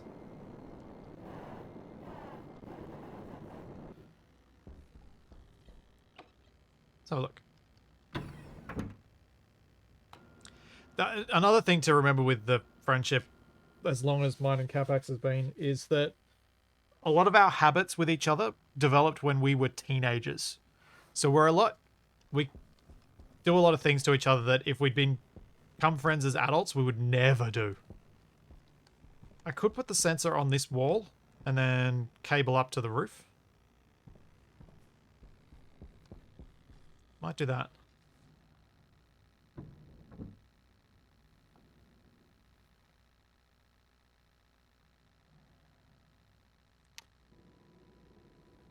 Yes, I usually have a long-term plan, and Capac usually has a I want to do this now. And the conflict of those two things is how we have drama in what we do. That is usually the point of conflict for most of our conflict.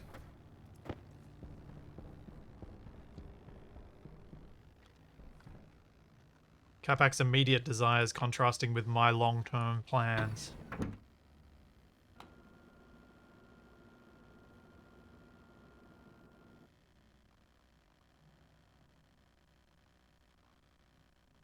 No, I'm not separating the stairs and the workroom. The stairs are going to be part of the workroom.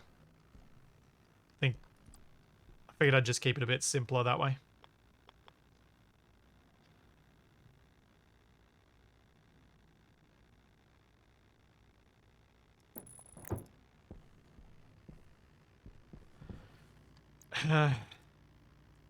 That is not my greatest ever ship holiday.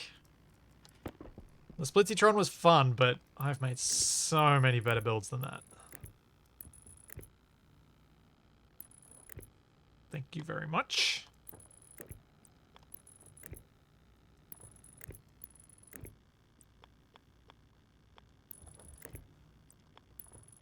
Jetpack on.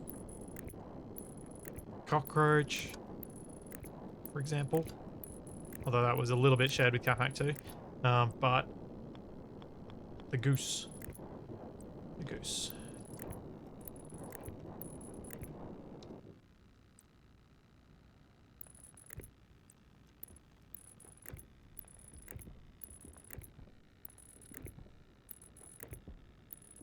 That's why I'm up here. Figured I'd do a little bit of this in white.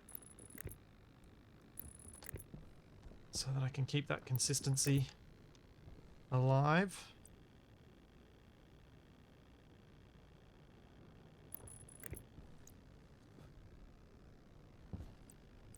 Hopefully understand where my cables are going in the future.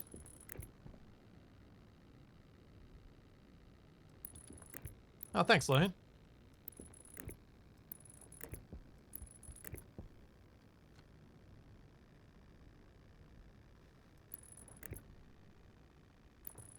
True TFE, the scuttler, the person who designed the scuttler also takes some ownership of the end result of the cockroach since it was built from a pair of them.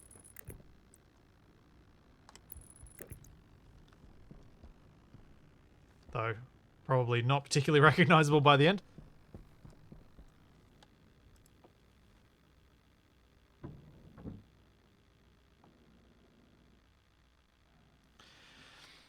Laughing Man, the next Survival Impossible would have come out last night, except it reached midnight before YouTube decided that it had run all its copyright checks on the video, so I couldn't release it last night.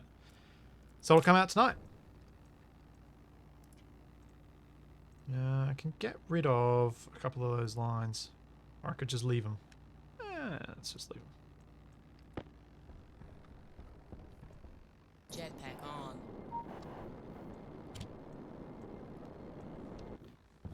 Okay, let's see what happens when I walk into this block.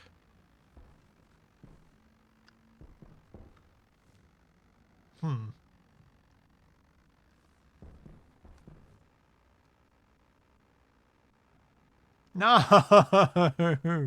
No, that's not what I wanted! No, why game? Ah! They're all off. I need a manual override.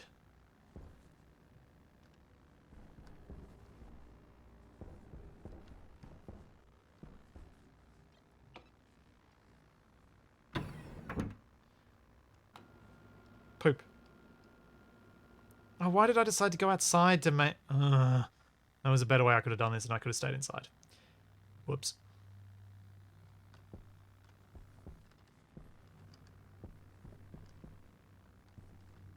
Hello?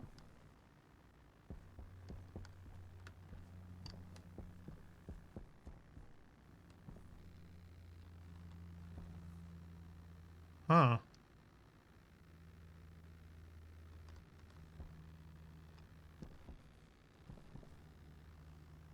This sensor doesn't seem to be working as reliably.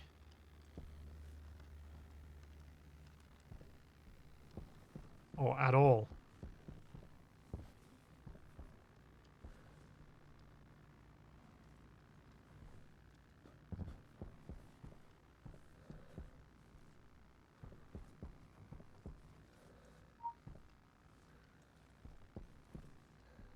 Oh, the sensor doesn't work there.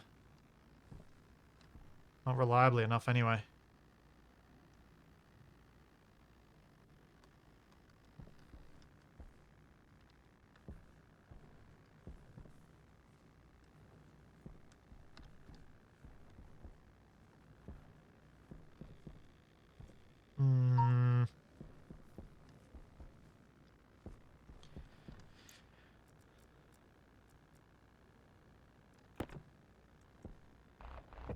Yeah, it doesn't like that one.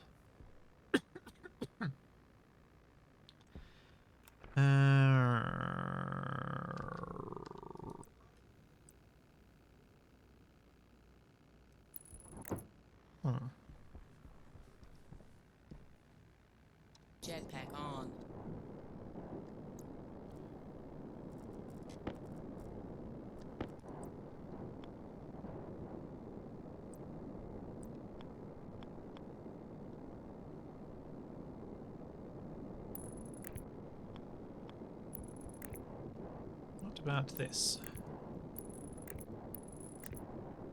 So that puts it in the airlock.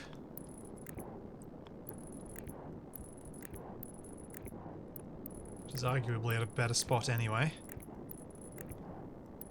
Yeah, Holiday, this is entirely a base building game. Although, in this case, it's more base building than it... Like, there's mining and stuff like that, but I have done a lot of that before, so I don't need resources at the moment.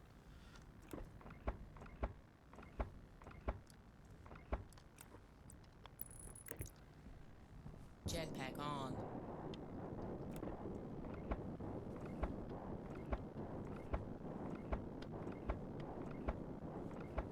Yeah, it's very much an engineering game. It's like chemical engineering. A lot of it.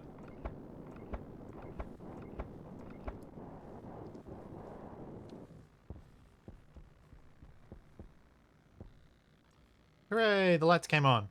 And they turned off. And they turned on. And they turned off. And they turned on. And they turned off. Sandbox. And they turned on, and I walked out.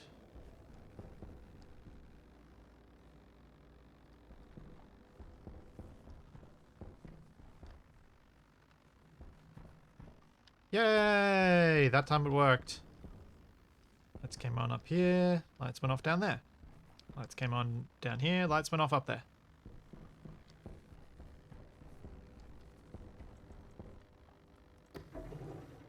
Not really sure what to do about the airlock side of things. The issue is that I guess I could set the cycle time to being much higher.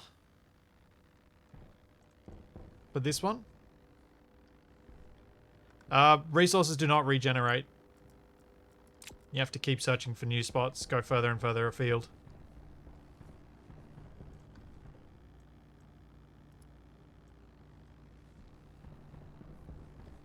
Cool. Yay.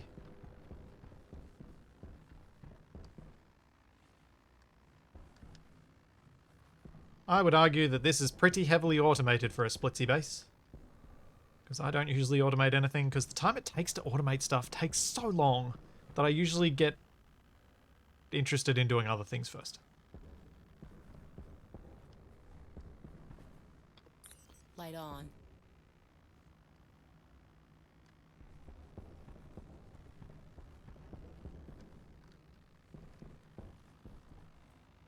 Oh, I'm really happy with this. This is going to save a lot of power.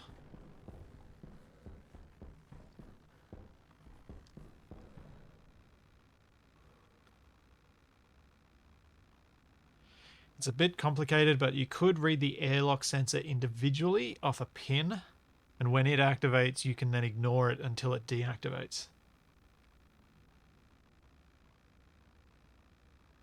Yeah. I might leave that. I think everyone in chat's dealt with enough of my struggles on that sort of front today. Let's build a kitchen.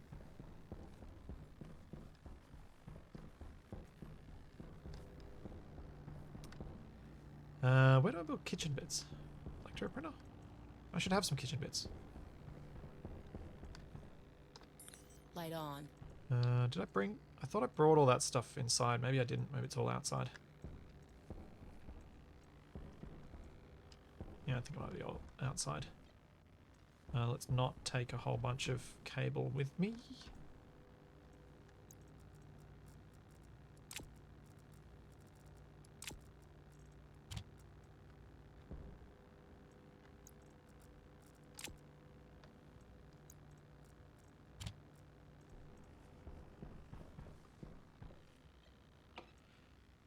Yeah.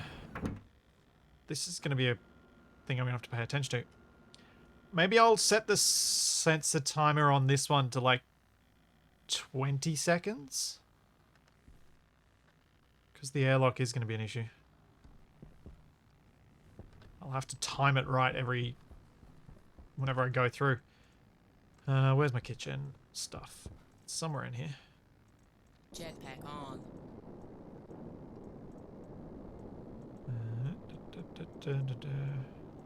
It's none of that. door, caps Varix. A lot of cable coil.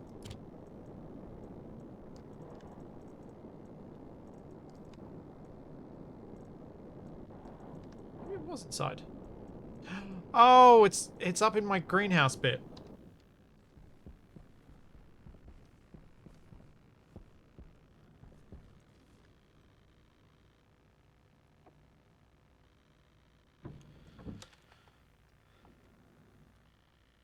The light automation is pretty much entirely to save on power, but from a gameplay point of view, but really more it's about me learning how to do stuff with the integrated circuits and the coding for that. That's what it really came down to. I was wanting to learn how to do that stuff because it's something I felt would be valuable in other ways.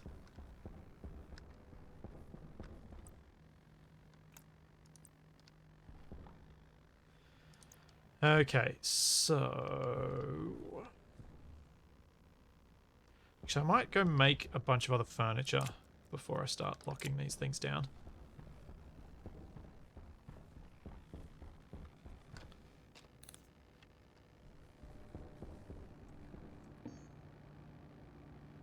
And we've got...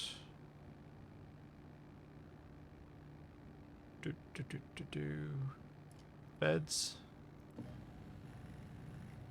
Thanks, CHVB. Thanks for the tier 1 sub.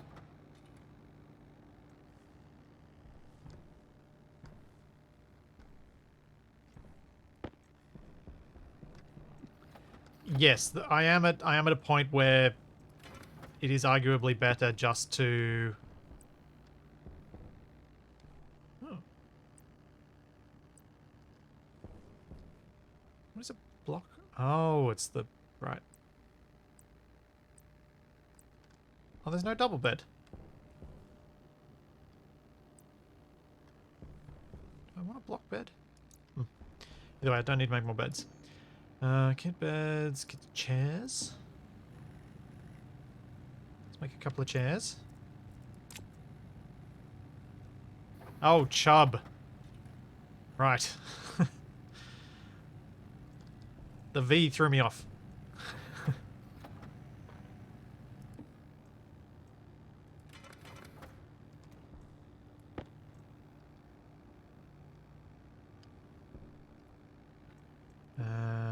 Chairs, cladding, container mount.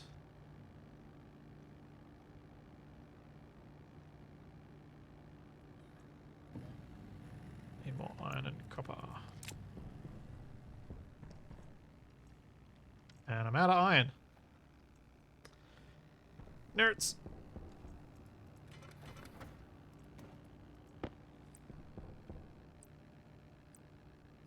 Oh. Plinths and control chairs. Well, I don't need more furniture. Oh yeah, fridge. Light on. Oh dear. Oh dear, I did the thing. Turned around in the sensor area.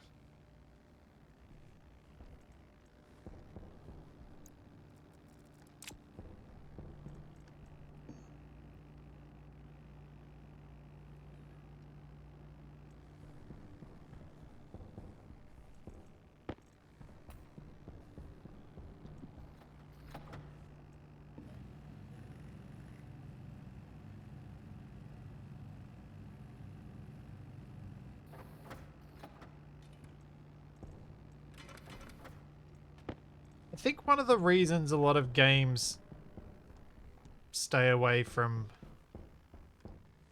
Whoops. Light on. From waste is not because it's not nice to deal with, but because doing it the way that games like Ark do it is really cheesy and just a bit... Having played Ark last week, that whole pooping mechanic just... It very much feels like a 13-year-old designed it. and thought it was funny.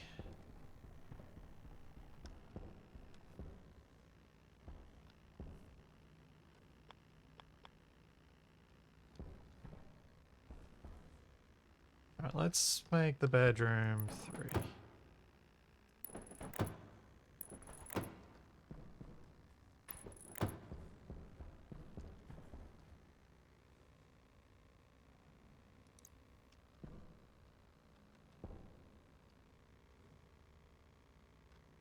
Then we have...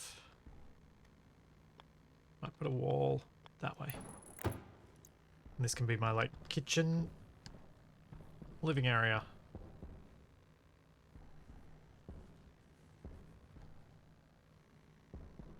Yeah, something like that'll work. Alright, so... tables and... fridge. So I'm probably going to want to put a pair of fridges down, I think.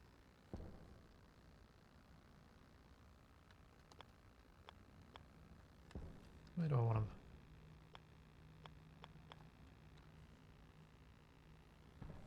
Put them right up against that wall. That could make it quite difficult to cable it up.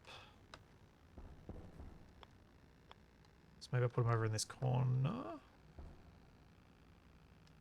Yeah.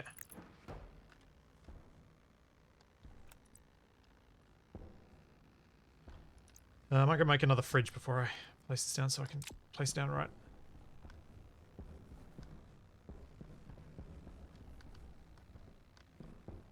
I mean, I'm not saying I didn't have fun in Ark. I'm just saying that particular element very much felt that way. And it...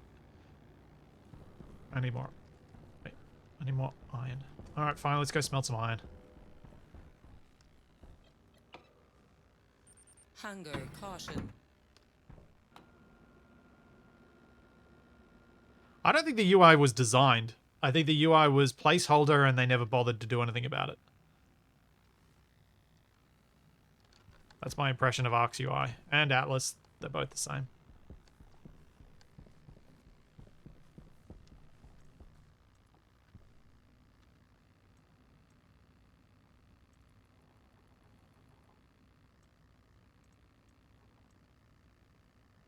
But I still think there's going to be a decent amount of fun to be had on the server that I've started up.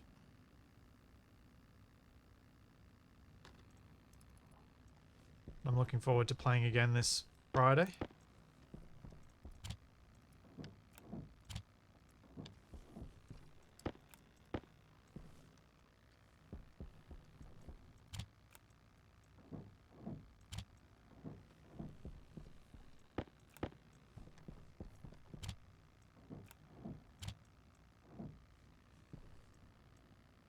Blammo.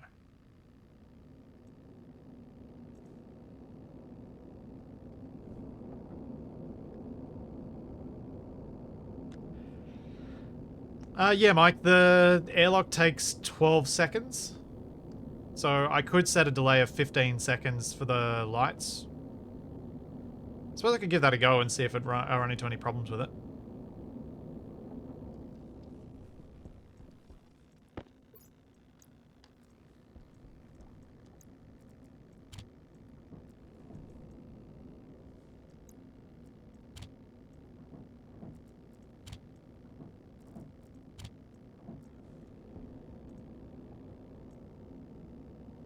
Okay, that's probably all I can put in, I think.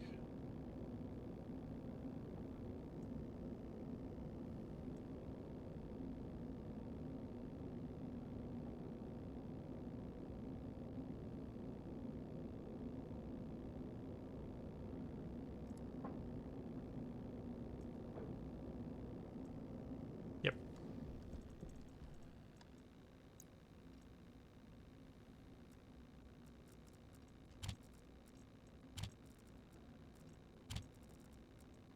It'll be interesting being able to talk about Ark as someone who's played it and think about ways I could make it play the way that I think I'd enjoy more. One of the things I found from last week that doesn't really fit my way of thinking about games was that we were able to... The way the game plays, it either takes a long time of just waiting around for a tame to be tamed, or not a long time. There's no... It doesn't appear to be so far, and I'm hoping that I'll figure out a different way that this can be approached. But there doesn't seem to be a way to... with how it's made... Come on, brain. I do have a thought coming. It's just not coming to me. So basically what I was feeling like was that it was really, really easy to get tames. And I know exactly why Nev set things up that way. Because it seems like the only other alternative is it takes a long time to get tames, but they're still easy. At least at the early levels. So that doesn't feel even remotely special when you get your first dinosaur.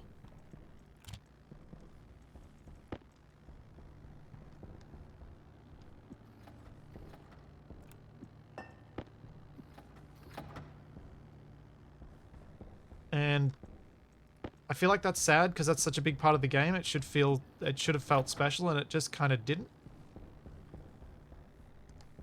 Oh man, I don't have any gold. Oh no, I'm gonna have to go mine gold, I think.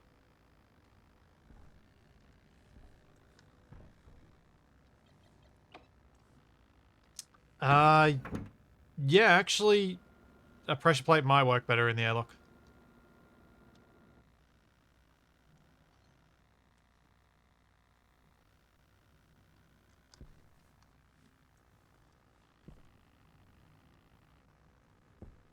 I don't know.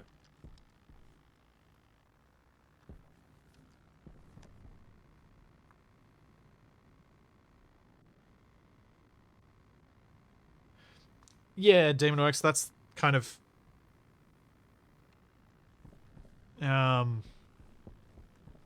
another point is that everything is balanced around you having tames, therefore if you don't have tames, you can't do things, so you need the tames to be able to do things, which means the tames have to be easy to get, which means there's no specialness.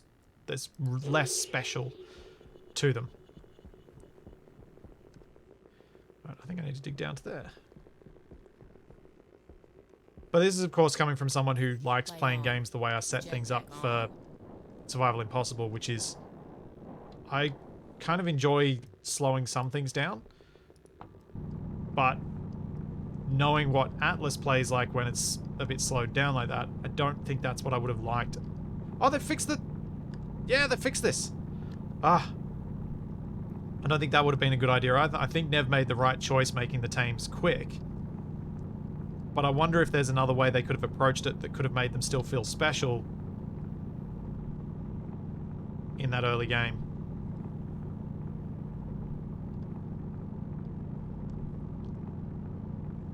Yay! When I mine a node, it gets rid of the thing now. It's good to have that back.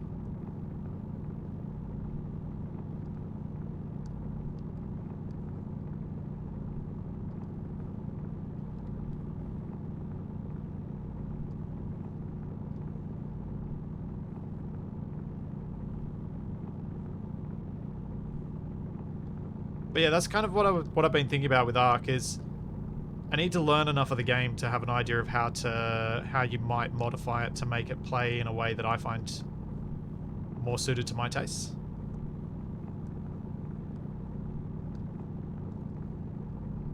And hopefully have fun in the learning for that.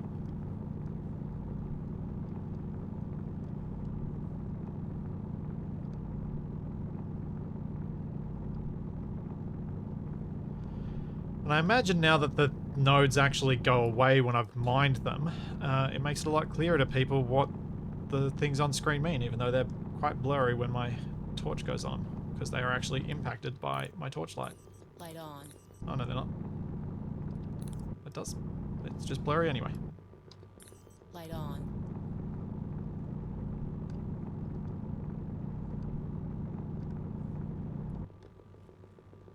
Yeah, that's all the gold. Might as well grab a little bit of iron while I'm here. Relatively low on it.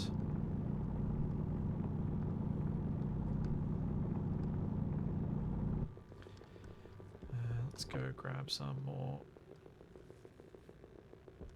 Where's my way out?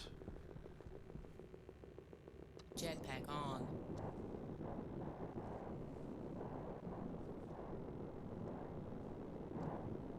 There we go.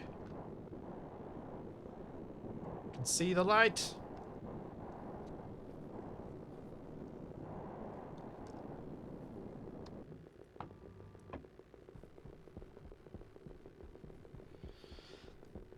Why do I have mods on the Ark server? So, the mods that are, as I understand it, the mods that are on there are things to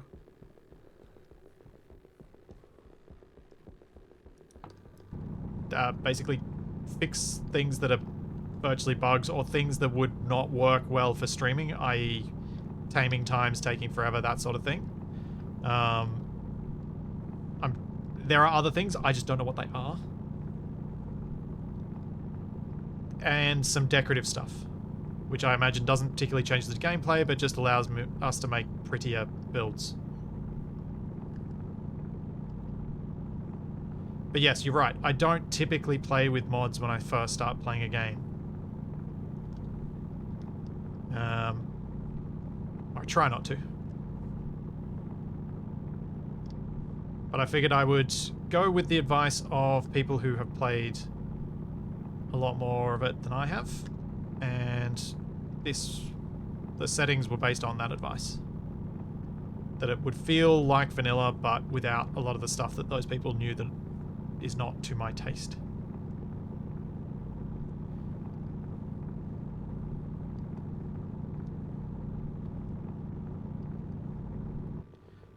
Does the building mod really change the core game? And if so, how? What does it change about the core game? Is it because you have to build stuff at a table, or...?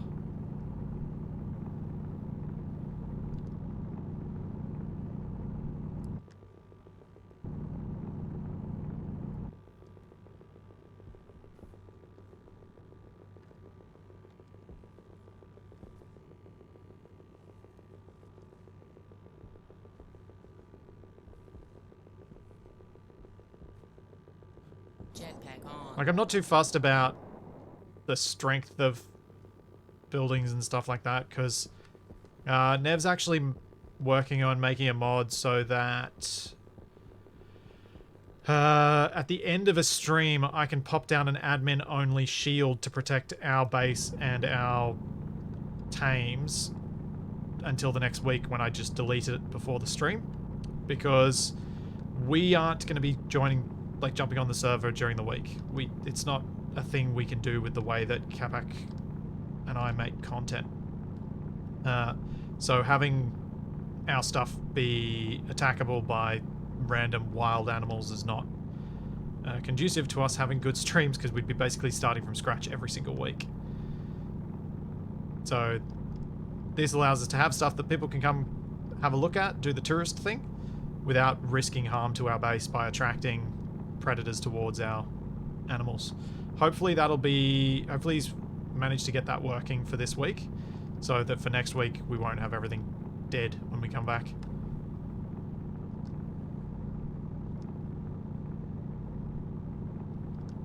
I think this will be enough gold for a little while.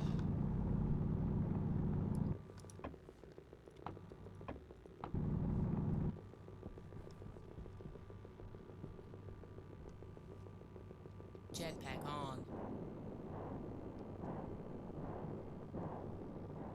Do we have unlimited storage? Actually, it's not.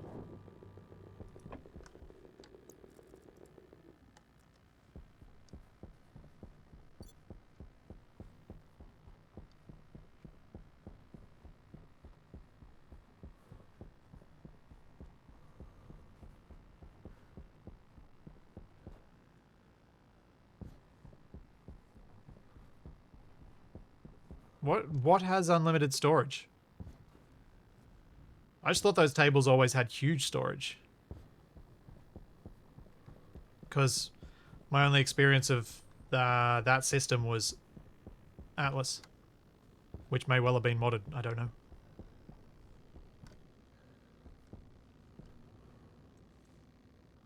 What are you? You might smelt some gold still.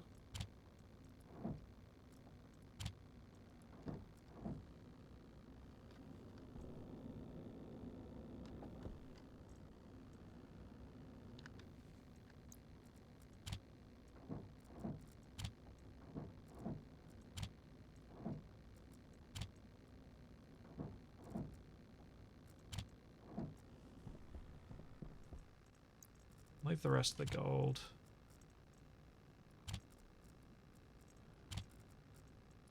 Unsmelted. So I've got some other alloys and whatnot.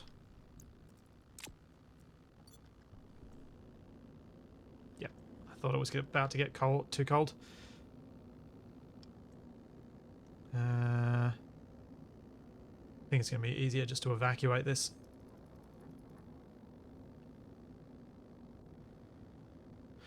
Yeah, Chubb, from my point of view, yes, building the furnace into a cube is full-on blue cheese.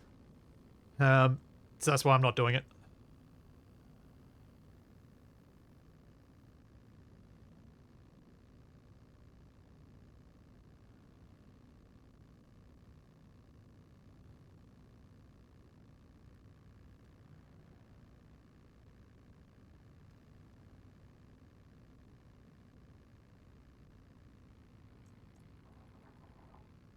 And let's just get this. There we go. Done.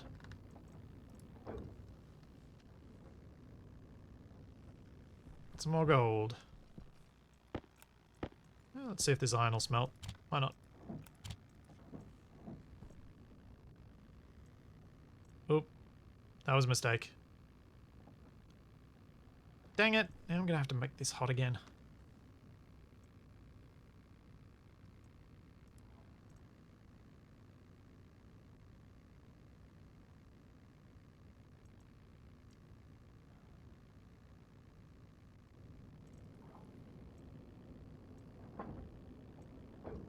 Okay, I'm just going to ignore that now. I'm going inside.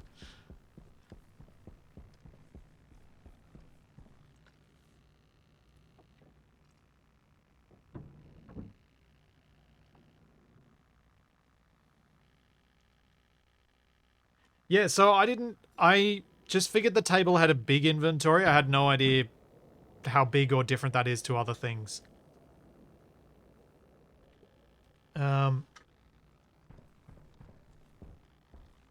I think I'd have to play with Arc to get a feel of whether for longer, to have a feel for how much that breaks or not the game, for me. At this point, I don't think I've got enough of an educated opinion to offer an opinion.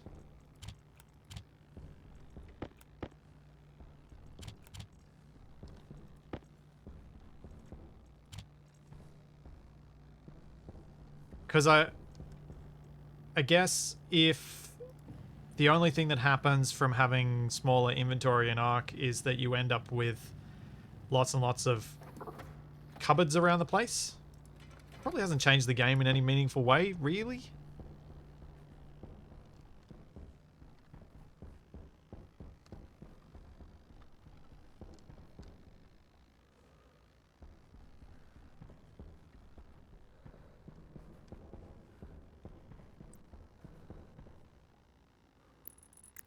There we go. Got our fridges.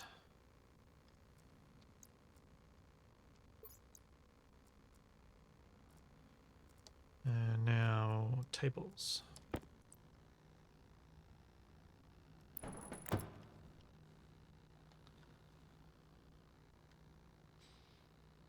Oh, the tables don't go side by side. That's annoying.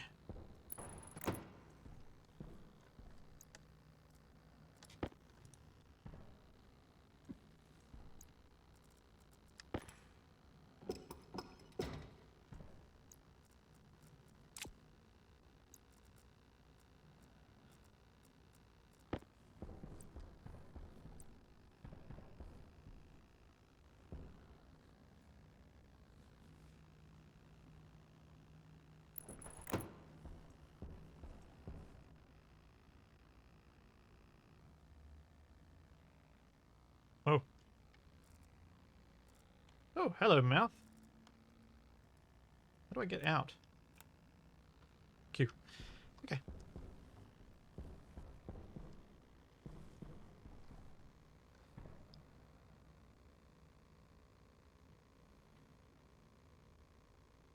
Yeah, so the storage thing. You've got the I honestly think Space Engineers has probably one of the best storage systems.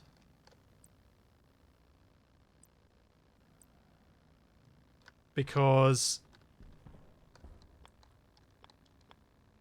you have to build... there's gameplay in turning your storage system from a whole bunch of separate little boxes into a combined network. There's gameplay in maintaining that network. And that means that instead of like games where you just magically can get stuff from anywhere, you kind of have to think about it a little bit, which is good because that means there's gameplay in it. I'm just going to put this here for now because I have no idea where to put it.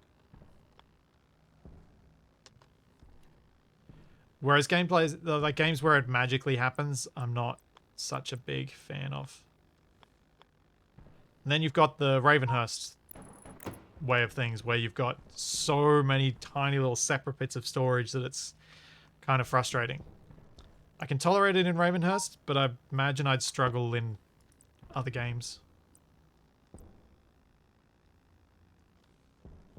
I need support for this, don't I?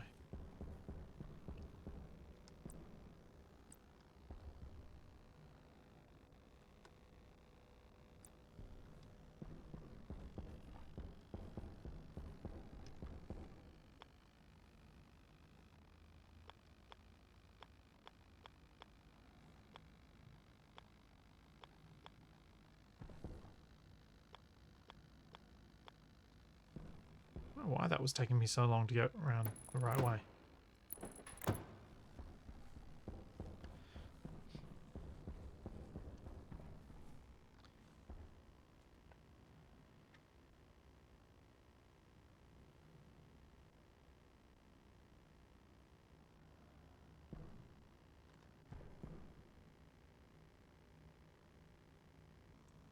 Alright. I guess I should power this stuff up. I guess I should also eat some of my tomatoes that have probably rotted. Yep.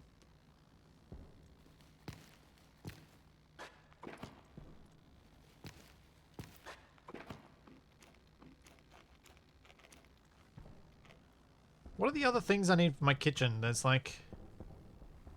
There are other tools that go on those tables, aren't there? Where are they made?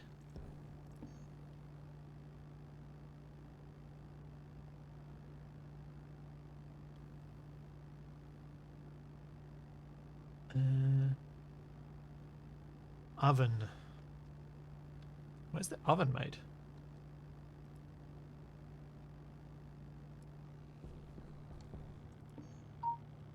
Chem station, paint mixer, reagent processor. Oh, those should go down here. Automated oven. Steel and Constantan. Wow.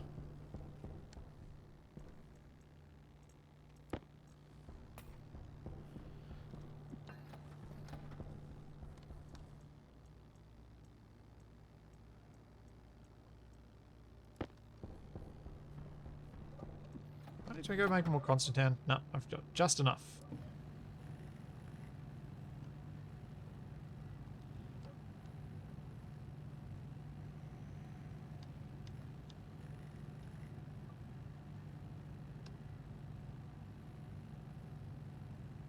Wonder if Campak's forgotten that we were going to test some stuff.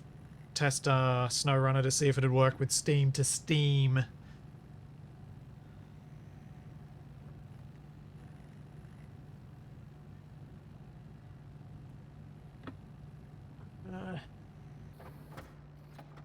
And Canna. Nope.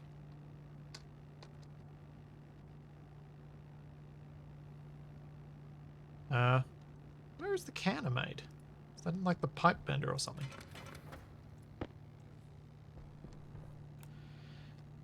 Yeah, codenamed Israel. SnowRunner could be fun, I think is the better way to phrase that. It has this issue where it doesn't work in multiplayer. Its multiplayer is more broken than many of the multiplayer mods that we've played.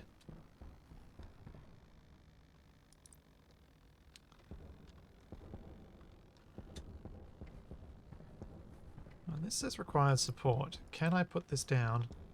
Well, now that I've brought this out, I think I need to move my couches. Can I put this down on a wall?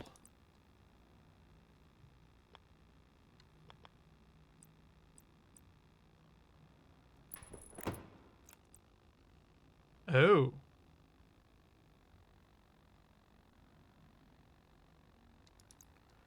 How much longer do I plan on streaming? I was going to do this for a bit. My plan had been to do this until about the time that Capac came on, and then test out SnowRunner with him and come back early this afternoon to do more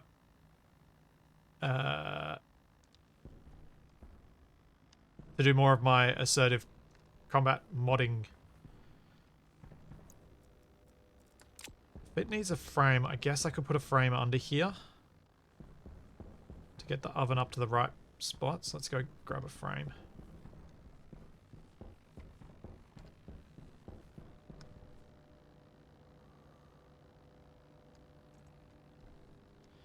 Yeah, the mounting on a frame thing's a bit not great. I think it works for... It makes sense for the furnace. It makes sense for some of the bigger, heavier production blocks. But for something that's meant to be in your kitchen, it's a bit silly.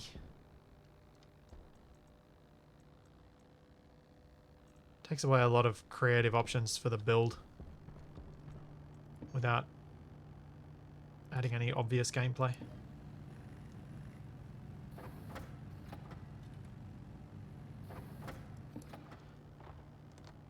Oh yeah, true. For some things, I don't mind placing something down so that I can place a different thing down, and then removing it. That doesn't feel cheesy to me because it's literally just so that I can have things where I want them. To me, that's just design. It's just allowing aesthetics.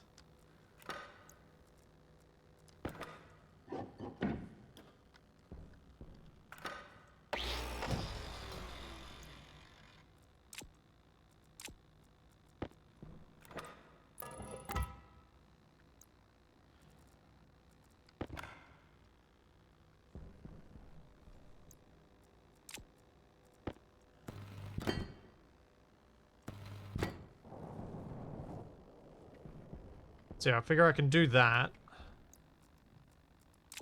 And then put my oven down. Ah.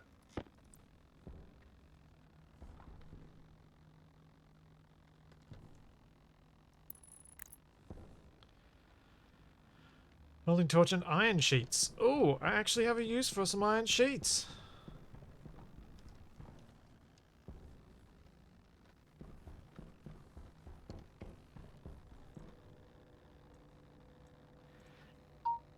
Yeah.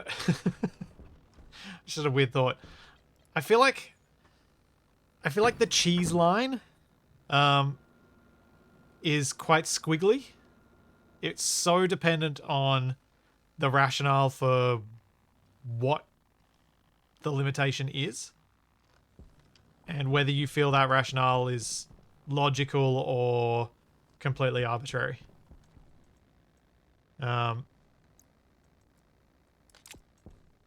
But yeah, it is one of those things that I think the cheese line should become a turn of phrase for this stuff. What do I feel is too cheesy? What do I feel is not too cheesy? Where is my cheese line?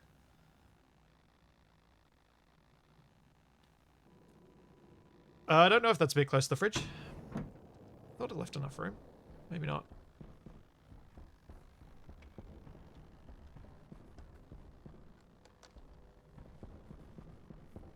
Oh yeah, that is way too close to the fridge.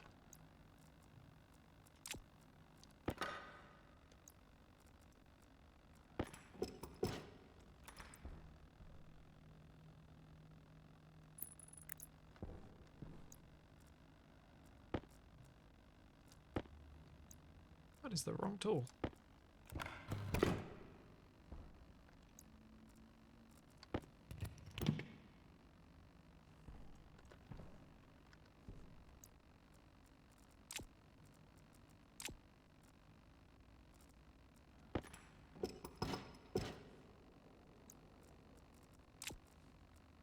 Do. Didn't see nothing.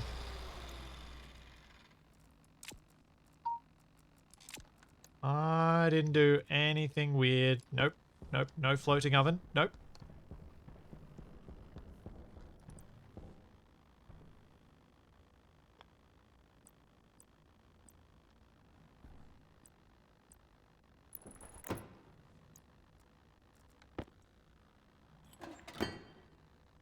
Yeah.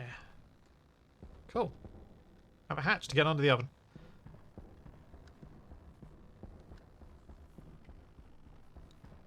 I will move those catches later. I just wanted to kind of put these blocks out so I knew what the sizes were and then could think through the space a little bit better.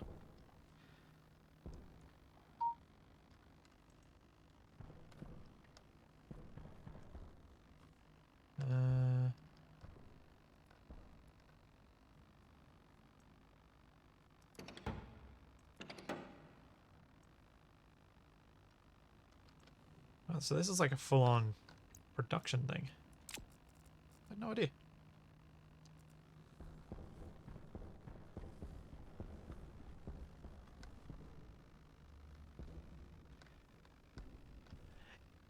Yeah, Lohan, I'm kind of inclined to agree with you there, that this oven does look a bit more industrial than for cooking or baking. Oh, nuts have to go outside. Gonna need heaps of cable.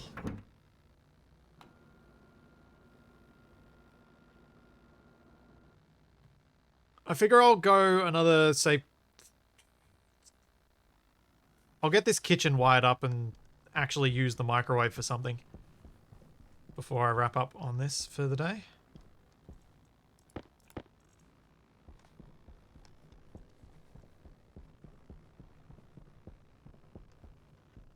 And then attempt to get some more progress on the mod this afternoon.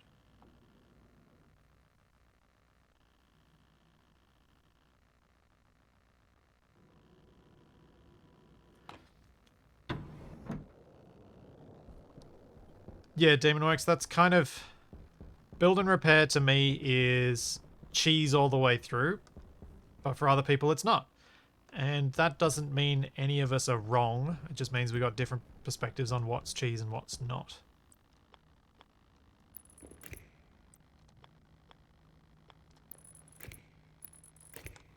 And that kind of, to me, is an important thing for people to remember, is that these sorts of games, anything that's can be played, anything that's not competitive for the like majority of its play it however the heck you want. It's your game. Enjoy yourself. That's what games are for. You're not playing wrong if you're playing different to other people. If you're having fun. Oh no. Oh, I see. Nope. I think that's interacting with the fridge.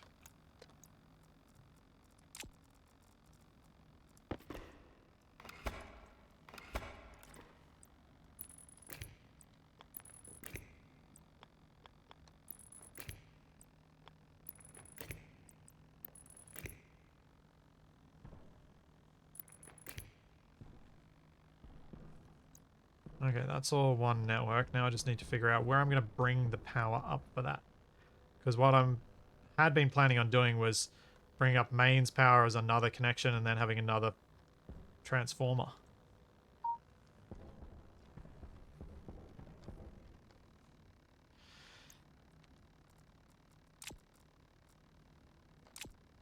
Chilarus, the idea of Space Engineers as an MMO, or a Space Engineers type game as an MMO, for the way I play games, it doesn't work.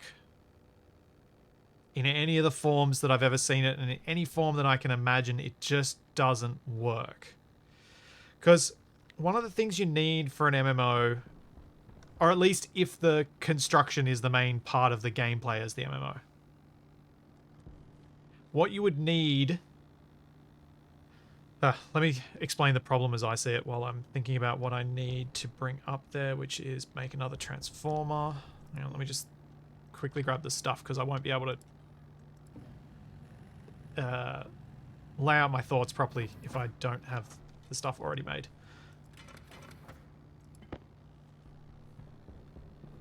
And we'll grab that and go outside. So, the problem as I see it with a game like Space Engineers being an MMO is that Space Engineers is in a lot of situations is fun because you can set the pace. You set how long it takes for you to build something, you set how difficult it is to build something, and you do this by either setting your own challenges, kind of the way that I often do, or by just Jetpack on. not engaging with certain game systems because you choose not to.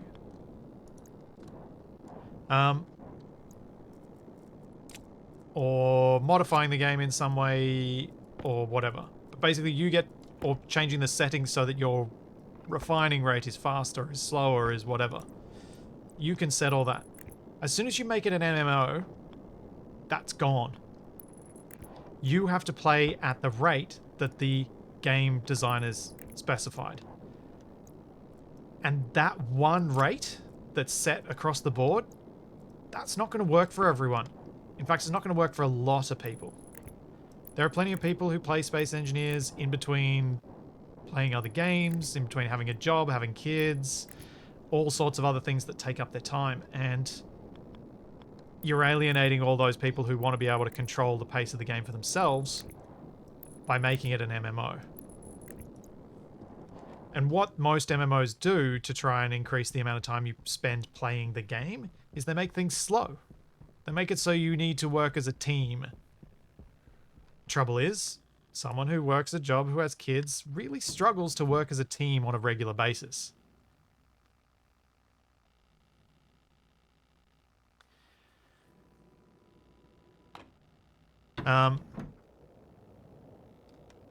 So what I think you'd need to do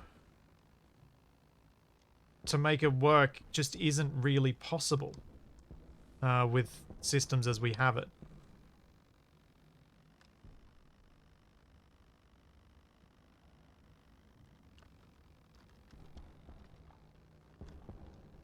Oh, whoops, I did that wrong.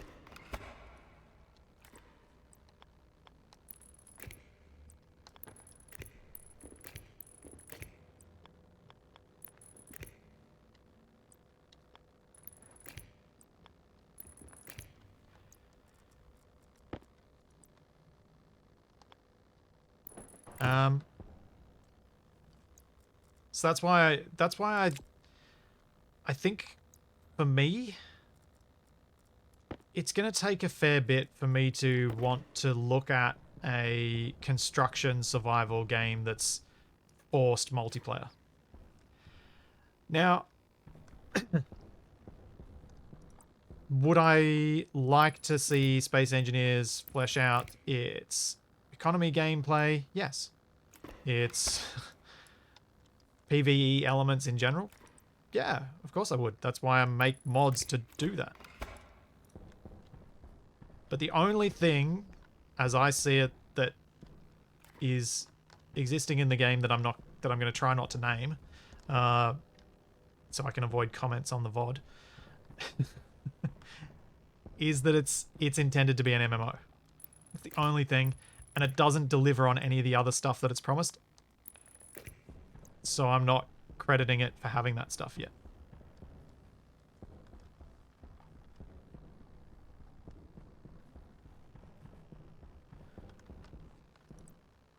And I think Life is Feudal Your Own kind of illustrates the issue with construction games as MMOs.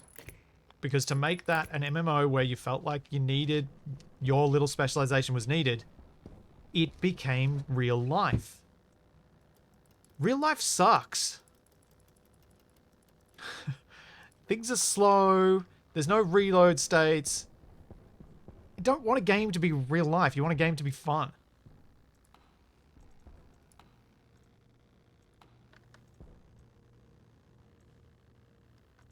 Okay, it appears I do not have enough power allocated.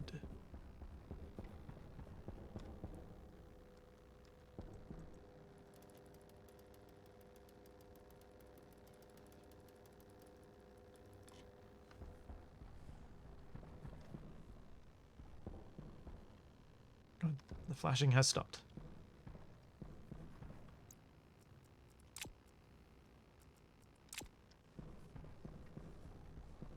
So I think the only...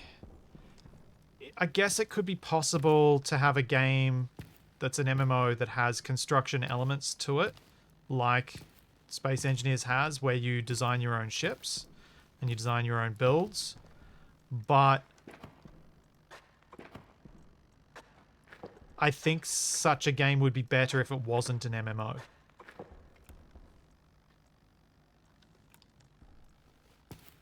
It would actually be better if it was just made a small group multiplayer, and that's it. I'm saying this as someone who doesn't like PvP, though. I know there are people who like doing PvP in Space Engineers, but most of them seem to change the rates of resources to be so incredibly fast that PvP effectively becomes meaningless, and they may as well just play staged battles in creative mode.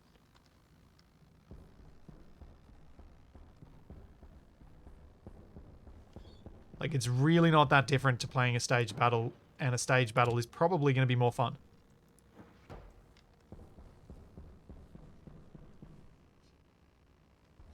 And I know that the people who love PvP are going to hate that I said that and completely disagree with me, and I don't care.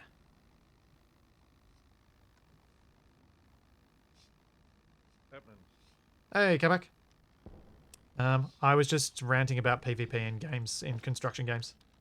How it doesn't work. I heard you talking about meaningless, and I assumed you were talking about me. I don't think you're meaningless. I am without meaning and void. You're not meaningless. Sometimes you're clueless. Oh wow, that sounds much better. You're not meaningless. Your meaning is often incredibly obtuse and obfuscated. And any other ob word I can think of that might be appropriate. Obsequious? No, that doesn't sound right. Yeah, it kind of is for you sometimes. But yeah. Absurd. Yes, absurd, of course. Oh, what's going on? What is all this nonsense? Are you actually watching my stream right now? Yeah. This is my Stationeers base.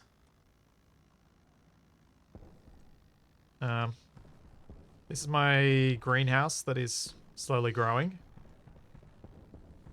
This is my kind of facilities room. This is So you've got lots of space to expand. Yes, this is my kitchen in progress. The couches are going to move because they're in a really awkward space right next to the oven. I mean, unless you want to be really warm. Sit right next to the oven. And then a bedroom to come.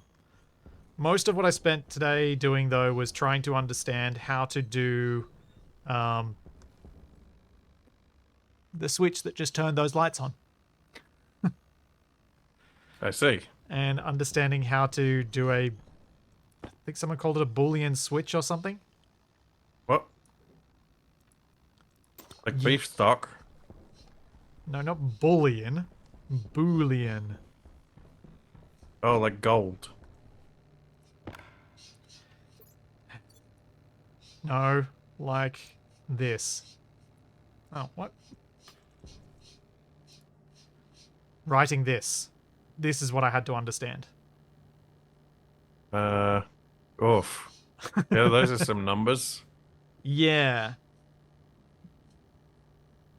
Yeah. Yeah. Oh, obstinate, yes. Catback can be obstinate. So yeah, shall we... Well, I might wrap up the Stationeers here, and I guess chat can hang around if they want to see whether SnowRunner actually works for us. But if not, I'll be back probably... maybe in an hour or so. Might be a little bit longer if I take Charlie for a walk, which I probably should do. Stupid bird, shut up! And then I'll do more ACS this afternoon. But let's save the game and load up some SnowRunner and see if it works. You've still got it installed, don't you? Yep. I even did the update last night. There's an update? Well, there was that big for season 7, and they Oh, were right, going on yeah, about yeah, the yeah. multiplayer and everything. Yeah.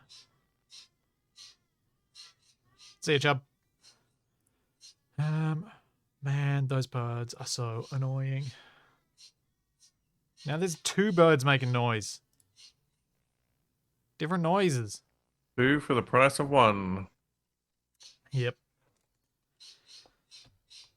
I wish my 1080 fitted in my Dell, because then I could move my 3070 into my stream PC and use RTX voice without overloading the encoder.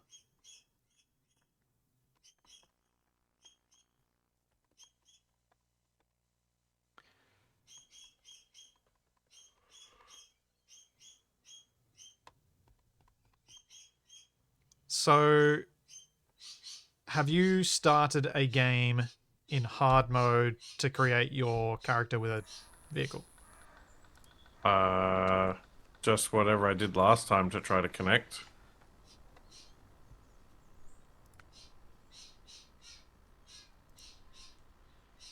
Alright. Create game. I do have 2 save files in hard mode. Okay. So pick one of them. I'm just wondering if we needed to have all picked the same game mode to, and that was creating some issues.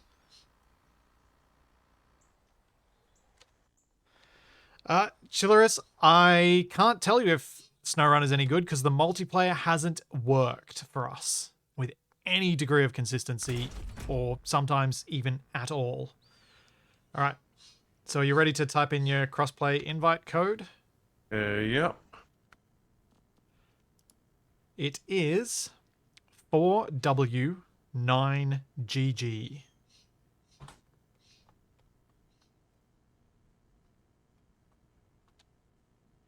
It's searching. Yeah, so the reason we're testing this now is Wasted's considering buying the game on Steam, even though he's got it on Epic, to see if the Epic Steam crossplay might have been part of the issue.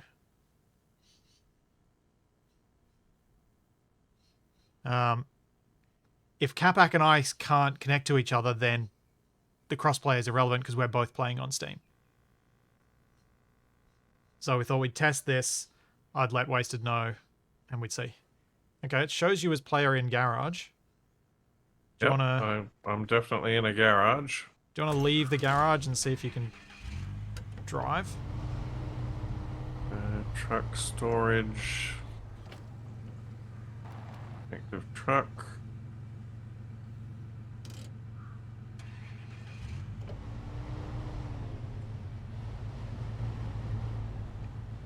Huh. There we go. Okay. So it is... Don't crash into me. So it does work. Oh dear.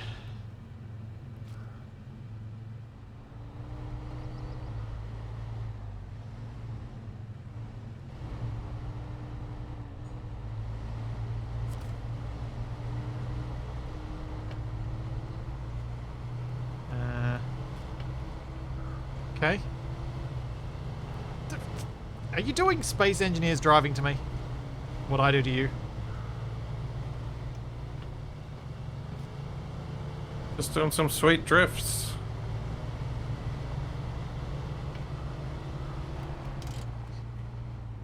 Oh, you actually did seem to be doing some drifting there.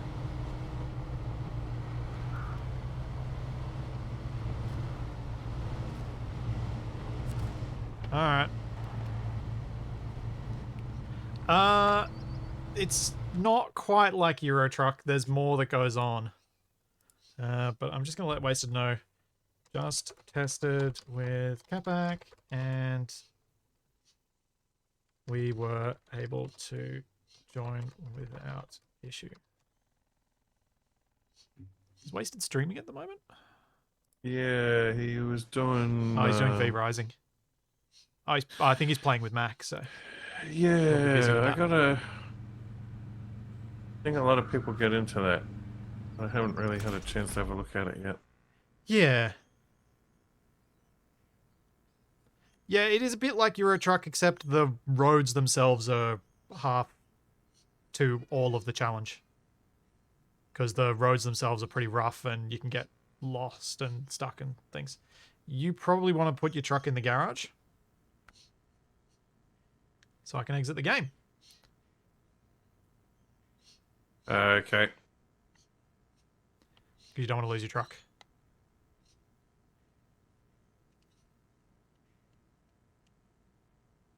Right, I'm in the garage. Sweet. Oh, that worked. So I guess Wasted can try and get this on Steam, and maybe next Tuesday we'll try out SnowRunner. Yep, and we'll test it for 3 hours trying to get it to work, and then it won't, and then we'll play EDF. Nope, we'll test it for no longer than half an hour, and then we'll play EDF. All right. So chat, I will be back. I think I'll say I'll be back in an hour. To crack on with some more ACS stuff. That should give me time to have lunch, take Charlie for a walk, and do a few little things. No, we'll go to work. And yes, Capac will go to work. And Capac will be streaming in about 9 hours' time. Yeah, pretty much. Yeah. And then we'll both be back tomorrow with some Arc. But I'll be back in about an hour with some ACS modding stuff. We just wanted to test this and see if it worked. Looks positive. If Wasted can't join us, Capac and I may just play on our own, because it may be that the game doesn't cope well with the high latency. We'll have to see. Fingers crossed it works, because I think it'll be fun with Wasted. So yeah, I'll be back in about an hour, so there's all that and plenty more to come, and I will see you then. It's the next time, everybody. See you, everyone. Hopefully soon.